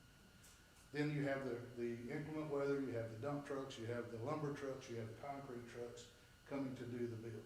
So then you have a destruction in the road. What the ideal is for these subdivisions to come in and number one, build that road to spec. In the county, in the ETJ, if it was the road, I would oversee the roads, make sure that they're built to standards before a lot could be sold. Utilities have to be in place. The city can do a number of things within the city limits in regards to tiny home lots and small lots. ETJ, you're gonna have a 2-acre rule if there's water, you're gonna have a 1-acre rule if it's on Johnson County Special Utilities or some services of that nature. Alvarado just did this with the county about a year ago, because just like yourselves, they're growing. I believe the population of Godley in 2010 in those census was about less than 1,000. I think there's 2,700 kids in your school district. And we've heard 600, 800 homes coming, and it's just gonna continue. The interest rate is not going to stop the growth. It may slow down the buyers, but it's not gonna stop the growth. And as far as who can qualify to purchase at current rates. We are simply here to streamline for you, if you would allow us. A lot of headache and a lot of litigation in the future with all of the growth, because we all come from different backgrounds, but we certainly don't know all there is to do in regards to water rights and in regards to engineering. I mean, you can pay an engineer or you can allow the county to help you with it. That's pretty much what I got to say about that. Is that the bottom line? That's bottom line. Does the county have a minimum front footage on a lot? Yes. That would be imposed? Yes, the county does have a minimum road frontage requirement, whether property has to be platted or not. If it's been subdivided, it has to have 150 foot of road frontage. Okay, We have the minimum. There's stuff in our ETJ, folks, I'll tell you right now, that aren't 150 foot and can't get to be 150 foot. 150 foot frontage limits a lot of stuff to be built. It limits developers on what they can do. Putting lots in doesn't always work at 150 foot. On a county road, You know, it is, on a there's county different road, rules. on a county road, what we like to do is to maintain those ditch lines to keep the watershed. If you have a 50 foot, another 50 foot, and you got culverts, there's no way to get in there to work those ditches to keep that water flow. When we start talking about watershed, it gets really tricky. What we've implemented is a 150 foot rule. We by statute cannot landlock someone because they don't have enough easement frontage. It's just a requirement that we have, and we can do variances. To Glenn's point, yes, we do variances. In the unincorporated area, this is a common practice. We take them one by one. We try not to just set a standard of a variance at every quarter, but we physically go out and look with the developer or with the homeowner that's gonna build a lot on that lot, to try to help them figure out the best scenario. And sometimes whether it be buy another acre for a 2-acre rule on the water, they can buy just the frontage possible. Just where they can get in on the property. I've seen that happen. I've seen it happen several times. But I don't have any other. Some of it is for the road maintenance, some of it's for safety, because the number of cars that are traveling these small county roads, they weren't intended for this amount of traffic. And so we have requirements for turn lanes and traffic impact analysis, which I believe is a lower threshold than what the city has. Again, we're trying to be consistent with what we're platting and permitting. We have one set of requirements. What you're platting, and I'm still permitting, you're platting things at a different requirement. So you're allowing landlocked properties with access easements. You're allowing lots that maybe are not a certain size. You're allowing streets that are not built to our specifications. And then you have HOAs that are contacting you, threatening litigation because you approved streets that didn't meet our specifications, and they were promised maintenance that we can't give them because we weren't involved in the process. Again, Where has this happened? Can you give an example of where the Starlight Ranch? Tell me about that. That is not a county maintained subdivision. It is built. No, but but they haven't sued. But is there an example of a lawsuit that's happened somewhere? Is it because of this phenomenon where the city approved a street build and that the county didn't? I have many complaints coming from Coyote Crossing. This was a road that was, I inherited it in the last redistricting. I visited with the former commissioner that had that formerly, and his language to me was he told them that this is substandard. They brought it up, they come in and chip sealed it in the dead of winter, and you can't do that. But lots were allowed to be sold on it. And we did that. Coyote Crossing is in our city limits. It is. Why are you? But the landowners, or the developer told the landowners that this was gonna become a county maintained road. The engineer for that development sat right there, and he would tell you that's not correct. Well, I'm just telling you what the residents are calling Well, me. the residents are not Yeah, informed. this is just another example. We certainly will look at that. It is in the city.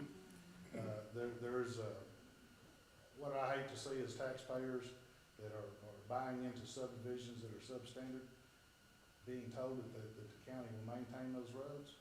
And when I go look at them, I literally go to jail if I take them in because they are substandard. They have to be brought up and meet spec, which means either they're gonna be an HOA or POA that comes together to fund that, or they're gonna pay me through there's an act that we can do it through the transportation code. I've tried it 3 times. It takes 100% participation from every lot owner, not just a homeowner, but if they own a lot. If I come in and I assess it, I'm gonna spend $100,000. This is just an example. And there's 10 property owners on there. So they're gonna be assessed $10,000 for me to come in at cost, not at profit, because we don't do that. But just come in and do it. There's always one at the front of the road that says, I'm already paying property taxes, why would I wanna do that? I just run off that county road right in my driveway. So it fails. But that's about the only options that we have, or the city takes it in for maintenance. It's yours. So Because I can't do it. the only benefit, so what you're saying is y'all want it back strictly because you wanna take care of roads? Not No. strictly because of I mean, what roads. benefit does it have you coming back It to protects them? the property owners to make sure that they meet our permitting requirements, that road maintenance is not an issue, that floodplain has been taken care of and Mhm. reviewed appropriately. Consumer protection. So none of that's been done, I mean, is that I'm not what gonna I'm say hearing? none, I'm No. not gonna say none, I'm not gonna say always, but there have been multiple instances. Some of them are plats you've approved tonight, that I was never given, I was never provided.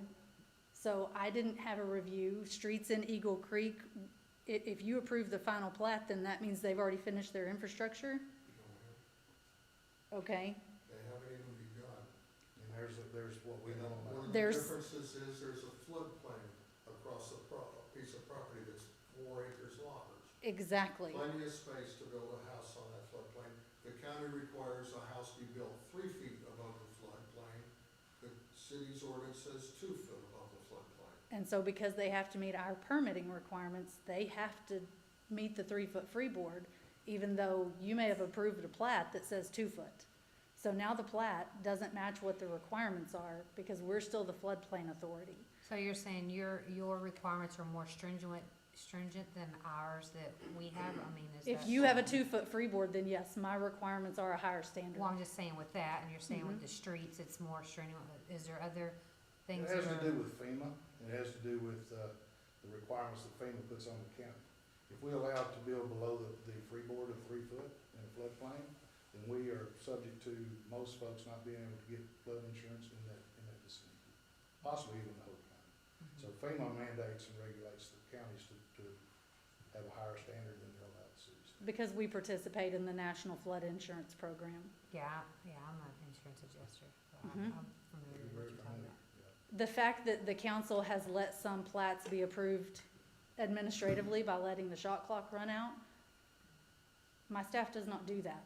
We return comments within 10 days. So the fact that things get approved administratively, there has to be concerned, were they reviewed? Were they reviewed adequately? Why were they not? Even the cornerstone tonight, if the ordinance hasn't been filed and signed for it to be annexed into your ETJ, then you technically shouldn't have approved the plat. A plat that I've not been able to review, technically it's still in my authority because it's not been annexed properly into your ETJ. So those are concerns. Concerns for developers, concerns for property owners, concerns for maintenance, concerns for other people that live nearby that maybe are just on the other side of your ETJ. So it's saving you time, it's saving you money, it's saving you the threat of a lawsuit. I'm sure you don't want to wait until you have been sued to make a change. Waiting until you get a new city administrator doesn't guarantee that the same thing isn't going to happen before. Where would I go to find out what I know we can't do much of anything in our ETJ. How come the county can do something in ETJ and we can't?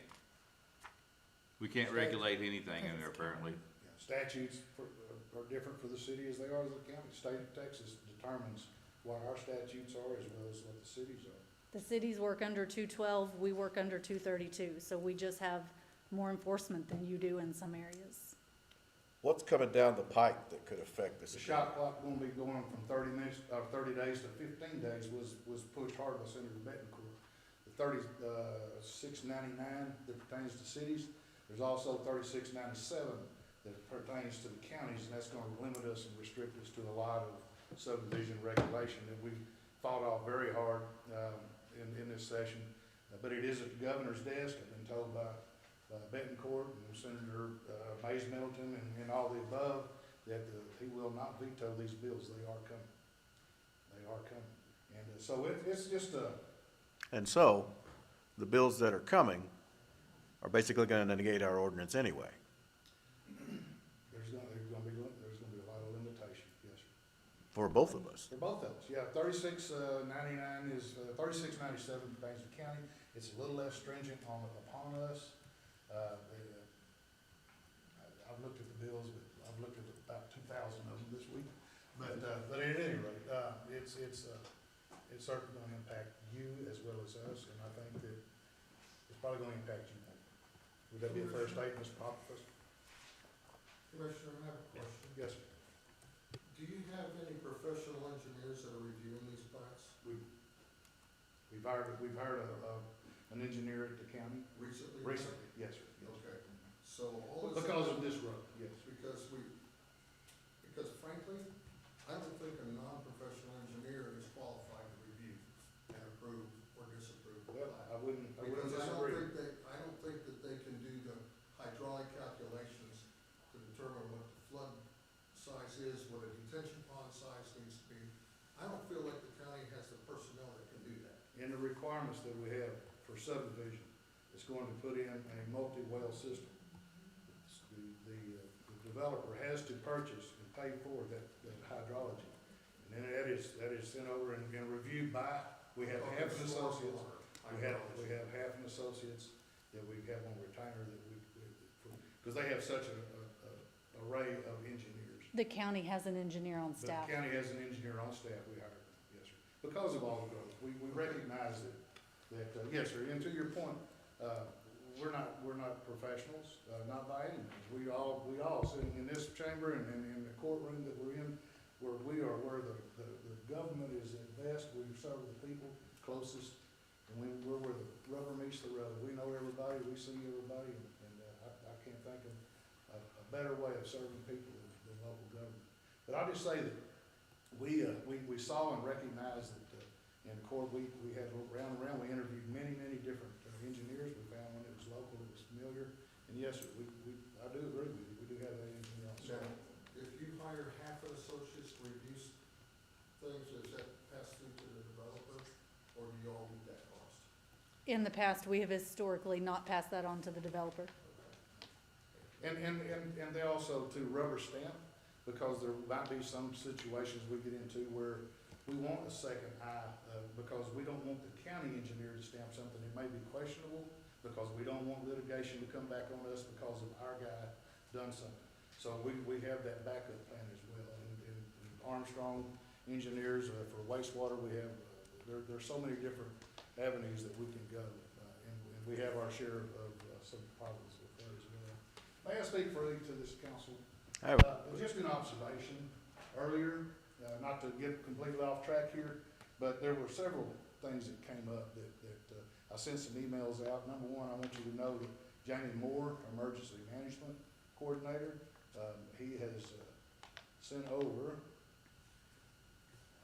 he just confirmed that the new fire chief and the mayor and Chief Sharp are now all on the automatic tornado and their notices. And any of you council members that want to get those calls, call Jamie Moore at Emergency Management Service. They're in Cleveland, and he will take care of you. There was, I want to ask a question in the ARPA money. You guys familiar with American Recovery Act? And do you know what the money came to the city of Godley and Mayor? Okay. I'm not sure that you can still get this money. Johnson County was given $34 million. City of Cleveland and many, many cities around have received this money. I've got to call into my consultant because I didn't think that you had. Because with so much going on up here, I wasn't sure if any of you were even aware of it. But a lot of the questions that were asked here earlier regarding equipment, your trucks, your loaders, all of those type of things, your salaries, your personnel for additional officers during the period of time. That money can be used for that. So we need to That find out. pandemic money? Pardon? It is. The pandemic money? Yeah, it's pandemic money, and you know, somebody's gonna have to sign for it. It doesn't expire until 2026, so there may be some hope there. I'm gonna look into it for you. But, What was the name of that? American Recovery. It's ARPA. ARPA turned into the SLRFF. Oh, yeah. Those of you that are here, you won't know this, but up until COVID hit, I, along with the other commissioners, we have what you call an interlocal agreement for road maintenance with our cities. We used to have one. What that means to you, and we're getting to where we can go back. We had to suspend all of that about a year ago because of inflationary prices. The oil, the gravel, everything went up about 40%. Since the last time we did those evaluations on what the cost to come and do that work, we've given raises to employees, because it's probably been 5 years since we reevaluated all that. We have just a set cost for what the equipment costs. We have a set cost for what that labor costs. We have a set price for whatever the oil and whatever the gravel is. It doesn't mean I can come and do your whole city, but what it does mean is if you have a really bad spot, you can pick the phone up and call me, and we'll come and do our best to at least get it to where mobility is and safety for your citizens and first responders and so on. We're looking at setting the price schedule for that. Commissioner Woolley and I, we've been asked to sit down and reevaluate all to get what our salaries are. Because like I say, we're not gonna do it for profit. We're just gonna do it what it costs us. And it's a huge cost savings to you. And your roads are deteriorating with all the growth that we've got, the dump trucks, the lumber trucks, the concrete trucks. They're tearing everything up, you know, and it's a constant battle on county roads alone, so but we do want to help our cities. Rio Vista's in the same shape. They're small. They don't have a lot of income coming in down there from sales tax, and they just really don't have the money to do the roads. So we're gonna be looking at that very soon. I wouldn't go and hire a contractor right now. I'd be happy to come up and evaluate the damaged roads that you've got. Lynn can show those to me, or somebody can show me what's going on up here. I drive around periodically, but city is a city, and I'm always happy to come up here, but I certainly not want to ever want to try to micromanage or get involved in your business unless asked. But I just want to share a little bit with you that there's so many things going on with this growth, and so many regulations coming down from the Capitol. The governor's going to start signing some of those. It's going to impact all of us. Jennifer's time here tonight speaks well that we are here to help you if you'll let us. But if you want to continue to do business the way you've been doing it, then we've come to you and asked you to allow us to help. So just want to let you know. I have a question. Apartments, what does the county do with apartments, people who want to apply to apartments in the ETJ? What y'all stand on that? What's your program on that? If it's within our plating authority, if it's in an ETJ that we plat, then we have frontage and acreage requirements based on the number of apartments that are proposed. Same thing with duplexes, 3 acre rule. Any on duplex. multifamily, we have frontage and acreage requirements. If it's in your ETJ and you allow someone to plat a 3 acre lot and they wanna put 300 apartments on it, then you were allowed to plat it that way. They may have a problem permitting it, but just because you can, doesn't always mean you should. Understand. And where do I find your, Johnson County subdivision rules and regulations are located on our webpage. Is the agreement that's in here this evening, is that the amended agreement? Yes, sir, it is, and I have a paper copy should the council vote to approve it, so that you can sign it tonight. I just do want to let the council know, so this particular agenda item is listed for discussion only, so no action can actually be taken tonight. It's informational. So if council does want to take action, we will just need to repost it. We could do it at next week's special meeting if you'd like. At that point, we will make sure that the agenda states that you can consider and take possible action. Well, these all say 2002, so. That's the original one, the updated one's in the back of that. Got 202 in a blank. Commissioner, I'd just like to thank you for all that you've done for me whenever I've called you. Thank you. Yes, sir. And for those of you that don't know, those in the audience and those watching this, my cell phone number, if you're interested, is 817-648-1356. I'm available 24/7, and I'll help with any way that I can. And if you have questions about this, since you're gonna, obviously, you can't take action on this, Jennifer and myself would be happy to answer any questions regarding this. One more, if I can remember what it was, 5 minutes ago. It sounded like, let me think a minute here. It sounded like, basically the argument is, we do the platting, we pay our engineer to manage that, and then it doesn't get sent to you sometimes, not always, but sometimes.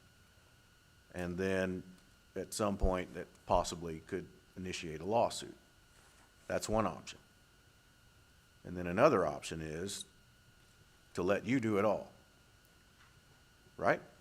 Is That is that correct. the argument? And we don't get charged for any kind of, anything like that. No, sir, your tax dollars. So are I already think paid Roger for this. has a good point, because what you're looking for probably is, what are their standards versus ours? yeah, And our standards can be applied in the ETJ? Your standards are applied in the ETJ if you're the plating authority. So a They comparison don't affect the permitting. would seem to me to be a comparison would be a good idea. And we can find that where, On the Johnson County webpage, So we can under the get Public theirs Works and then we can Department. get ours and compare them. that sounds like, is that a fair statement, what I just said? Absolutely. And So we're y'all- basically, oh, I'm sorry. I was gonna say, y'all take the liability on any potential lawsuits. On anything off of that we us. plat. Yes, sir. Yes, sir. We have to be very stringent because of the rules the state puts upon us and FEMA requirements. So it's different, and just like on a county road, if there's gonna be 25 homes or more, the developer's gonna have to either own both sides of that road or figure out a way to obtain that road, because there's gonna need to be a turning lane, and decel and acceleration lanes for those. So, yeah, we're trying to make best of what we have in regards to county roads. Let's face it, 70, 80-year-old roads, 100-year-old bridges are all over this county. With all this growth that we've got going, you got an 18-foot footprint out there. Now you got 50 homes and 2 cars, there's 100 cars bottlenecking on that county road trying to get those kids to school. Trash trucks, school buses, you name it. 1128. Yeah, good example. I'll give you one in our city limits. Hadley Farms got approved, and we have a bridge that 2 cars can't pass each other on. And you can't drive your car on it unless you wanna, replace the Participated suspension. in a study, the National Registry on Bridges and impacts on bridges and failing infrastructure across the country. What we have in Texas is multi-billions just in a 5-county region. We're in the area. So I've got bridges that are failing in subdivisions that I don't have the budget to replace, and the state can't come to still continued growth. Mud districts are coming here at an enormous rate. We're, for those of you that are sitting on the council, Jennifer, myself, and Janet Crawford, who just recently got moved over to Tarrant County, we're trying to figure out a way to get a loop around the city. I wish you would. We're trying. It all comes with dollars. The county's portion of that would be a contribution. We'd also go out for bonds on that, which we have a new judge in leadership, and he's all about building some infrastructure to carry us forward in regards to working with the state. We need one around the city of Cleveland. Got 100 trucks a day coming downtown Cleveland. We're trying to figure out that one, and we're trying to figure out one here where you don't have a bottleneck here. Bass Brothers owns a lot of land out here off 2331. We get that developed and bring that road, that loop around from 1187 to 2331 and create that 4-lane state road. Man, property out there will just skyrocket. There's water out there. So there's a lot of good things coming with unexpected growth. We didn't come with instructions. We're all just trying to do the best we can. And that's why we're here tonight, because we recognize, it's a lot of what has happened in this council. Grandview's council, Covington's council, Rio Vista's council has been because of the growth. And trying to figure out what's the best solution. What we're offering you here tonight is come here tonight and meet all of you, number one. Say thank you. It's good to see a good council up here in Godley again. And, we certainly open for any questions from any of you at any time. You have my cell phone number. Can you repeat your cell phone number? 817-648-1356. Okay, thank you. Very well. So the regulations that you have are for the new developments, but not the current county roads that we have? Because we have a lot of complaints about the county roads around us. Yes, ma'am. I mean, that they're in dire need for attention. We have worked, I guess, the last 2 years in Godley, just on county roads, but just in my precinct, and there's never any excuses, guys. I've got 12-man crew, 40-hour work week, no overtime. I've got 300 road miles. I go from Crescent all the way to Parker. And every county road in between is mine. So, and we're limited on funds like everybody. And we have a window of opportunity for what they call chip sealing when we do the road maintenance. Ground temperature has to be at 65 degrees. So that means we're just now getting there. And hopefully without a lot of rain, we can get a lot done this summer, with what we have. And I've got about a 5-month window to do that. So the sooner we can get these numbers together on what we can propose to our cities in regards to interlocals, the sooner we can probably try to help you guys out a little bit. It's not gonna be a come in here and just, we don't do asphalt paving, we do chip seal. I think Glenn referred to that earlier. I'm not afraid of taking in a road that wants to come in. I've got some now that come in and build concrete streets and curb and gutter, and they built some very nice homes, started $1 million over on the west side of the county. And there'll be county maintained roads, but like I told them, I'm not in the concrete business. Build it right, because if it fails, I'm gonna come over and put asphalt right in the middle of it. But I'm just straight up with the developer, try to be straight up with every consumer that purchases when they do that. That's what I'm not in the concrete business, and I'm not in the asphalt laydown business. By statute, we chip seal. The state tells us that. So just so you know. So does the county have an inspector to go out and make sure these are built to your specification regulations that's supposed to be done? Yes. When we're overseeing subdivisions that we're overseeing, we make sure that the compaction is, if I go out and there's black land there, it's gonna take a lime injection.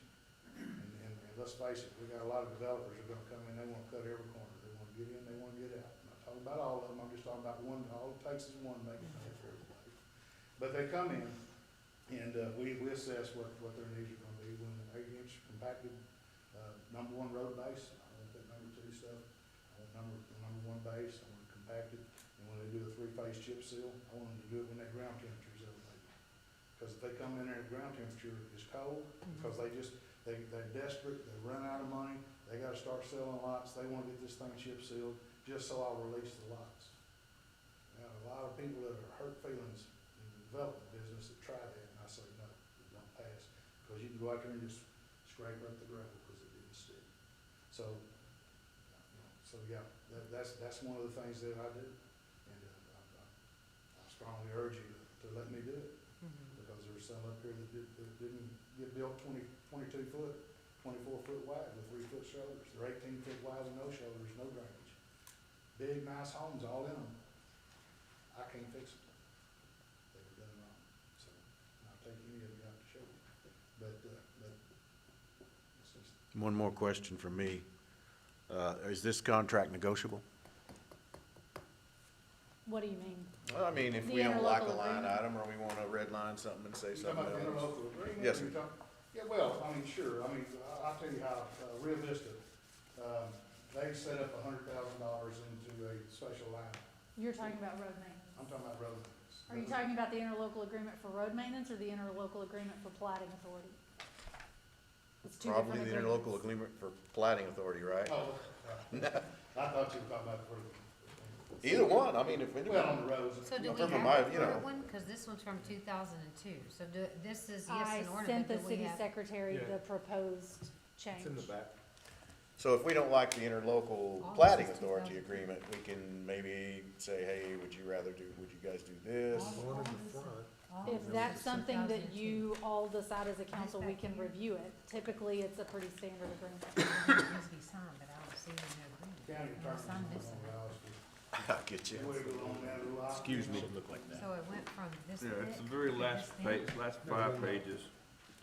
It's the last 5 There's a pages. blank copy if you want. Yeah, I have this, that's what I'm saying, but Okay. this is gonna replace all of this?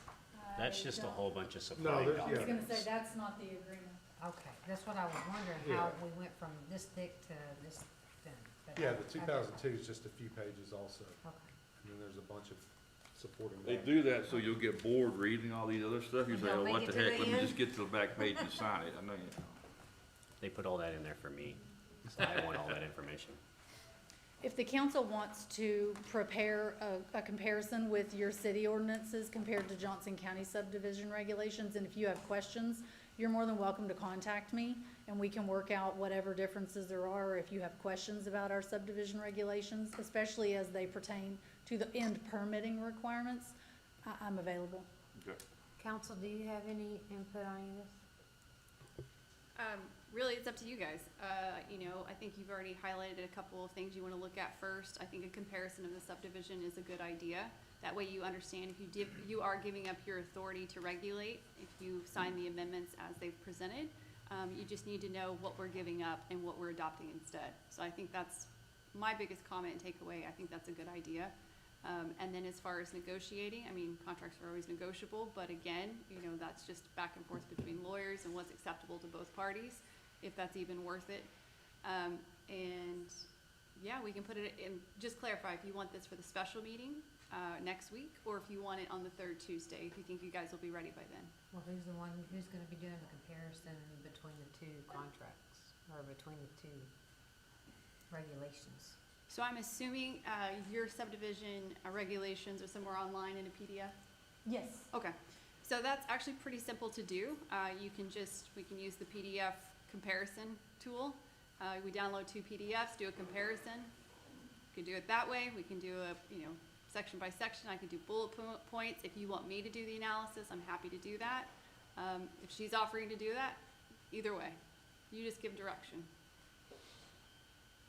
Yeah. Mhm. What do y'all think?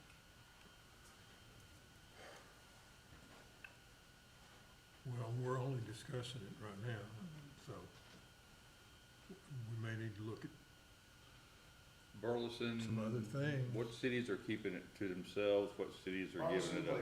Burleson and Cleburne are actually proposing in the very near future to their new council members returning the plating authority.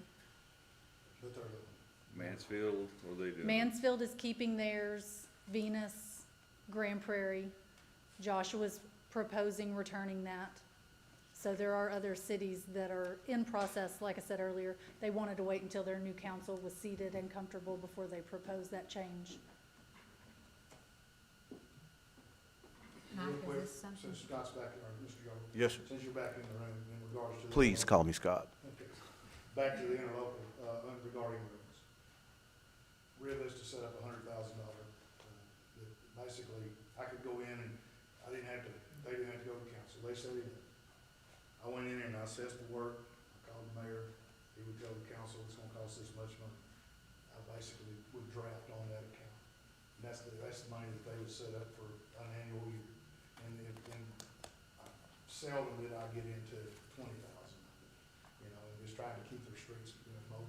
But they said, that's what they did, they said that, it's trust there, but we're just doing it at cost. And then when you get an itemized statement, I have to itemize everything because the way the county dollars are set up is FMLR, it's farm market level. I have to have an interlocal with somebody to work on their streets. It would be no different than working on my own driveway if I didn't have that. And so there's a line item out of the general fund that is paired with that. I work and do the work out of the general fund, and then my office will keep up with hours of equipment, hours of personnel, how many is out there, and the cost of what that material cost that we did the work for, and basically do the city. It's pretty streamlined. Can I just ask a quick question about that? So I have another client who literally last night signed a very similar ILA with their county for road maintenance. So their understanding was you charge us at cost for materials, but labor is not charged. Is that what your ILA? No, labor is charged. Okay. Yeah. Labor is charged. We have to, it's tax dollars that pay salaries. And whoever you made that in local with, well, how they doing that, but at any rate, we just basically recover the cost. If an employee is $20 an hour and there's 3 of them out there at $60 an hour, they're there 2 hours or 8 hours. The equivalent. If it's a dump truck, it's a small one, we got it set at $75 an hour, and it's out there 8 hours, it's $75, there's not plus fuel. It's just that piece of equipment. If it's a maintainer, it's probably $100 an hour. But the material. Now, we don't do asphalt in the words of Lady Hot, but I can bring it in a belly dump. And we spread it out, and I have a vibratory roller, and we roll it in. We basically level up bad places that are watered out or whatever. We do that with asphalt before we come back and chip seal. And we don't have to come back and chip seal if we're satisfied, we just mix it on your streets. I have a high roller machine where we can come down and just hit the shoulders, the edges of the road, because that's where the most problems usually occur, especially on the county portion of roads. It's just where the breakdown is on the edge of the road. We got that high roller machine, and basically just runs right along, puts out cold mix and roll it right behind it and roll out the edges. But it's just a cost, but we do have to compensate for the men and the equipment and the materials. So on this agenda item, it says, discussion of the interlocal agreement with Johnson County wherein the city is granted exclusive jurisdiction. If we're looking to give the county, shouldn't it say that wherein the county is granted exclusive jurisdiction to regulate? No, because your current ILA gives city exclusive jurisdiction. The amendments would switch it to county. Okay.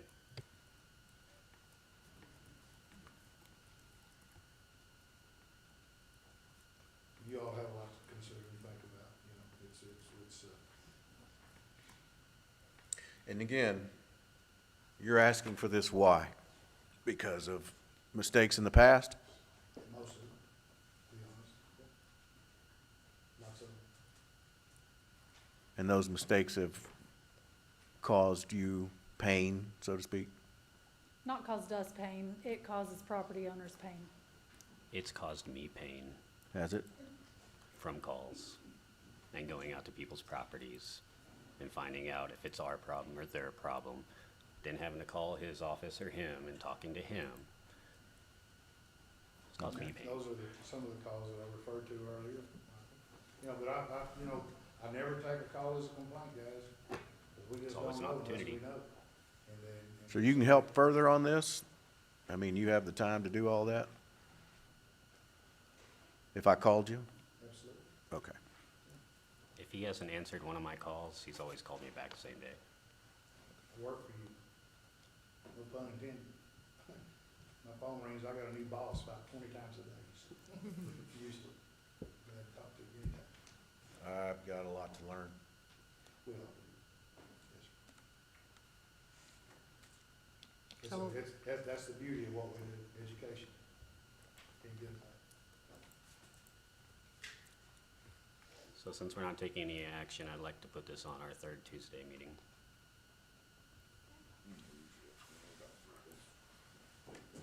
Thank you all for your time. Thank y'all. Appreciate you all. Thank you all.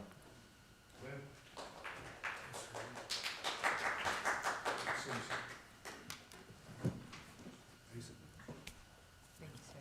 Appreciate you being here. Thank you. Miss one of them, give me a. He would, Okay. See you guys. Thank you. Thank you, ma'am. Have a good night.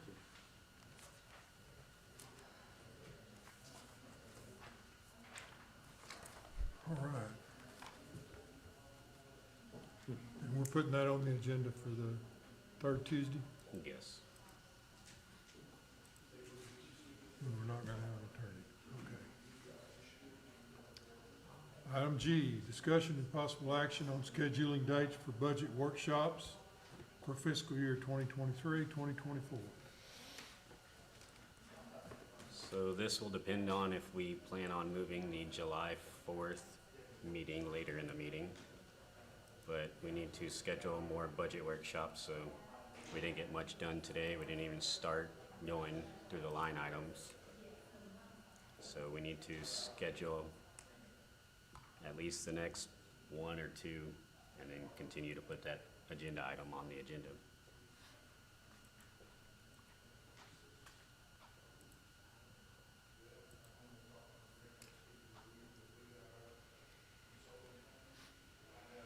Kathleen and Mayor, when do y'all think y'all could have more budget numbers? And you said you still had stuff you needed to do to the budget earlier, so. I feel like if we could at least have another 2 weeks to try to get our numbers in order.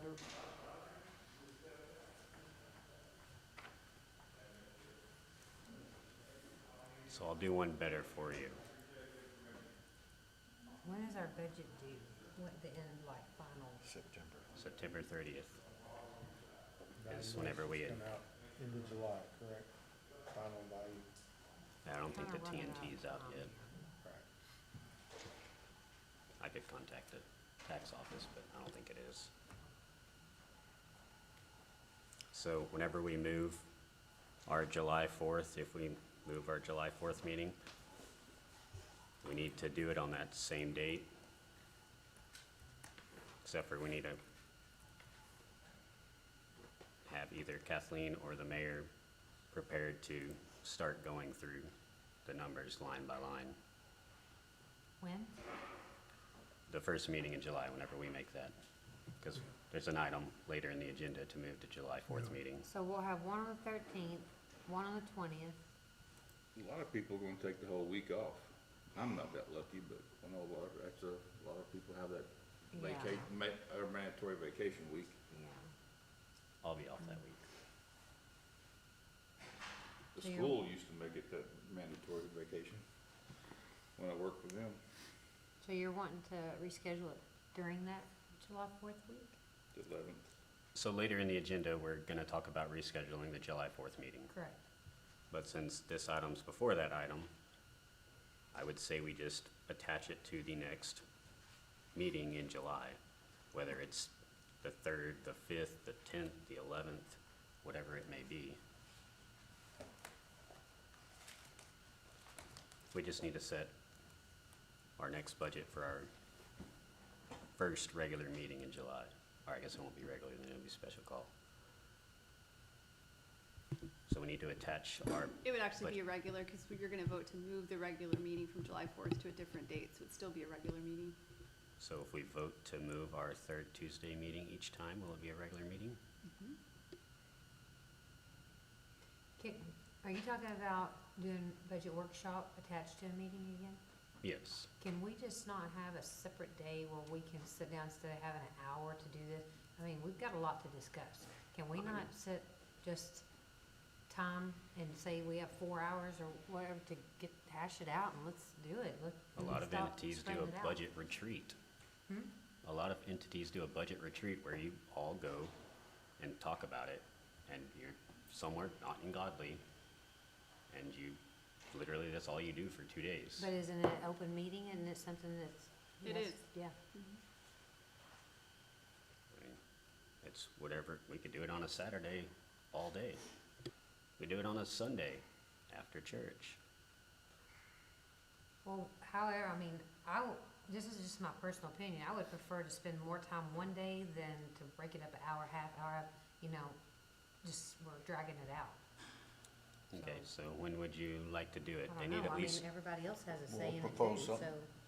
well, I mean, what are y'all's thoughts? I'm asking you. so if you're gonna do it all day, do you work Saturdays? I have no idea. You're no help. I can, you know, I can't, you put it on a Saturday, I should be able to attend. I can start people. And then come in here and go back. Like I've been doing for the last 6 months. And So I would make it at least in July. Cause you said it'd be a couple weeks before you had all the final numbers, right? Yes. So, July, what, 15th? That way it doesn't interfere with the week of the 4th? I'm just throwing a day out there, guys.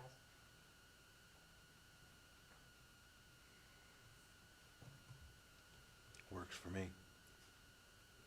I'm good on July 15th. That's a special meeting. Would it be a special meeting or a budget workshop? Either way you define it, it's considered a special meeting because it's not a regularly scheduled one adopted by ordinance. Okay. Unless we change the July 4th to July 15th.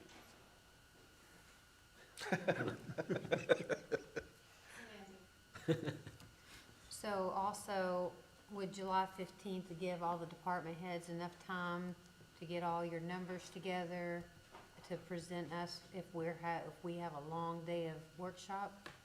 Yes, And that would, I'm just trying to give everybody enough time instead of just expecting you to have it next week. That's not possible, and I understand that. So I'm trying to give y'all time to get your information together also. So, 15th? Mayor, what do you think? Would that be our meeting, our regular meeting, or just a workshop? It would be, Special Well, call, I depends. think, it'd be a workshop. special, you it'd be trying a to- meeting for, it'd be a workshop. It won't be anything to do with city councils. would It'll be a just be for special called budget meeting, only. but we'll do budget. Budget. Yeah. When would our July Regular, meeting, yeah. regular meeting be? We have to do that later in the agenda for the July 4th. Okay. Okay. So 15th then? July 15th? At what time? 6 a.m.? No. 4 a.m.? 9 o'clock? Sure. 9 or 10 o'clock, what do y'all think? I also don't, you know, there's people that, What day is the 15th? Saturday. Oh, yeah, the that's time might, Scott, we discussed this. I'm flexible. So whoever's not flexible and needs it at a certain time, please speak up. 10 a.m. So I can go play tennis at the park without a net. So we just say, let's say, can we say 10 to 5 or 10 to 6, and if we finish it earlier, that's okay, but we can't go over the time, right? Or is that? So it matter? depends on how you post it. Really what's most important is the time you start, so the public knows when the meeting begins. Okay. If you put an end date, then you are correct. You most likely have to end at that time without a formal motion to extend. So I would just recommend you just put a start date on it, Open-ended, a start time. Is 10 a.m. okay with everyone? Yeah, 10 a.m. works fine for me. If I have to work, it gives me time to get everybody started and head back over here. If I don't have to work, it gives me time to wake up. Dave? City buying lunch. It's me my beauty sleep, so. Okay, Mayor? You okay with that? Yeah. Scott? Mhm. Okay. Yeah, speaking of, is that possible? That the city buys, like, so we can stay in and not have to leave for lunch, or is that even possible? I don't know. Yeah, you can do that. I can tell you a lot of cities actually have dinner for their council meetings, so yes, you can have School lunch. board during has So it the every day. is there single something we meeting. can maybe line up for that day for lunch for all of us, so we don't have to take off anywhere? Trying to lock us in to get stuff done. Okay.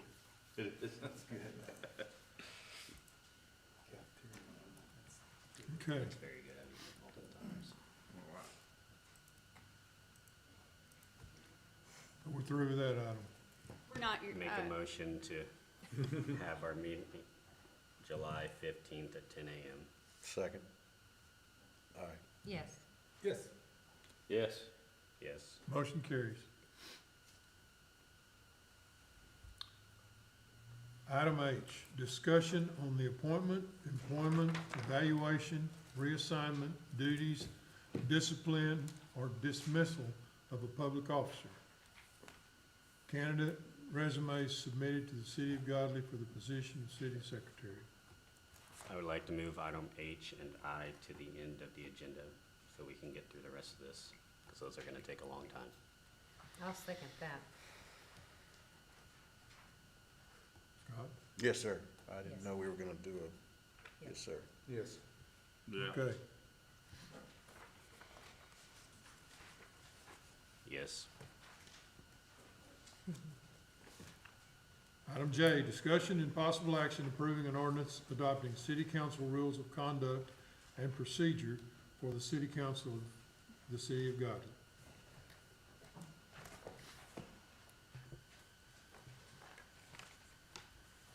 A lot of these rules, I haven't had an opportunity to look through them. Some of them I have, some of them I'm gonna try to address this evening with my colleagues, so, I wouldn't mind tabling this particular item again, but that's me. So before we get started, since this was a tabled item, we are gonna have to have a formal motion to remove it from the table so we can, open it up for discussion. And if we don't, then it just stays there? That is correct. So how do we make that happen? Then it just stays tabled. It does, but the Can't correct way to do it is to remove it from the table You know, retable it. and then retable it with a date certain. Okay, I make a motion that we untable the tabled item for discussion. Second. Yes. Yes. Yeah. Yes. Okay? So, it's been removed from the table. It was your idea. Make a motion to table this item. I second it. So I It gotta- needs to be I- to a date Well, certain. we got a discussion. I want some discussion on this. All right, Oh, go for it, goodness. sir. So how are we pulling from the table if we don't follow Robert's Rules of Order? So you do not have to formally adopt Robert's Rules of Orders. They actually apply for governmental meetings. So it's basically in concept, that's what you follow. There's no formal adoption that's actually necessary. That is exactly the opposite of what Julie told us. Okay. I just wanted to make that point. I hear you. Is that it? That's all my discussion. I make a motion to table item J. I'll second it. I'm sorry, we need a date certain on that. Oh, a date Table it to until, okay, well, So if we're going by Robert's Rules of Order, are we actually tabling it or are we postponing it? You're tabling it. let's table it indefinitely. Can't do that. Let's table it, Let's get it done. Let's do it, maybe not the special meeting, but The whatever. third meeting in this month, third Yeah, meeting this third month? meeting this month. Let's do it and make our notes, talk about it and move on. I just wanna remind everybody, there will not be an attorney here also for any advice at all during that meeting on the third, or on the second. there are rules of procedure.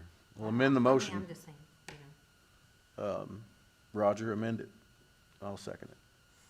I amend it till we have our the third, we table this until the third meeting of this month, which Right. is the 27th or 20th? 20th. The 20th.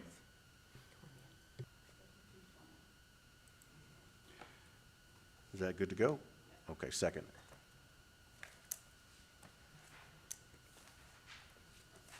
Let's read it. That's Make what your- I'm- Yep. Yes, sir. Did we get a second?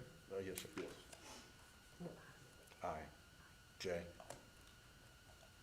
Yes, sorry. Yes. Okay. That motion's tabled. We're gonna come back to that page.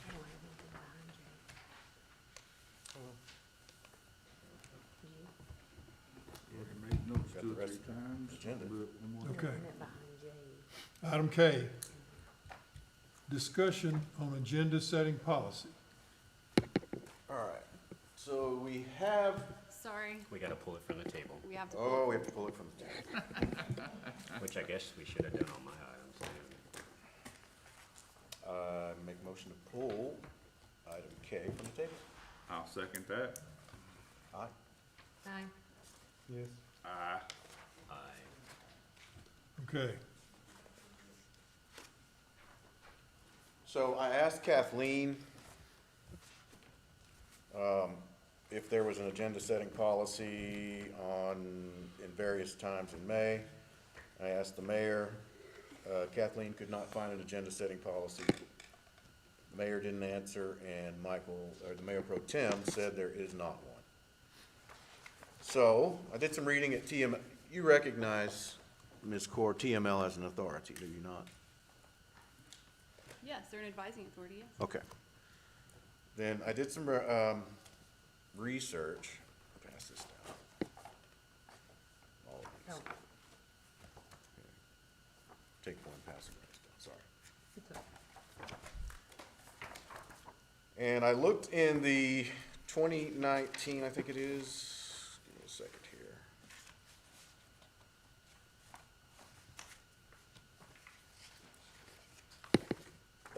Yeah, top 10 legal questions 2019. This was what was posted or published at the TML's website. The reference is on the first page. Page 14 and 15. Can a council member place an item on the agenda? Generally speaking, no state law addresses agenda preparation. However, the Attorney General has opined that, absent a written policy, each member of the governing body should be allowed to place items of his or her choosing on the agenda prior to a meeting. See generally Texas Attorney General opinion numbers JM 63, 1983, and DM 28, 1993. I attached the 1983 one because it was very relevant. In a city without an agenda-setting policy, the mayor or city secretary would not control the preparation of the agenda for the city council. And again, the reference, the citation is JM 63, 1983, stating that the county commissioners court as a whole has the authority to determine its agenda and not the county judge or county clerk. I put this on there for the first meeting because we had a problem in the past with agenda items being pulled from the agenda and being edited. And this seems to me to suggest that the Attorney General has said that's not proper, you can't do that. And so I put this on here in order to try to take care of that. But where I thought there was going to be hellfire and damnation has become kittens and puppies. So I guess I want to know, or would like to know from you, is are we going to have this problem anymore? I would suggest you guys pass an agenda policy. It's a This is little- unfortunately because of the way that. So in those Oh, rules of conduct that we Yes, ma'am. just tabled, there is a specific section that talks about agenda I setting saw that. policy. I saw that. So that could be easily taken care of when you adopt these rules of procedure. It could, but I don't want any more problems at all with the agenda. And so I would kind of want to have your word. Did you have problems when we set this agenda? No, I didn't. That's what I'm saying. It went from hellfire and damnation to kittens and puppies. And so, but, that gives me pause. I think we've changed attorneys too. It didn't matter. No? No. Okay. I mean, the law firm is the law firm. So this is just a discussion item anyway. So I take it that we're not going to have this problem anymore. Can you say that is going to be true? I can tell you that I would recommend you guys set an agenda policy. All right. Well, So then, that everybody knows what it is moving forward. all right. Well, since what we've been doing in the past has been really a matter of custom, it's been voluntary, okay? then what I would suggest we do is change that voluntary policy to another voluntary policy, and voluntarily submit our agenda items to the mayor pro tem. The mayor pro tem will then post them, and then the city secretary will post those agenda items on the website appropriately. And I understand that OMA suggests that if we have done a good faith effort to post those items on the website, then we can place the paper document inside City Hall during normal business hours. Is that not true? That is not correct. State law actually requires where you post that official agenda. And state law also specifically says that it's the city secretary's job to do that, because she actually has to sign it and post it. That I never found. I found where she has to sign the minutes, but I never saw anywhere in any state law. In fact, according to this, according to TML, there is no state law addressing agenda preparation. So preparation is something different than posting. I don't see anything about post. Can you get that for me? Where does it say it needs to be posted? I'm happy to provide that to you. Yes, I can. Would you do that right now? Meetings at, with that materials? So, again, I'll locate it for you and I will provide that to you. Tonight. Oh, my computer died. Oh, can you find that, Mayor Pro Tem? I was about to look at it, mine's about to die.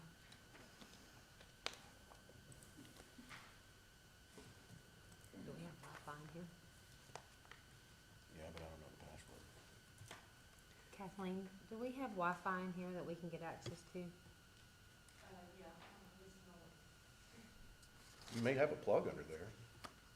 I already checked. It won't take my plug. I have a 3-prong and it's only a 2-prong. Good grief. I left Sorry. I'm so sorry. I got you covered, there's an extension cord underneath there. For 3-prong? All you gotta do is I left pull my that one charger prong because off, I keep have that going. 100% problem. It's the round one, not the flat one. Yeah. We do it all the time, it's no big deal.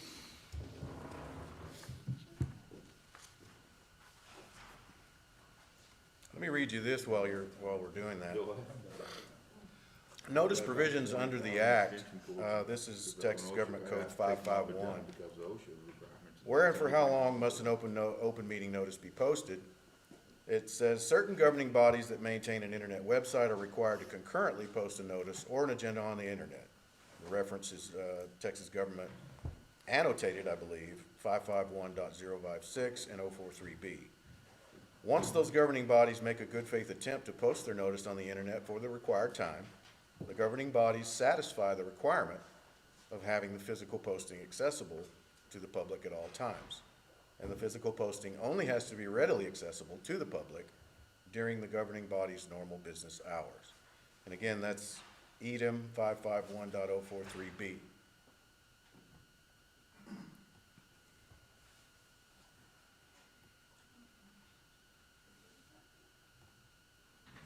It says that, and on section 1, or section 551.043B1, the governmental body satisfies the requirement that the notice must be posted in a place readily accessible to the general public at all times by making a good faith attempt to continuously post the notice on the internet during the prescribed period. Okay. Have I read that incorrectly? Is there a question? Well, it seems to me that we have satisfied the requirement that the notice must be posted in a place readily accessible to the general public by making a good faith attempt to post the notice on the internet. And so why would the city secretary be required, where is the city secretary required in all this to creating the agenda and posting it? Other than she's got the passwords to the website, but we can have her fix that.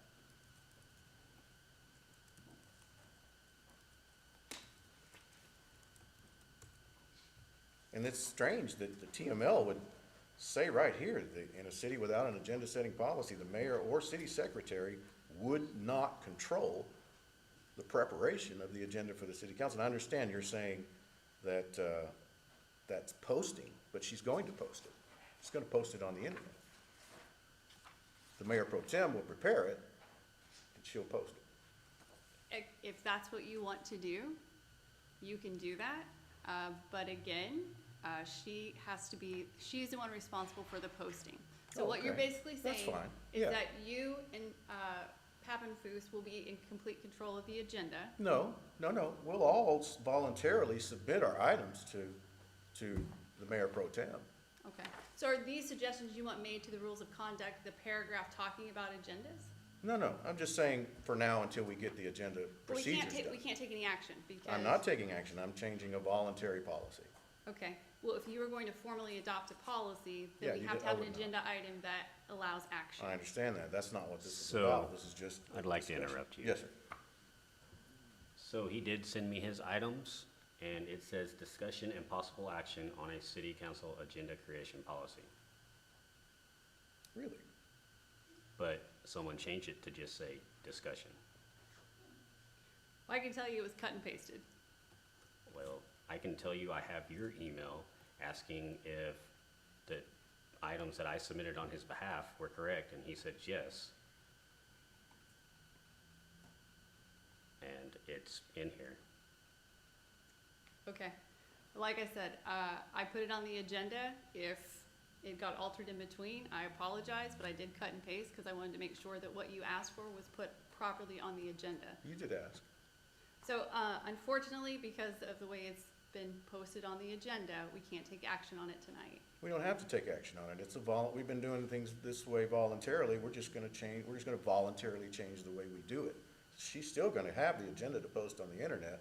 I just say that we as council, as board members, voluntarily submit our items only to the mayor pro tem, and the mayor pro tem will then give it to Kathleen. Kathleen will post it on the internet.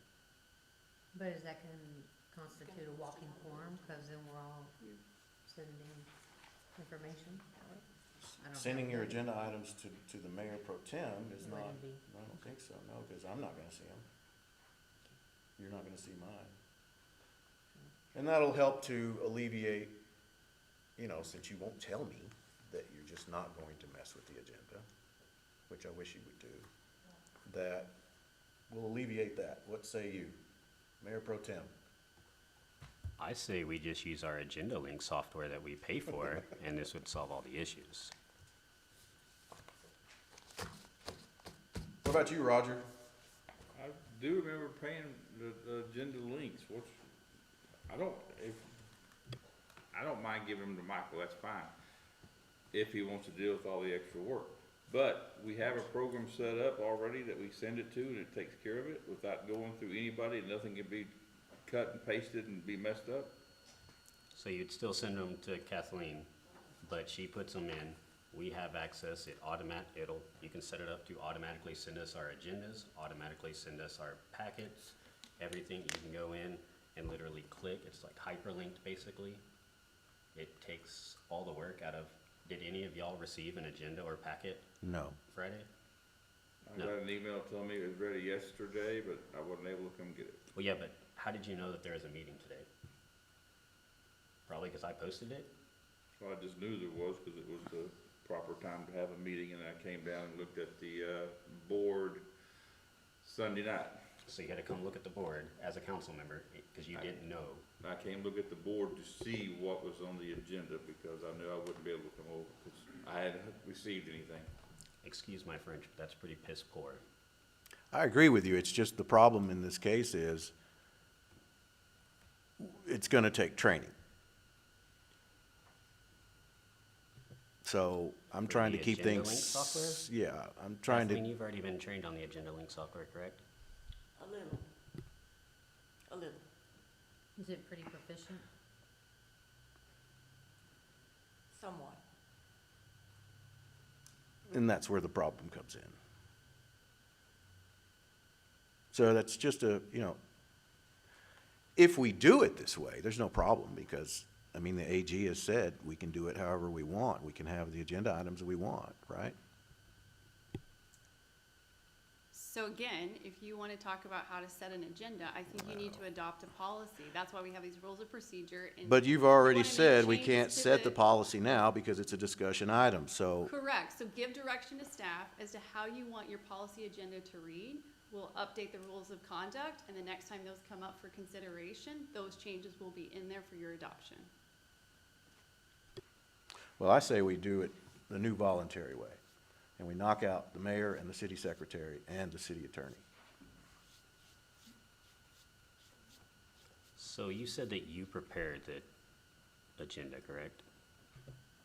I did not actually prepare it. I worked on it. I helped with the draft, and I did a final review. And see, I don't want that. You don't need to do that.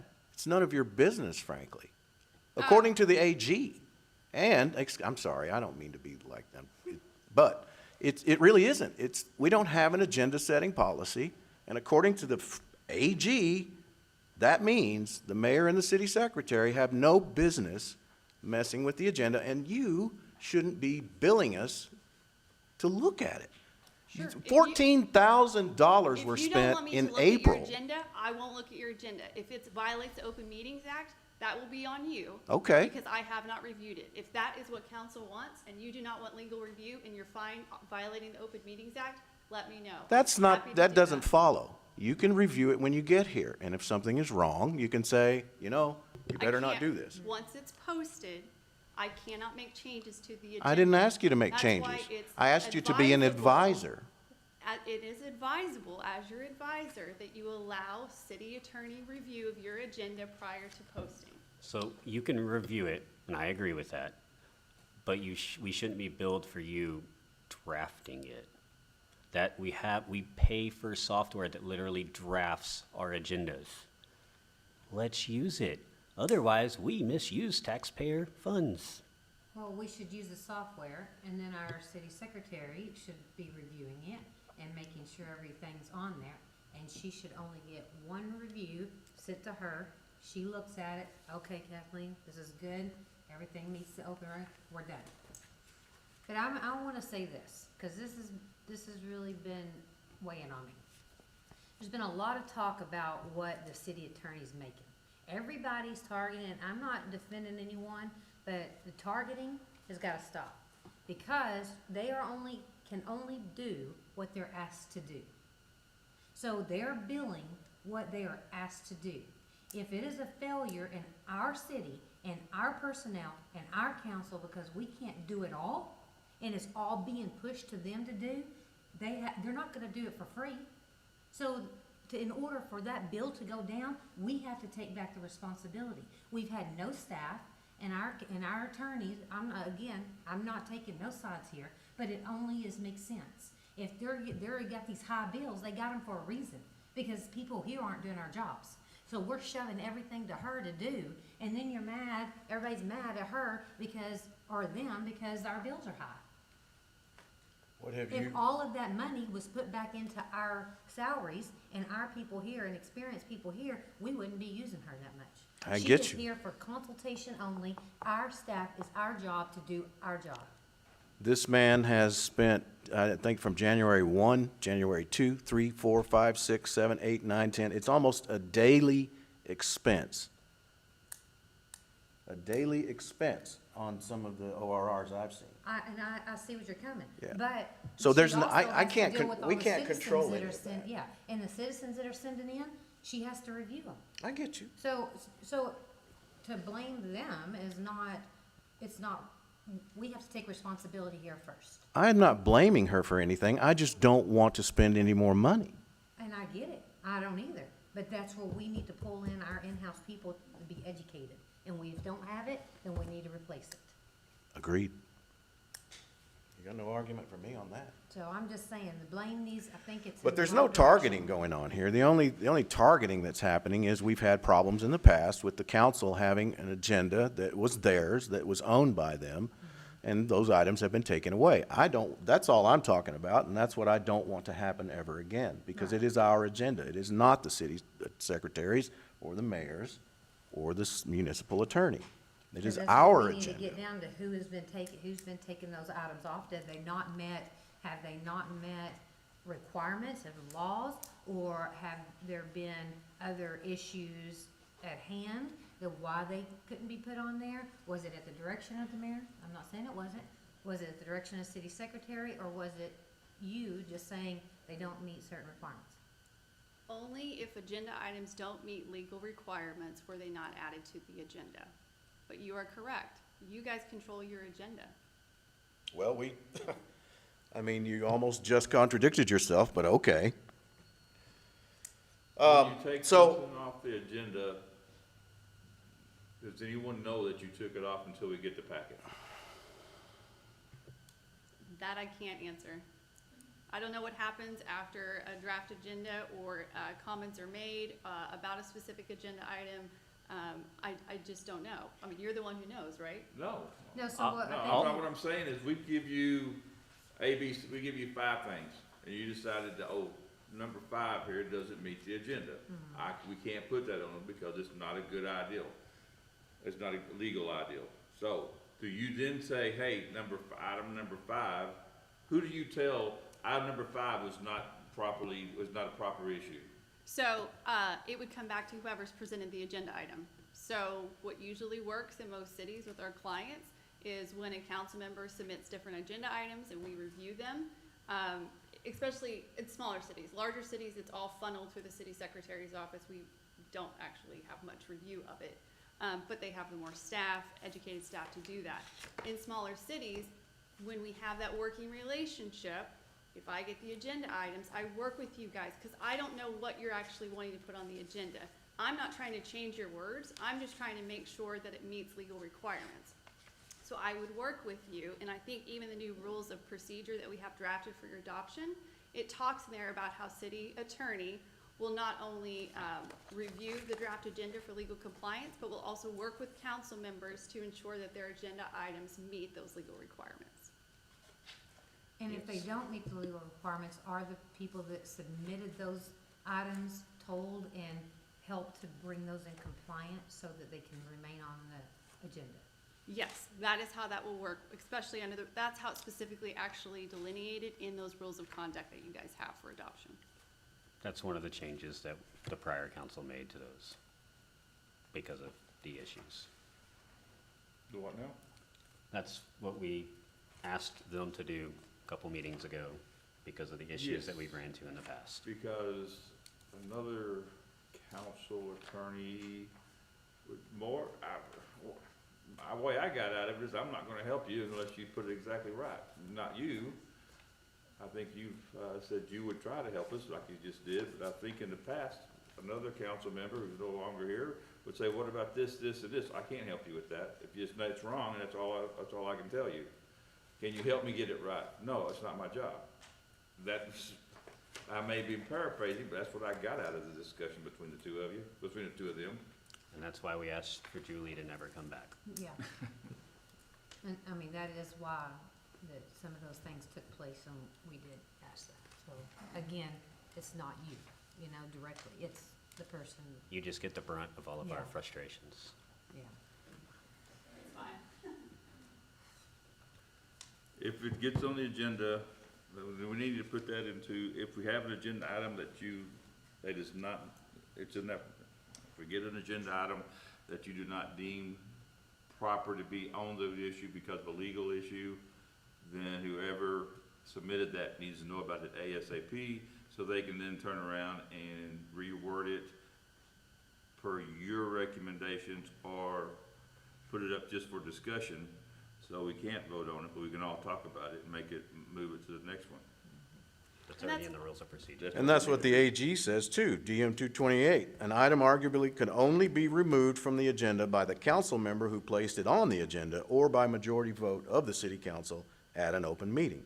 If an item is on the agenda, but a majority of council does not wish to discuss the item, then the council can move not to discuss it pursuant to any applicable rules or procedure. But it's gotta meet the legal requirements of the Open Meetings Act or whatever legal basis. There's no legal requirement that we violate until we actually violate it. And so if that comes up and Ms. Core is here and she looks at it and she says, oh, wait a minute, this isn't gonna work, and guys, this But isn't it's gonna been work, posted. so. But, Okay, so we're missing the point. If we use our Agenda Link software, she literally sends it to the attorney for approval. And then any comments are put in there, it gets corrected. And then just automatically flows through the internet to us. And then we get to see it. So, let's use the software. I'm all for using the software. Me too. Like if she doesn't email her because she forgets or it's the end of the day or whatever, well, that doesn't matter because it's just click of a button in the software. And then she gets it, it pops up on her email, hey, go to the agenda link software. I need you to review this. She goes through and reviews it, clicks, okay, this comment. Bam. I mean, So do we have someone that can do proper training on this software so that it can be I managed? bet you I can call AJ right now and he could probably be down here tomorrow. Can we have him here on our Saturday meeting to also, since we'll have everybody here, and have a 30-minute discussion on how to use that, so it's all said and done? I can send you a 30-minute video on how it's done. I'll look at it. And Is just it a one pretty other, complex system? No, it's not complex at all. I'd like to see that video too, if you would. and just one other comment, so on this same train of thought, in those draft rules of procedure or for conduct, for the agenda setting policy, there's also a deadline of when council members should be submitting their agenda items, just so that we have enough time to actually review, get comments back to you, so that, because we do have a deadline for posting. So, 2 to 3 hours is not sufficient time. I think in the rules, it's 7 days before the actual posting of the agenda. There I think is. we more or less agree to that.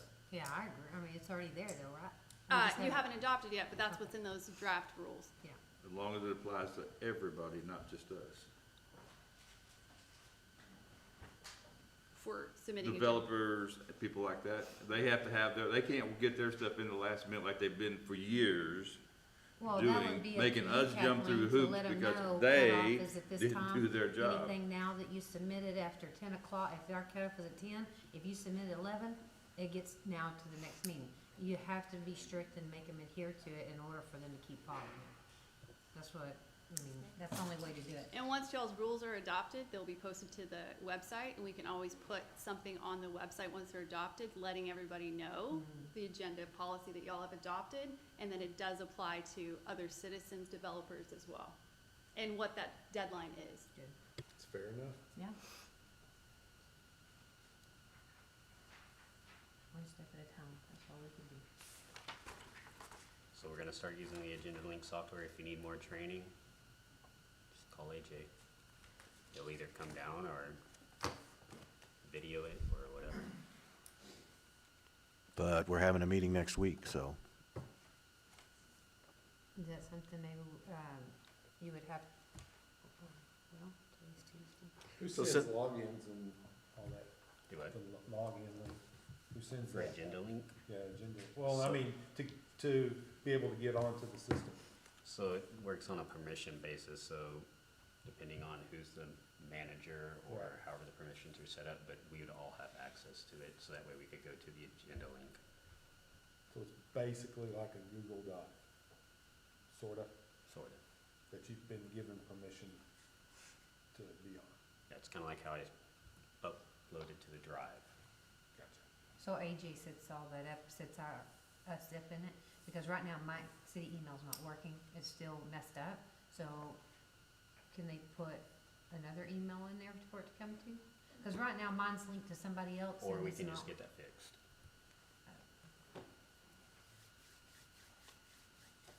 So it's good.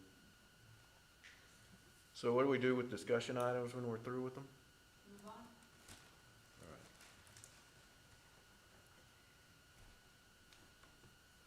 Are we done with that item? Yes, sir. Discussion, possible action to refurbish or replace the Veterans Memorial and surrounding area at the City of Godley City Park. So we discussed this last meeting.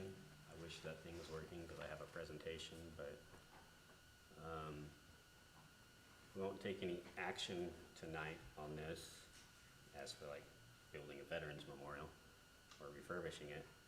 But we need to, as a council, discuss what we want it to look like, because there's so many ways you can do it. I can pull up pictures on my computer and let y'all see them.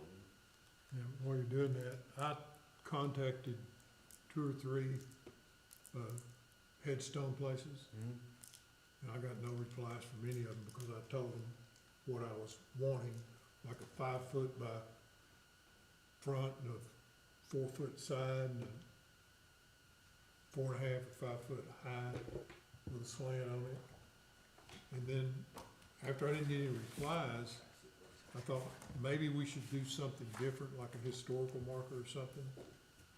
Because I think that's why several names are missing, because somebody was down there and had a screwdriver and popped them off. I bet you're right.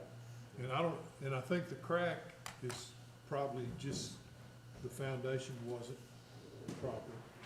Did you see those pictures on the Google Drive I put up from some of the citizens that, Yeah, from the other places, yeah, what'd you think about those? They might put type Expensive. B. Yeah. Is that on them? And we're just talking about replacing in that area, Huh? that small confined area, I think, or, didn't you have the idea to just replace the whole thing, or was that? I had to get to replace the whole thing. I mean, I'm just saying, we're working on that, the square footage that's there. We could be, or we I mean, could do something else, but right. that's what I was thinking was, yeah, I don't we would think, just do that, but I think others have I decided think they wanna do something somebody else. tried to repair that and it Looks worse.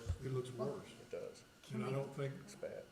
I think if it shifted and broke, then it's not replaceable. I mean, it would have to be replaced. I get you. I thought maybe some kind of sign, sort of like a historical marker or something.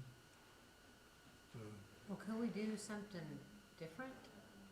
Instead of just a clock with some plaque on it? I mean, is that possible? Yeah, we're looking at honoring our fallen heroes and those that served. Yeah. I don't think of. So are we doing, But they're So- only, Well, that whole area, That whole area is Right. Memorial Plaza. yeah, okay, the whole area, Yeah. all right. So you could do multiple yeah. zones. Mm-hmm. That's an idea.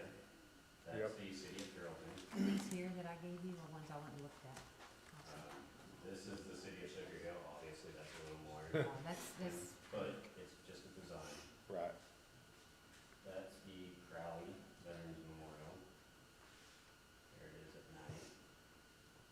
This is Missouri City. We have a oval shaped area where we could also do the star, do all 5 points of branches, put an obelisk in the middle, or do a reflection fountain like they did.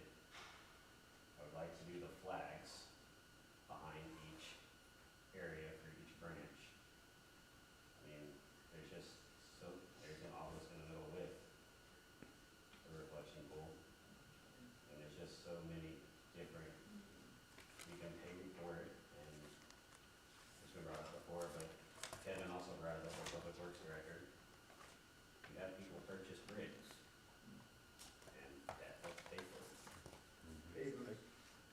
They did bricks on the, other side. Isn't there bricks on the wall around the playground? Yep. You do pavers in the ground. And we already have pavers in the ground. Right. I think there's 2,600 and something of them whenever I look at the plans.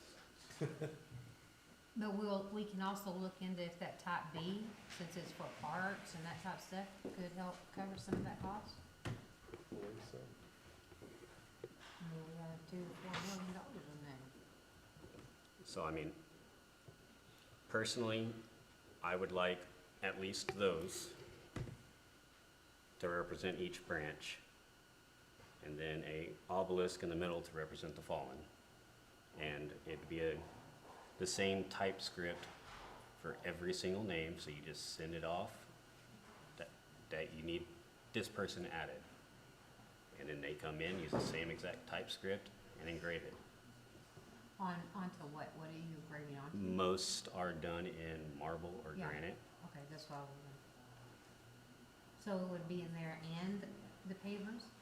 The pavers are what people purchase, like, say I purchased one for my uncle who doesn't live here, Oh, but I wanted him represented in that plaza. okay, people that don't live Yeah. there. Like Legions usually take care of that, but they charge, from what I found, anywhere from $30 to $75 per paver to have it engraved.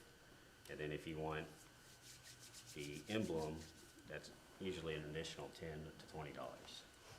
Do we have a local Eagle Scout here? We have an Eagle Troop. Because one of the cities said that their complete memorial was an Eagle Scout project that city didn't have to spend a penny on. And I was just wondering if that's something that would be an option or. So while y'all are discussing this, a member from the audience has raised a potential issue. There's a rezoning. If you wanna go ahead and just explain. Double Rock has rezoned some apartments across the street, and some parking spaces have been proposed on the edge of the park, which is gonna butt right up to that potentially. I don't know how close, but you guys know what I'm talking about? So the apartments behind Don Taco, there's apartments and retail going there, and then the grass area of the park up to the sidewalk is gonna be, I think, parking spaces, is that correct? It's gonna be well, that's what was proposed. I could care less what Double Rock wants. We're talking about a Veterans Memorial. Okay, I'm just saying it might have to be moved somewhat. We don't have to do parking there. That's our Oh, okay, property. never mind, then. All right. But yes, thank you for bringing that up. Just a thought. Keep putting that. Here's another question.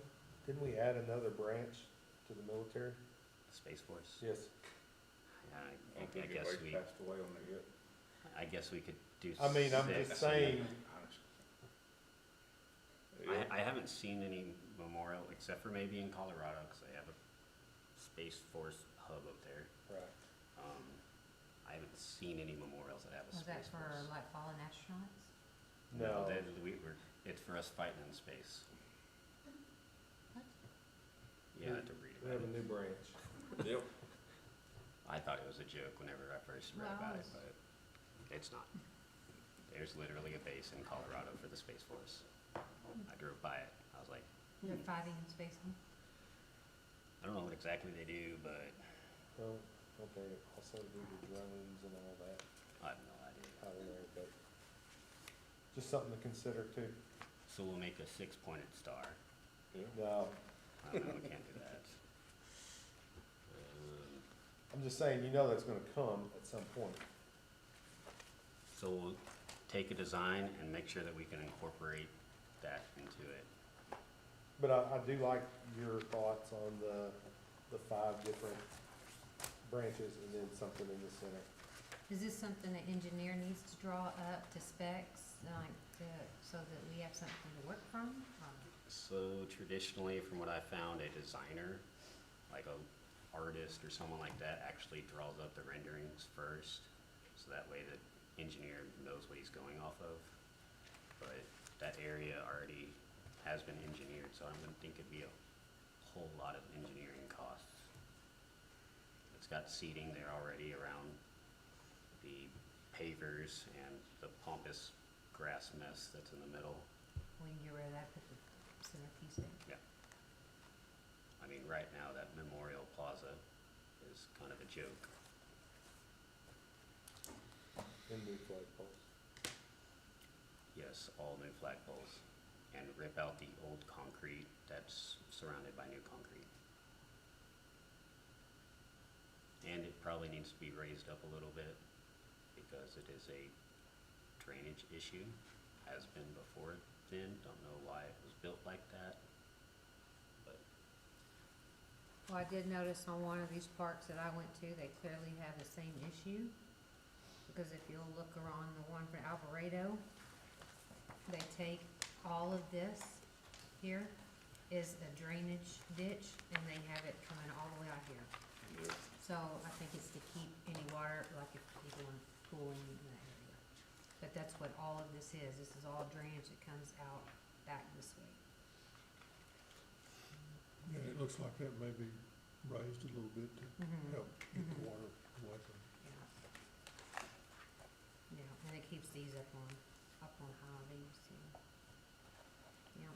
Where's that at in Alvarado? This one is at Cemetery Glenwood, I believe, Glenwood Cemetery, outside of it. Okay.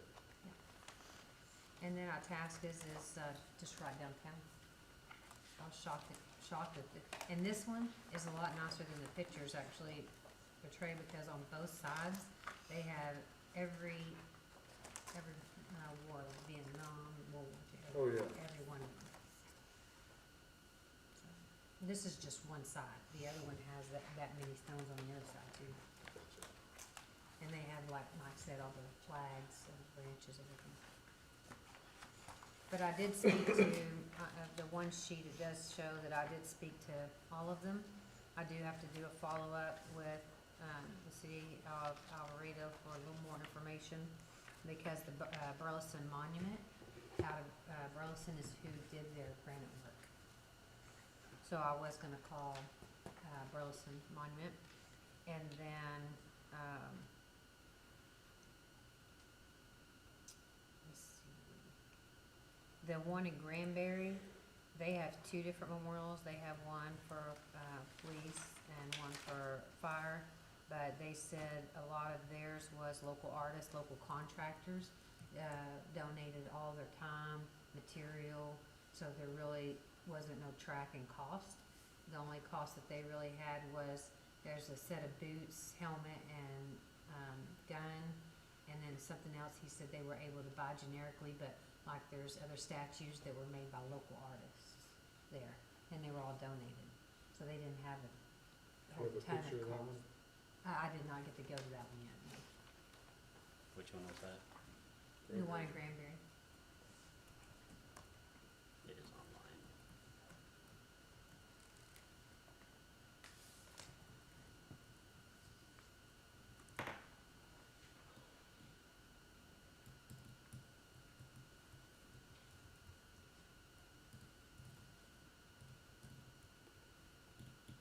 So theirs is more of a trail, a heroes trail, I think it's called.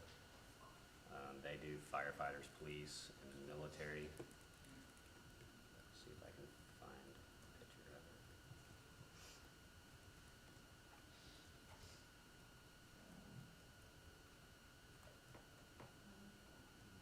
So that's the firefighter one. And their military one's this.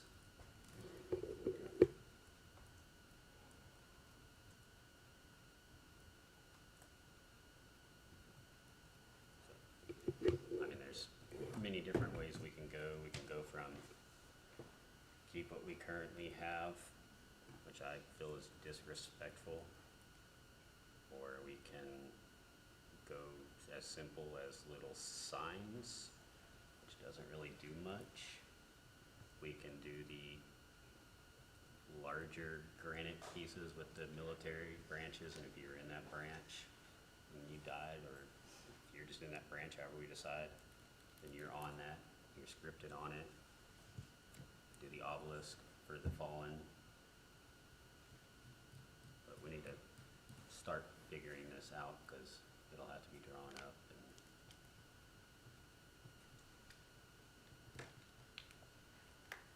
Where else would it go besides where the footprint that's in now? there is a event space, that circle, that's just north of the Veterans Plaza or Memorial Plaza. I don't think I have the plans on my computer.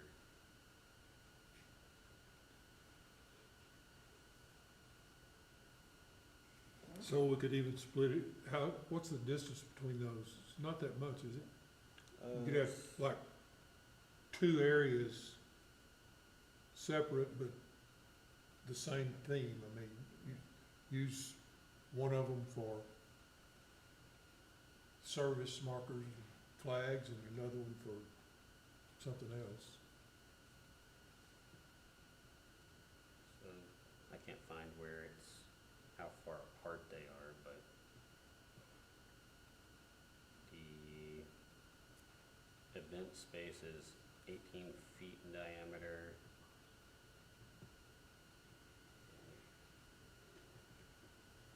Doesn't say how big the Memorial Plaza is. It says it's 1,700 square feet of concrete pavers. So I guess 1,700 square feet, but it's more of an oval, whereas the event space is a circle. And it's got seating there, and that has seating over here and seating over there, with the original pathway leading from Graham going up there, and that's where the memorial currently is.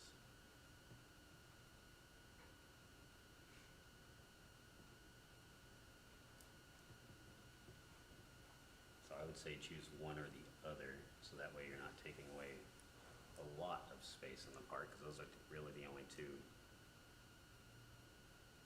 larger areas where if someone, say we wanted to set up a stage, because I think that's what it was originally for, then you would want one of those areas to do it.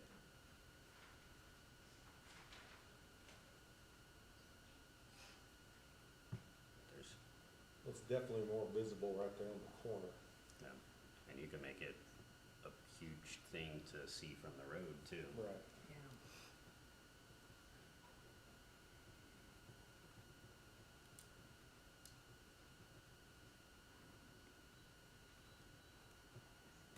So we just need to figure out what we want it to look like, what kind of time frame we want to start making decisions. Or we can think about it later, because it's 11 o'clock and we haven't done half of our agenda. Yeah. Can you pass along some of those pictures you took and maybe put them up on that Google Drive, and we'll all have another job to do to look at them and, you know, yeah, maybe do the same process we did with the resumes. Yes, yes, no, no. You know what I mean? Well, I mean, it'll have to be our own design. Yeah. We just can't, like, copy somebody's. I get you. I get you. But we can have ideas, you know. I don't want a circle. I don't want it this, or I don't want that. How about each of us looks on our own, and obviously we're gonna find what we like ourselves and then bring it back, and then we'll make a smorgasbord of it all, because that's what everybody likes. Okay. I like it. Sounds good to me. Yeah, I didn't do these just because that's just what I like. I just did because they were local around us, and I just tried to get ones that were close to us. There were smaller cities, kind of, so that's why I did that. I need you to do what you like, what you would like it to look like. Do that. I'll make a motion to table this item until our July, Skew all the trash. July 18th meeting.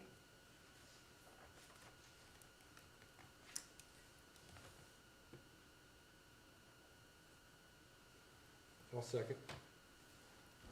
Aye. Yes. Yep. Yes. Motion carries. Whoops. You say July 18th? Yes.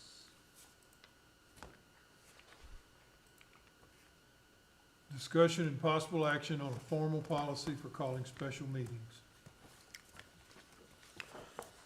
Well, we've had one or two, or maybe one that hasn't been called. You called this one this time. And so thank you for that. I think the spirit of the law is pretty clear. The mayor, this is section 22038 of local government code. The mayor may call a special meeting on the mayor's own motion and shall call a special meeting on the application of 3 aldermen. I think the spirit of the law is that, you know, when you get ready to call one, you're gonna call it right then. And that's exactly what the wording or the spirit of the law would say. You shall call it when we ask. But in the past, that hadn't always happened. So, what I would like to do is to formalize that into a policy so that when we ask for a special called meeting, then we get our special called meeting immediately. Just the same as you would if you had wanted to call one. Well, there have been a couple of times when we didn't have but 2 requests, and we got a third one right at the last time that allowed us to get an agenda out. I got you. But I can't remember any that weren't called just because we had 3 people wanting it. I got you. Because we get 3 requests for a special call meeting. If there's time to do all that, then we call it. Well, then you won't mind this. I'm gonna ask that you immediately call, just like you did tonight. If 3 of aldermen say, we would like to have a special meeting, then you're going to, when you're notified, obviously, then you're going to immediately call it. And to a time not to exceed 7 calendar days from the date, excluding, calendar days, not business days, from the date of the request, excluding holidays. And that if you, for whatever reason you can't, if you're unable to act or you refuse to act within 24 hours, then the mayor pro tem will call it based on LGC 22.037. That's my recommendation. And again, so there is a paragraph in the drafted rules talking about special meetings that it mirrors the state law that you just read. Because as you just read, there's no actual date and time requirement in there. So in this draft, there's a last sentence that says the mayor shall be responsible for setting the date and time of all special called meetings. So what you're saying is you want to change that language? Well, see, that's the thing, that I read most of that, and I think I In would the like to rules? see. The draft rules is what you're Yeah, saying? I Okay. didn't get to read it all because we got Kathleen, you didn't even get some of the stuff until Friday, and so even you said, you wished you'd gotten it earlier. And so yeah, I didn't get to read all of it, but I didn't, some of it I would like to change, and so that was one of them. Okay, and so that language, you want to change that a special called meeting will happen within 7 days from the received request? Well, I've got the motion here, so we can set, I want to set the policy tonight, and then move that into the language of the procedure. Okay, so you want to have 2 separate actions. Do you want to adopt a policy and then you want to adopt separate rules? Well, we can do the rules later when we actually formally do the rules. We get all the changes we want, and then we have, we have our rules and procedures. But right now, we have a rule and procedure for special called meetings. So that if we don't decide, in our local rules, we want to discuss it more, we don't want to adopt it next meeting or the meeting after, or whatever, we want to work on it, we still have a rule, specific formal policy for special meetings. That's what I'm after. Okay, just adding on that date time requirement beyond what state law says is what you're saying? Well, if does anybody object? Does anybody have any questions? I'll make the motion and you can decide, or if is there discussion, that way we can get this on and move on to something else. I think the biggest thing we need to do is put a date on it, how long, it has to be called period, whether we need to have a date. So that's what I'm trying to do. I'm gonna say that the mayor shall immediately call it, once you're notified. And, you'll call it for a date time not to exceed 7 calendar days, not business days, but calendar days from the date of the request, obviously excluding holidays. And that if you're unable to, for whatever reason, or you refuse to act, and I think that's in the letter of the law, then the mayor pro tem shall call it based on 22.037. So you need 72 hours to post the agenda to when the meeting can be. Yeah. Correct, that's what Open Meetings Act requires. So we've got 7 days to set it, Okay. and then you got 3 days there where, Okay, so you're not expecting the meeting to be on the 7th day. It could be on the 10th day. Well, I know, I want the date times not to exceed 7 calendar days from the date of the request. So if we make it on Tuesday, then do just what we did, which is make it, we requested tonight, and then it's gonna happen next Tuesday. That's what I wanna see. I don't want it to extend out any farther than that, if that's all right with y'all.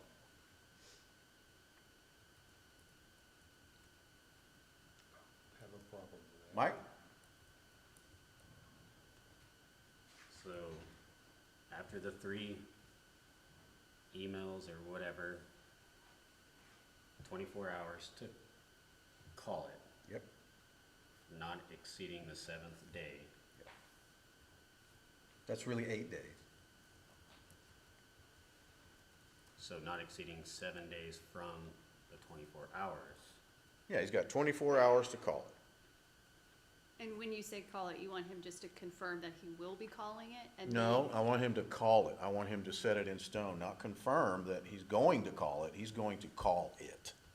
It will be called and the meeting will be held within 7 days from that date. So he'd be confirming it, that he's gonna call it, and then we would, at that time, he would say, okay, we're gonna have it on 6/10. Yeah, let's Then say we get called our it. agenda items. I want I've given him immediately, so he can do it right then, or he can wait 24 hours, and then from there. So let's say tonight, we asked for it, and the mayor wanted to wait to see if he had something to do. Then he could wait 24 hours, and he could call it then, but he's got to call it within 7 days. So that would have been Wednesday. He would have had to have made it next Wednesday. Or you will. So within the 24 hours, then I would, or after 24 hours, I Yeah, would. exactly. And just to clarify, when you say he has to call it within 24 hours, you're saying he has to notify you guys of a date, time certain within 7 days of when it will happen, Yes. knowing that it's not gonna happen sooner than 3 days after he, quote, calls it, because we have to have the posting. Sure, sure. Okay. If we go call for a special meeting tonight, which we just did, then what I would like for him to do is immediately, just like he did, is immediately call it, and then it will happen next Tuesday. However, if for some reason he needs to think about that or check your calendar or whatever, then he can wait 24 hours till Wednesday, call it Wednesday, and we'll have it on the next Wednesday on, that's the length, the maximum length of time. Okay, and a minimum will be 3 days for the posting required, maximum of 7 days. Yes, you'd still Yes. abide by the open meetings. Yeah, of course. Yeah. Okay, That work? yeah. I mean, All right, it's I'll up make to a you guys. motion that an immediate formal policy for calling special meetings be implemented upon application from 3 aldermen according to Texas Local Government Code 22.038. The mayor shall immediately call a special meeting for a date time not to exceed 7 calendar days from the date of the request, excluding holidays.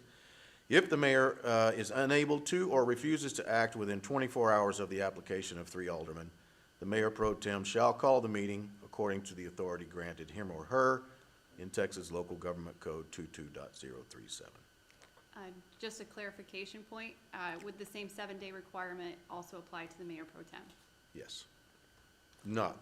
Yes, the mayor pro tem this one is going to call it immediately, but But it would apply to him as well. sure. I have a question. Yes. Okay, right now, we all sit here, we've agreed amongst us all to have a special meeting. We decide tomorrow after we want a special meeting. How do we know when he gets the third, how are we gonna know when AC gets the third request? I know. That's always the trouble. Well, I know, Yeah, but he or has, second or third. you requested today. Yeah. And I think about it, and I request it 3 days from now, and then David says, that might be a good idea. He requested 5 days from now. How do we know when that happens, huh? It'd go from that. It'll go from I that know, day. but how do we know the day that, I'm using David, since he was the last one to request it, how do we know what day he is? Because he can't tell all of us. He just made a walking quorum, if I'm not mistaken. No, I think he can tell us. Why can't he tell us I called a special meeting? I called for a special meeting. As long as you don't discuss the whatever he wants to discuss. Correct. If he wants to send an email and copy entire council, he can, but there needs to be certain language in that email that notifies that this could be a possible violation of the Open Meetings Act if anybody hits the reply all button. There you go. Or you just BCC everybody, and then nobody can reply to everybody. That's true too. And then nobody ever knows anyway. They know, but Well, we're not circumventing the Open Meetings Act. on record. We're just making it so you can't accidentally violate the Open Meetings Act by having a quorum. Yeah. I think the code even says that we can post the notice on his door in local government code. So we can go to the mayor's house. But I mean, That obviously hasn't been updated. of course, but it's there. It's the law. So then if we see 3 notices on his door, 3 sticky The last guy takes a picture, think, or gal. 3 sticky notes on the door. All right, so that's the motion. I think it's on the floor. Staff second that. All right. Do you want this? Yeah, we're gonna need that for, the minutes. Please, sir. Motion carries.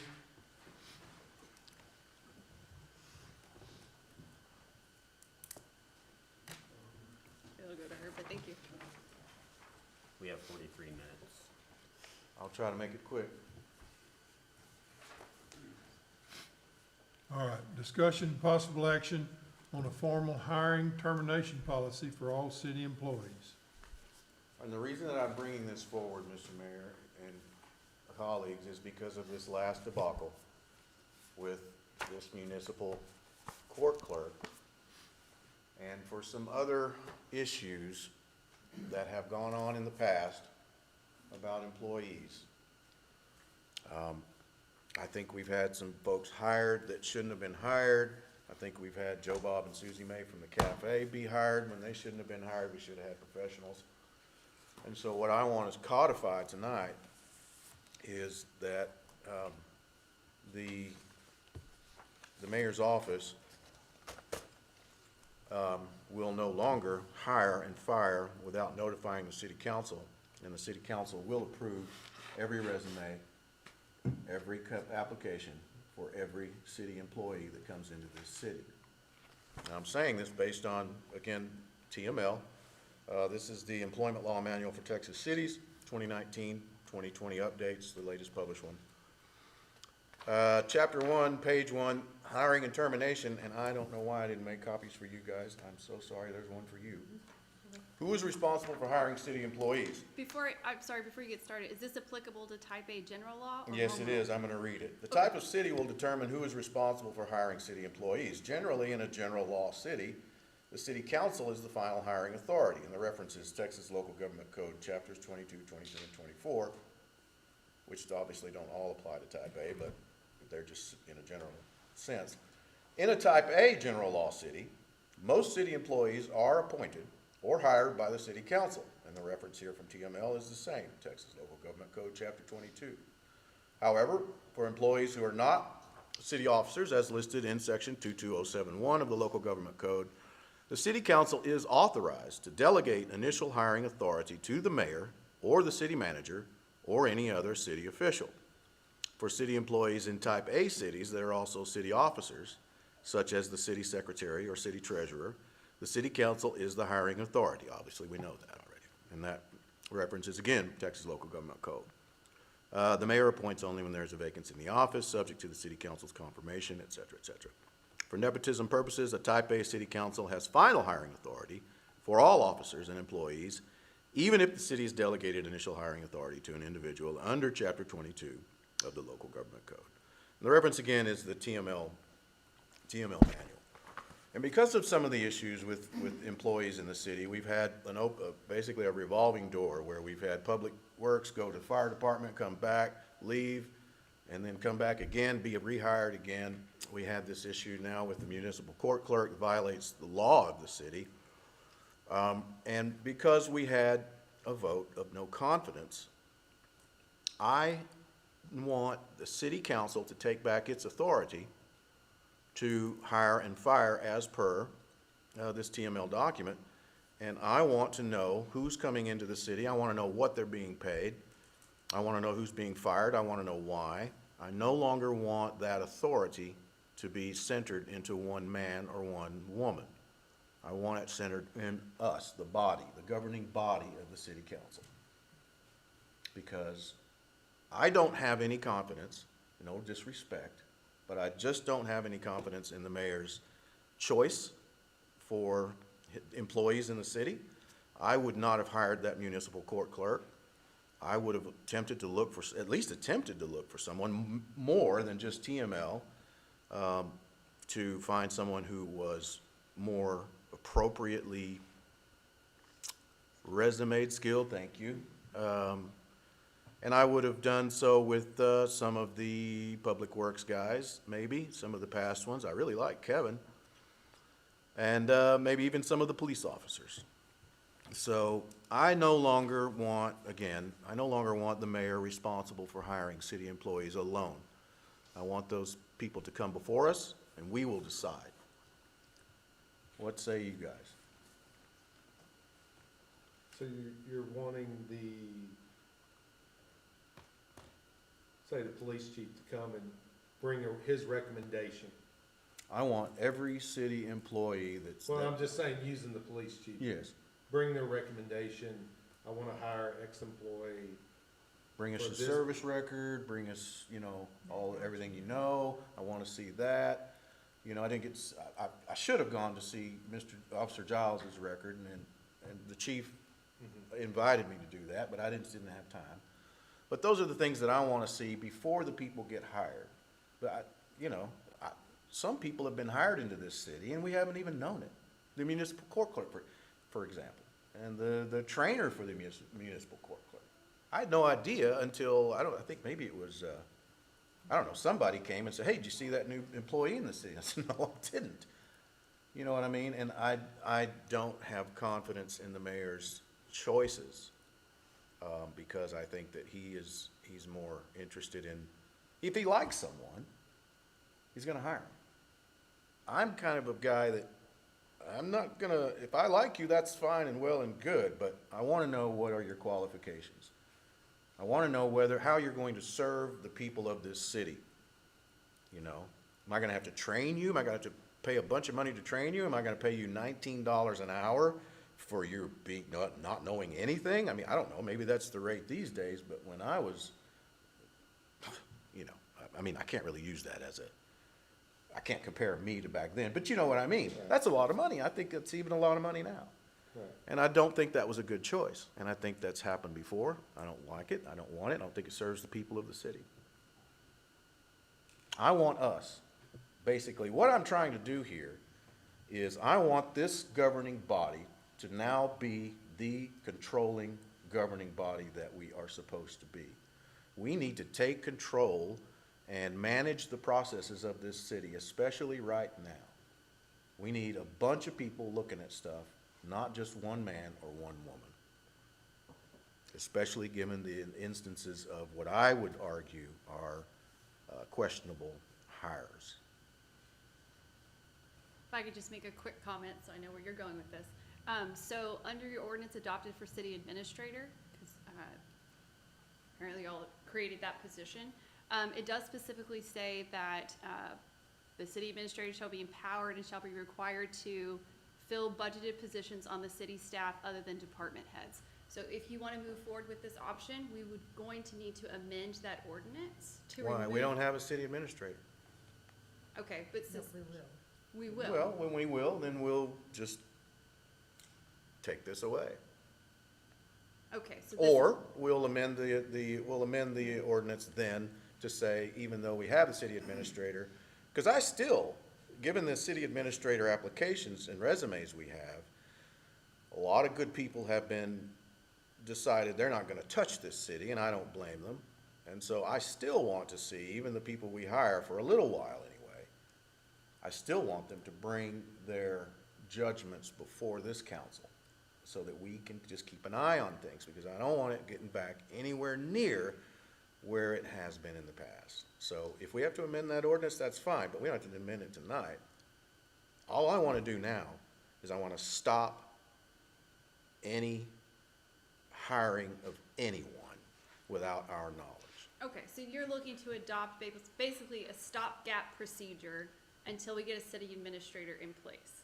Maybe I'll have it even after the city administrator is in place.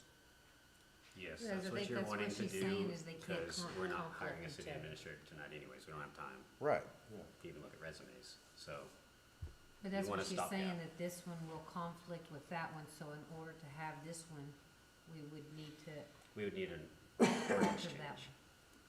Which we But can do. For a stopgap, Yeah. for now. For we now. can- The city council's the final hiring and firing authority for all city employees. Couldn't get me to resign, so Danny just wants to take my power away, which is fine with me. Mr. Mayor, Makes it easier. I took a vote of no confidence to you, for you. Yeah. And so I'm trying to serve And these you- people. And you said some things that were wrong about the court clerk. What are they wrong? Well, she's still here. There's no problem with the court clerk. There is a problem. You violated the law in hiring her. No, I did not. Yes, you did. Don't think so.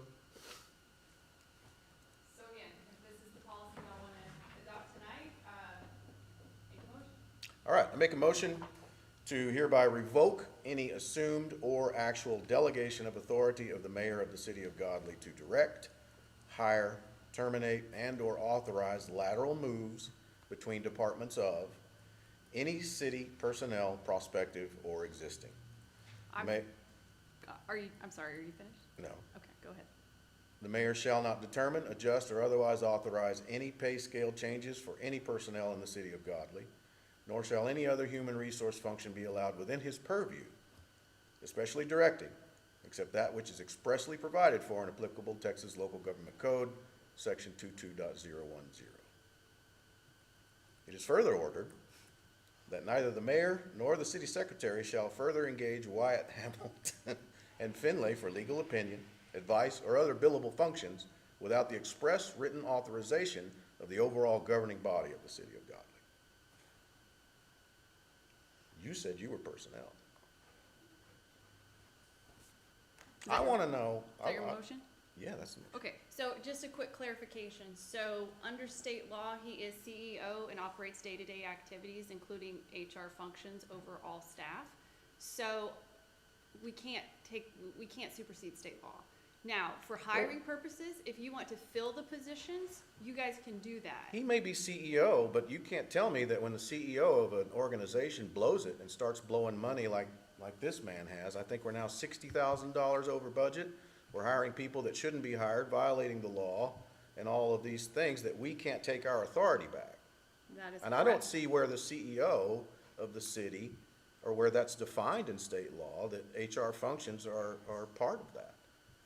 I want the city council to be the authority for hiring. I want the city council to be the authority for firing. I want the city council to be the authority for pay scale wages, because people have come into this, have been moved from positions to the fire department, and they're being paid $10,000 more than the other guys on the fire department that have more qualifications than they do.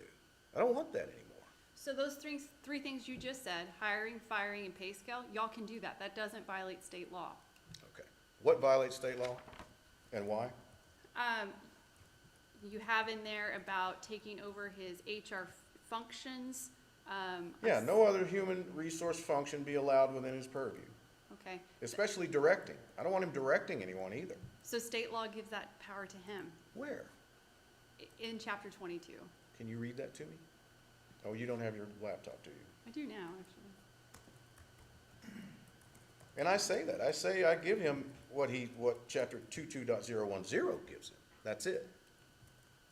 Okay, you can't limit any other portions of state law. Well, show me where he's just because he's the CEO of the city, that he's suddenly also the HR director, because I honestly don't know many CEOs that deal with HR stuff. They've got somebody that does it for them.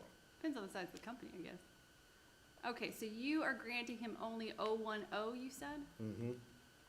For Only filling- those powers are specifically given to him For in that filling chapter. vacancy. Yeah. Okay. And I'll give him 22037, 042, and 23027. Okay, so you said 037. Yeah, mayor as presiding officer, president pro tempore, that's his. Okay. 22042, powers and duties of mayor. The mayor is the chief executive officer of the municipality. The mayor shall at all times actively ensure that the laws and ordinances of the municipality are properly carried out. Well, that's failed. The mayor shall perform the duties and exercise the powers prescribed by the governing body of the municipality. I'm prescribing the powers that he's going to do. Okay, so it's included in mayor's chief officer of the municipality. Mhm. So included in the chief officer is day-to-day operations of the city. Where is that? I don't see it, because most of the time, the day-to-day operations are handled by the department heads.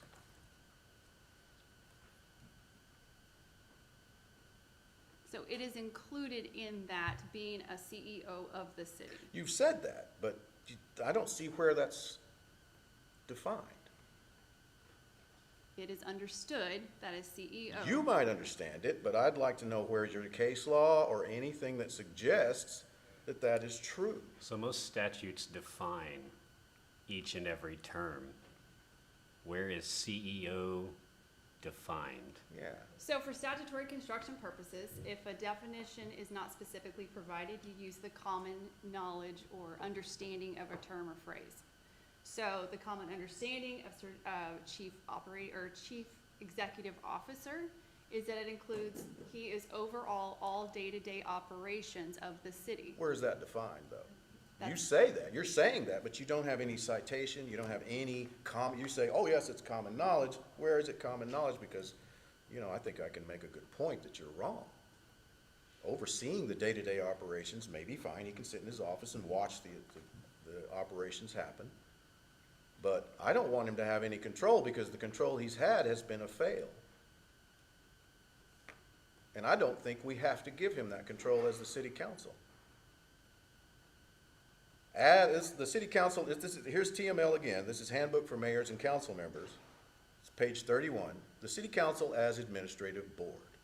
In addition to their legislative duties, some city councils supervise local operations on a continuing basis. Under this approach, the full council approves all purchases and other administrative details, and department heads report directly to the council at every meeting.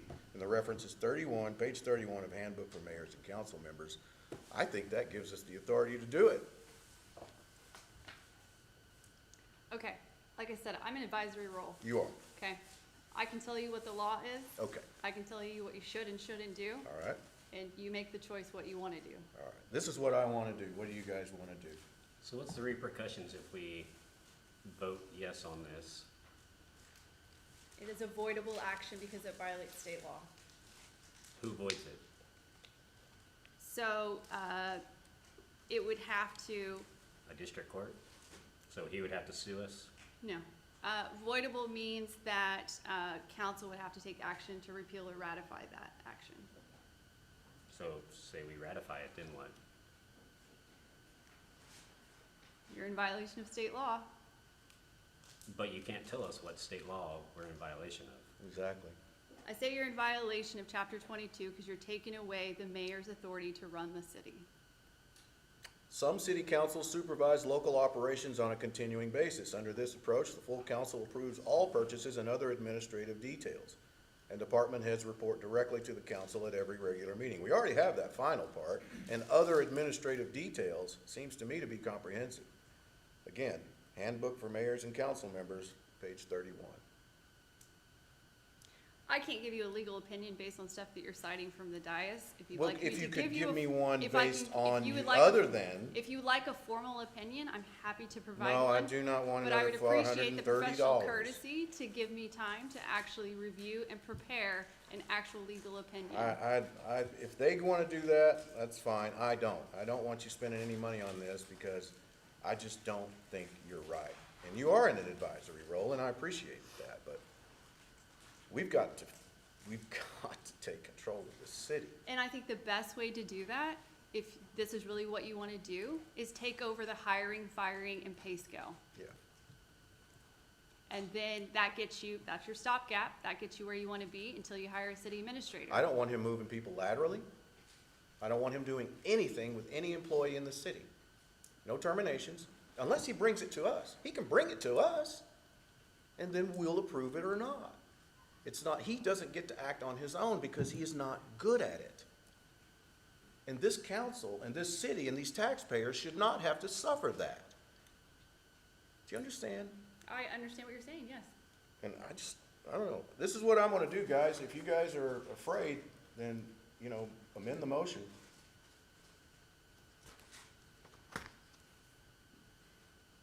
And I especially don't want him going to you without express written authorization from us. And why? $14,000 in April over, $20,000 in March, $20,000 in February. This is unacceptable. The taxpayers of this city, the citizens of this city should not be subjected to this irresponsibility. So just to get clarification, so that's fine, whoever, you guys are my boss. If you're telling me that I now have 6 people who can be contacting me and telling me what to do and give me direction, that's fine. I usually have a single conduit for that to try to keep bills down, but if this is how you want to go, that's fine. But my next question is open records You request. just made that wrong. That argument's totally wrong. I don't mind him going to you, but I want him to tell us first and why, so that we can approve it, because he is irresponsible. You guys are working, I mean, I've seen the open records request. Every single day there is a billing charge. This is not normal. You're correct. This city gets an abnormal request for open records. You're not doing only open records requests here. No. And plus, let me ask you something based on, since you're talking about that, why did you send, or not you, but Julie, I'm not subject to the Public Information Act, am I? I have no interest in Jason Jordan's complaint files, yes or no? So actually what the direction is that the Attorney General's office has specifically said that we can either treat it as an open records request or we can treat it as a request from a council member. So you have that written down? Bull, I requested that in my official capacity. The reason why, is because there are some matters that may be requested by a council member that are confidential. And if there has been an issue in the past of confidential information being released, and there is a high probability that that could happen, then we can make the policy decision to treat it as an open records request so that we can make the confidentiality argument and preserve the city records and the confidential nature. So you have that from the AG in writing? So if I call the AG who took over tomorrow, or his office, he would tell me that you have that?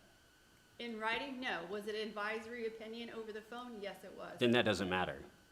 Please If call it's me. not in writing, it doesn't matter. And how does it apply to me anyway? I haven't released any confidential documents to the general public, because I haven't had a chance to ask for any. I just got elected. How am I supposed to conduct the business of this city if I can't get the evidence that is supposedly on this pending investigation? It's not possible. And that's what the AG said when I responded. I didn't tell Cora about it. I'm sorry, Ms. Dosher. But I found the Attorney General opinion again, where Maddox was like, this is absurd that you would think that a board member should not be able to have the information necessary to make decisions about the board. I wish I had it. I don't have it, but anyway. Are you saying confidential because it's tied to the lawsuits right now? Correct. So is it all closed and only take place in back rooms? Correct. It doesn't matter. We are not subject. I called the AG too. AG said, you're not subject to the Public Information Act. I can't even tell you why they denied you that, and I can't help you get the information because you're not subject to the Public Information Act. We should see everything if we have no personal interest in it. And she and the law firm, I don't believe, have the authority to suddenly decide, maybe you're making it in your personal capacity or your official capacity, when I said specifically it was in my official capacity. And then it's just absurd, But what I think she's saying though, if it's confidential and it's tied to a lawsuit, then There it is take no a lawsuit. risk to give it to you, and then if you let it out, well, I'm not saying you would, but if you let it out to someone else, then that then interferes with the. then I'll get prosecuted for that. But I cannot do my job as a member of this governing board without that information.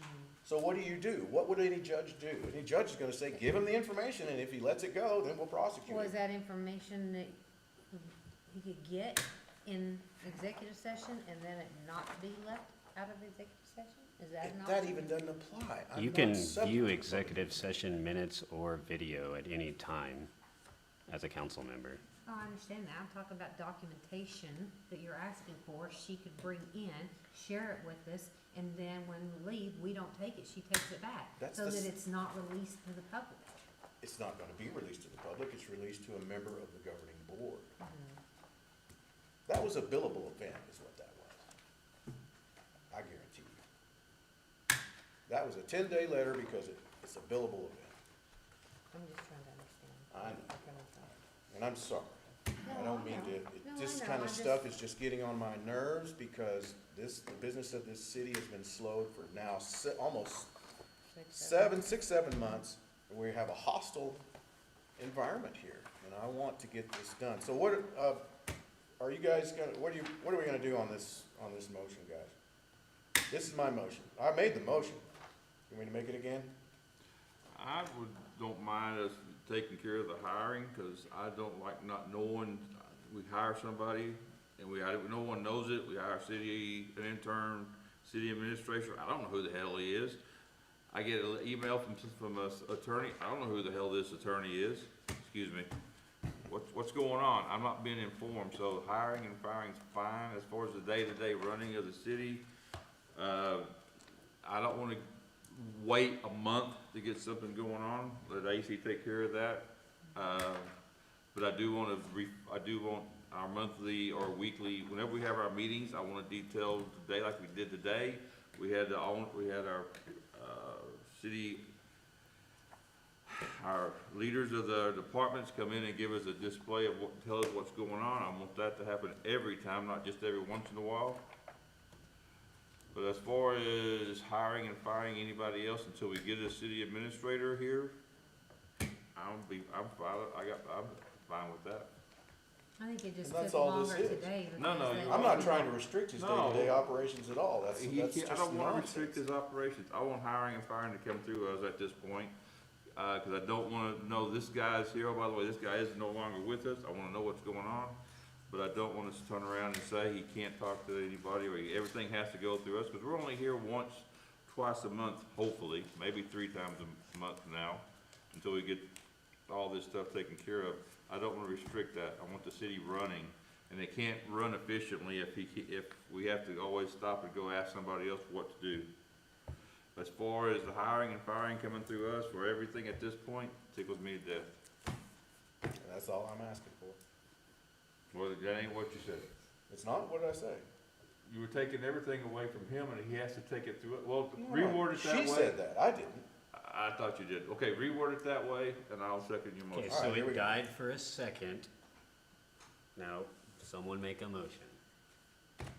I make a motion to hereby revoke any assumed or actual delegation of authority of the mayor of the city of Godley to direct, hire, okay, I'll take this out. To hire, terminate, and/or authorize lateral moves between departments of any city personnel prospective or existing.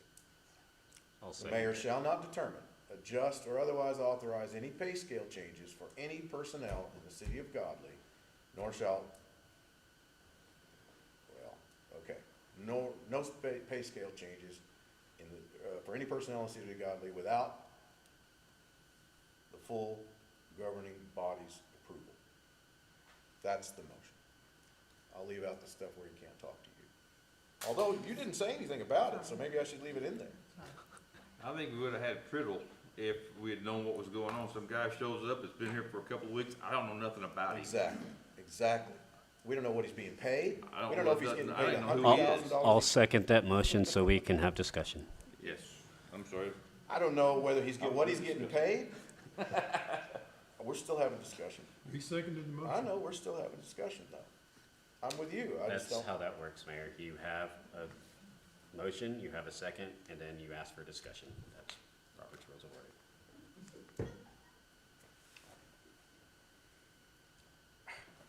I mean no disrespect.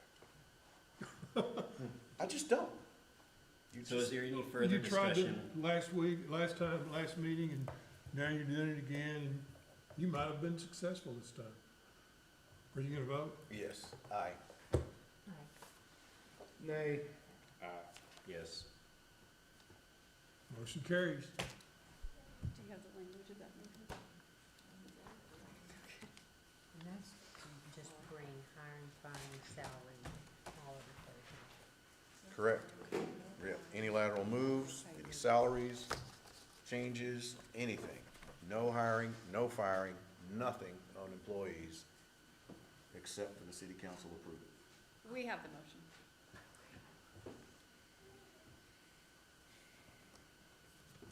Okay. Somebody have a clock running on this? We still going? Still going. We're only at 20 through 36.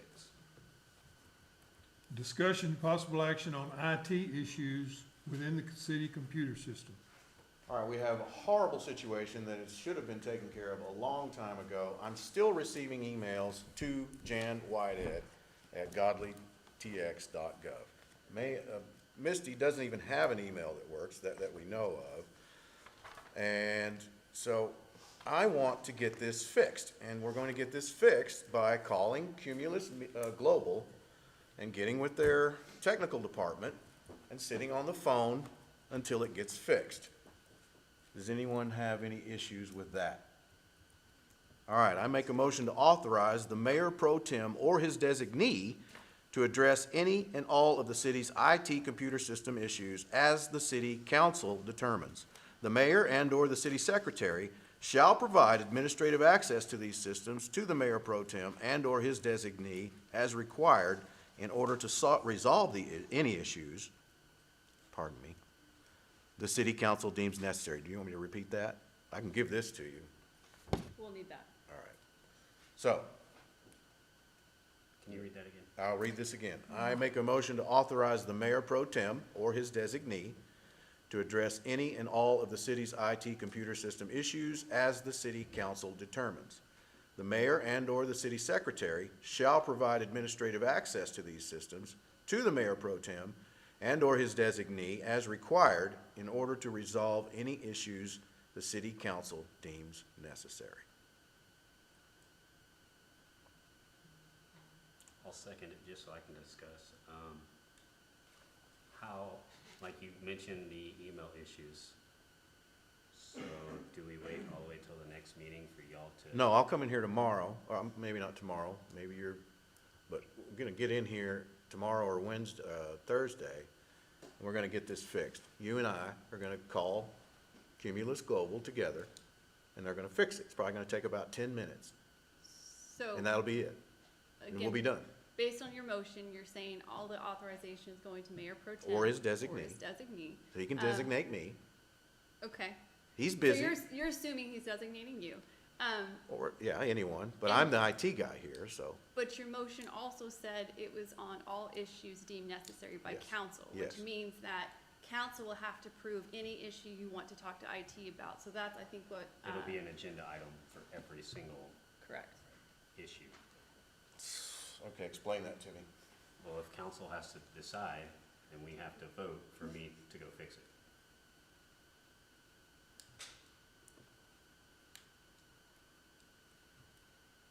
Like, I see the safeguard that you're putting in, but it's also a roadblock. Well, make your argument, amend it. Let's get it going so that we don't have to wait anymore for weeks for this simple stuff to get fixed by a freaking, a phone call. I mean, I think it just needs to delegate authorization to fix IT issues. Otherwise, if you put the council, then we vote on it. I don't know Alright. how you want that amended. You amend it.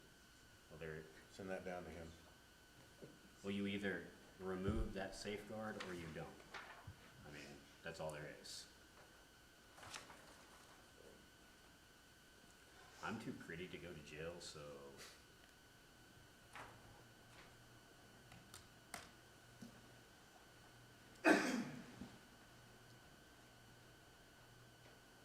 I mean, I think you'll have to amend as city council determines if that's the route you want to go. Or you just wait until the next meeting and we all vote on it. I wanna get this issue, I wanna get the email issue fixed now. That's the only one that I know of at this point. And just So- briefly, so I did talk to Cumulus Global after our last meeting when you said y'all had issues. I have a ticket that was made with Cumulus Global, and I have a confirmation on that ticket that he actually fixed that issue. So to hear that there's still problems, When did he give you that? I got this, I haven't gotten one in a couple of days, but this I got Are you on. talking about my email?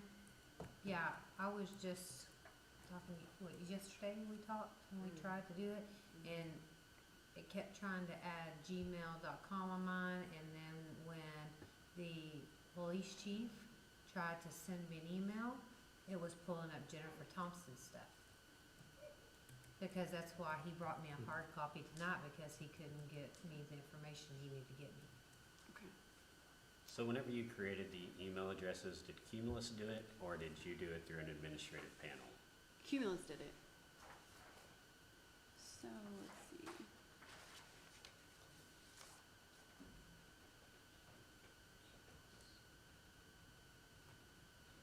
And it's not the first time we had problems with Cumulus. Let's get rid of them. I mean, if they're gonna continue to do that, let's dump them, move over to Microsoft or something. I don't have any problems at all with Trinity's IT system. Yeah, we're on Office 365, and when there's a problem, I get somebody on the phone in 5 minutes, and they're, oh yeah, there you go, it's fixed. If Cumulus Global can't do that, let's dump them. We need to get some good people around here that can do stuff. May 26th is when I got confirmation from Cumulus Global that they had fixed that ticket. Her ticket, or mine? Or, I mean, what, I guess the general ticket. Assume it was mine. Do you have a time? Here's the reason, because I got this on Friday, May 26th at 10:06 a.m. Yeah, this is at 5:15 p.m. Okay, so maybe they fixed that part. We don't know if they fixed yours.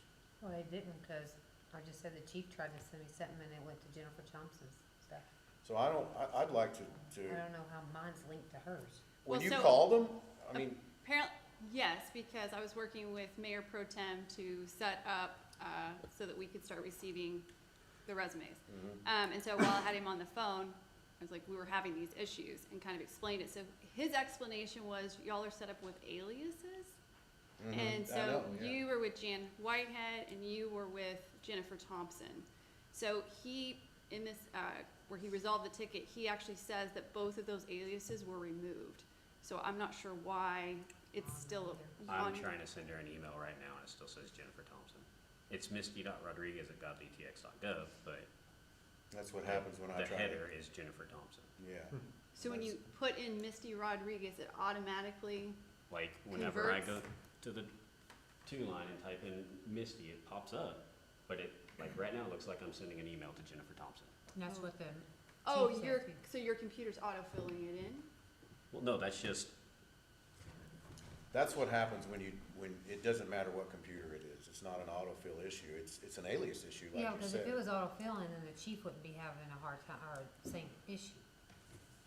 so Clearly, anybody So- trying to her send name me is stuff. I wonder if when he switched the aliases, that he reversed them? And so now you are an alias for Jennifer Thompson.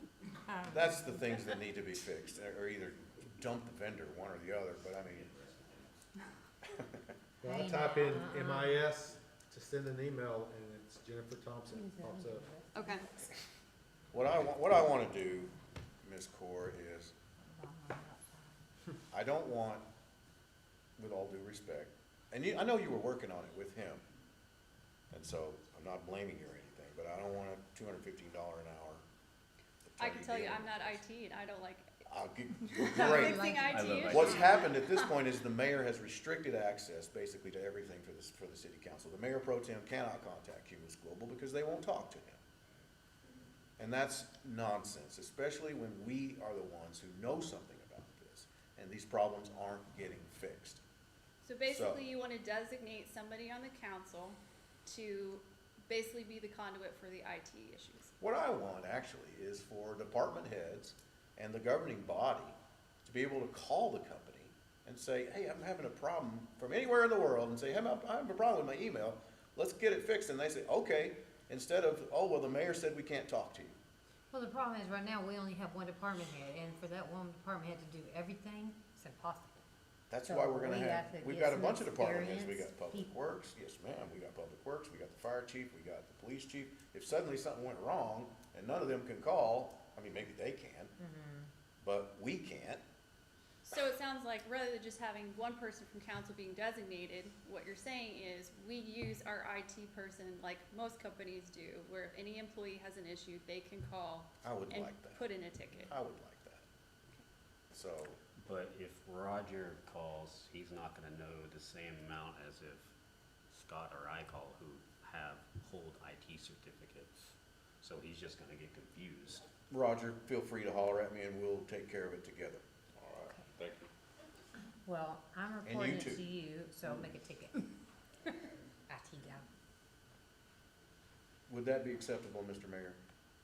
Because it's gonna be kinda up to you, unless I force you to do it, to call Cumulus and release this so that Mike can deal with IT issues, I can deal with them, Misty can deal with them. I've never talked to Cumulus. I don't deal with them. Mike, can you Kathleen call does that. Cumulus? Nope, Why not? because I was accused of hacking the city server, Mr. Mayor? which was completely false, and the mayor knew that. And it caused the police department to shut down their servers for no reason. How'd you hack it, what? I believe that happened in December. It doesn't matter. No, just saying, I did hear about it, but I believe it was in December, and so my conversation with Cumulus was that we have to get specific authority from the mayor or the city secretary to talk to somebody else from the city. So, if you want to remove that, Yes. which sounds like that's what you I want to would do. like it to work like a normal company, like you just said. Go ahead, Kathleen. Cumulus's policy was originally when David was here, that David was the authorized person. So basically, the mayor, I had to call Cumulus, explain to them that all the staff had gone, and then they had, the mayor authorized me to do it.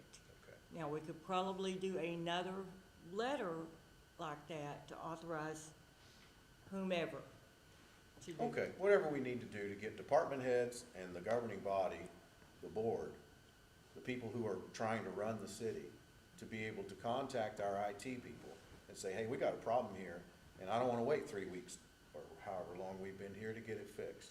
I want it fixed now. Or else, we're dumping you and we're gonna move. I mean, you know, when you start talking about their money, then they start to really start to work for you. Or if they don't, then we'll move.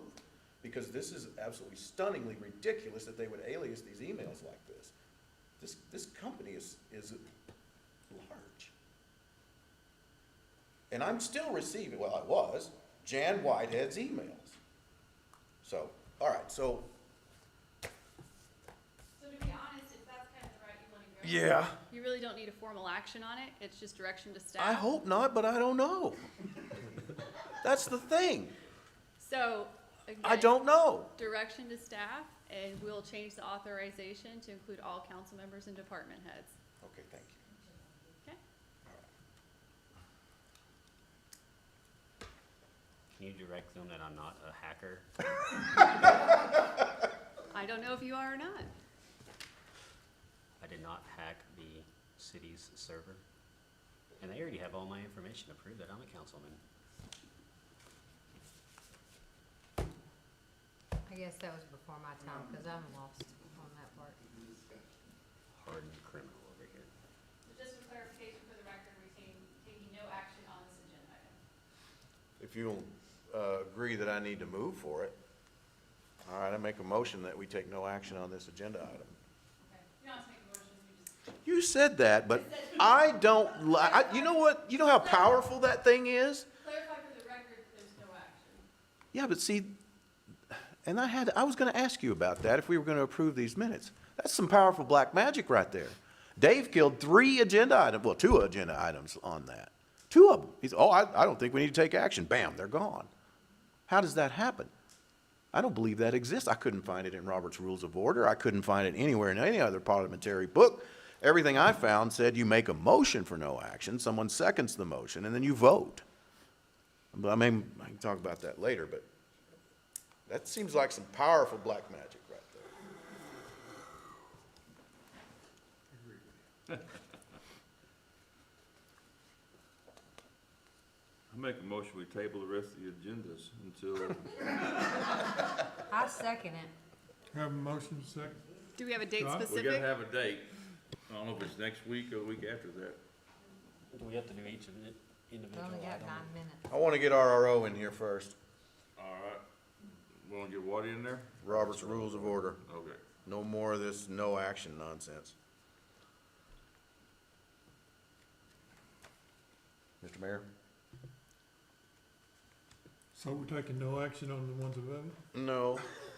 Q It's is the next. next one. Don't we Q's have the a next motion? one. We have a Discussion and motion possible and a action on second adopting the Robert's floor Rules of Order as the formal already. parliamentary procedure manual for the city of Godley. I make a motion to adopt Robert's Rules of Order as a formal parliamentary procedure manual for the city of Godley. Second? Motion second. Before, just for some discussion purposes, so Robert's Rules has quorum requirements that actually contradict our quorum requirements under state law and local law. So do we want to add the condition that we adopt Robert's Rules except where it conflicts with state and local law? What are those? I thought that would be implied, but I guess we're black and white now. I'll amend my motion to adopt Robert's Rules of Order as a formal parliamentary procedure manual for the city of Godley, except where they violate state, local, or federal law. Second. Was that motion proper? Is that how you- Yes. Roger? Yes. Yes. Motion carries.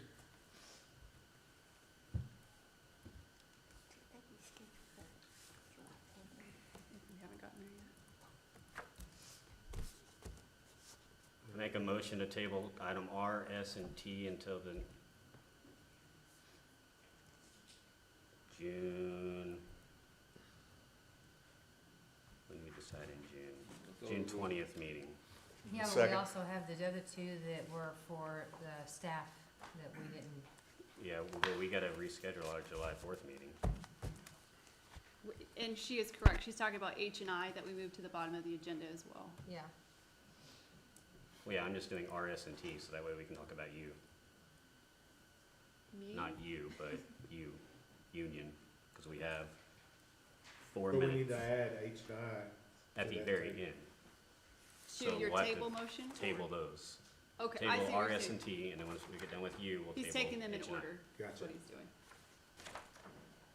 RST is tabled to when?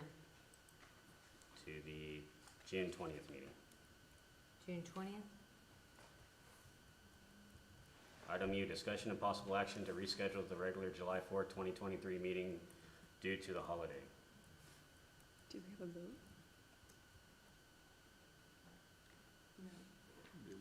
Did we take a vote on that table motion? No, we No, we got to. we need a second. Second. I don't even know where to schedule it to when. Not this one. This is the previous These one. We're talking about the We're voting on RST tabling. being Okay. tabled. RST. Yeah. Yes. Yes, yes, yes. Yes. Okay. Make a motion to move the July 4th regular meeting to July 11th. Second. Yes. Yes. Yes. Yes. I said yes too, Mr. And I want to let everybody know, I will be out of state June 23rd through the 10th. Well, that works out perfect. It worked out perfect, so June 23rd to what? 10th of July. I make a motion to table item H and I till the June, when's our next meeting? So we're going to the 13th and the 17th. Don't we have one next 13th? Your special meeting is the 13th. Till the 13th of June. I second that. Yeah. Yes. Yes. Yes. Okay, motion carries.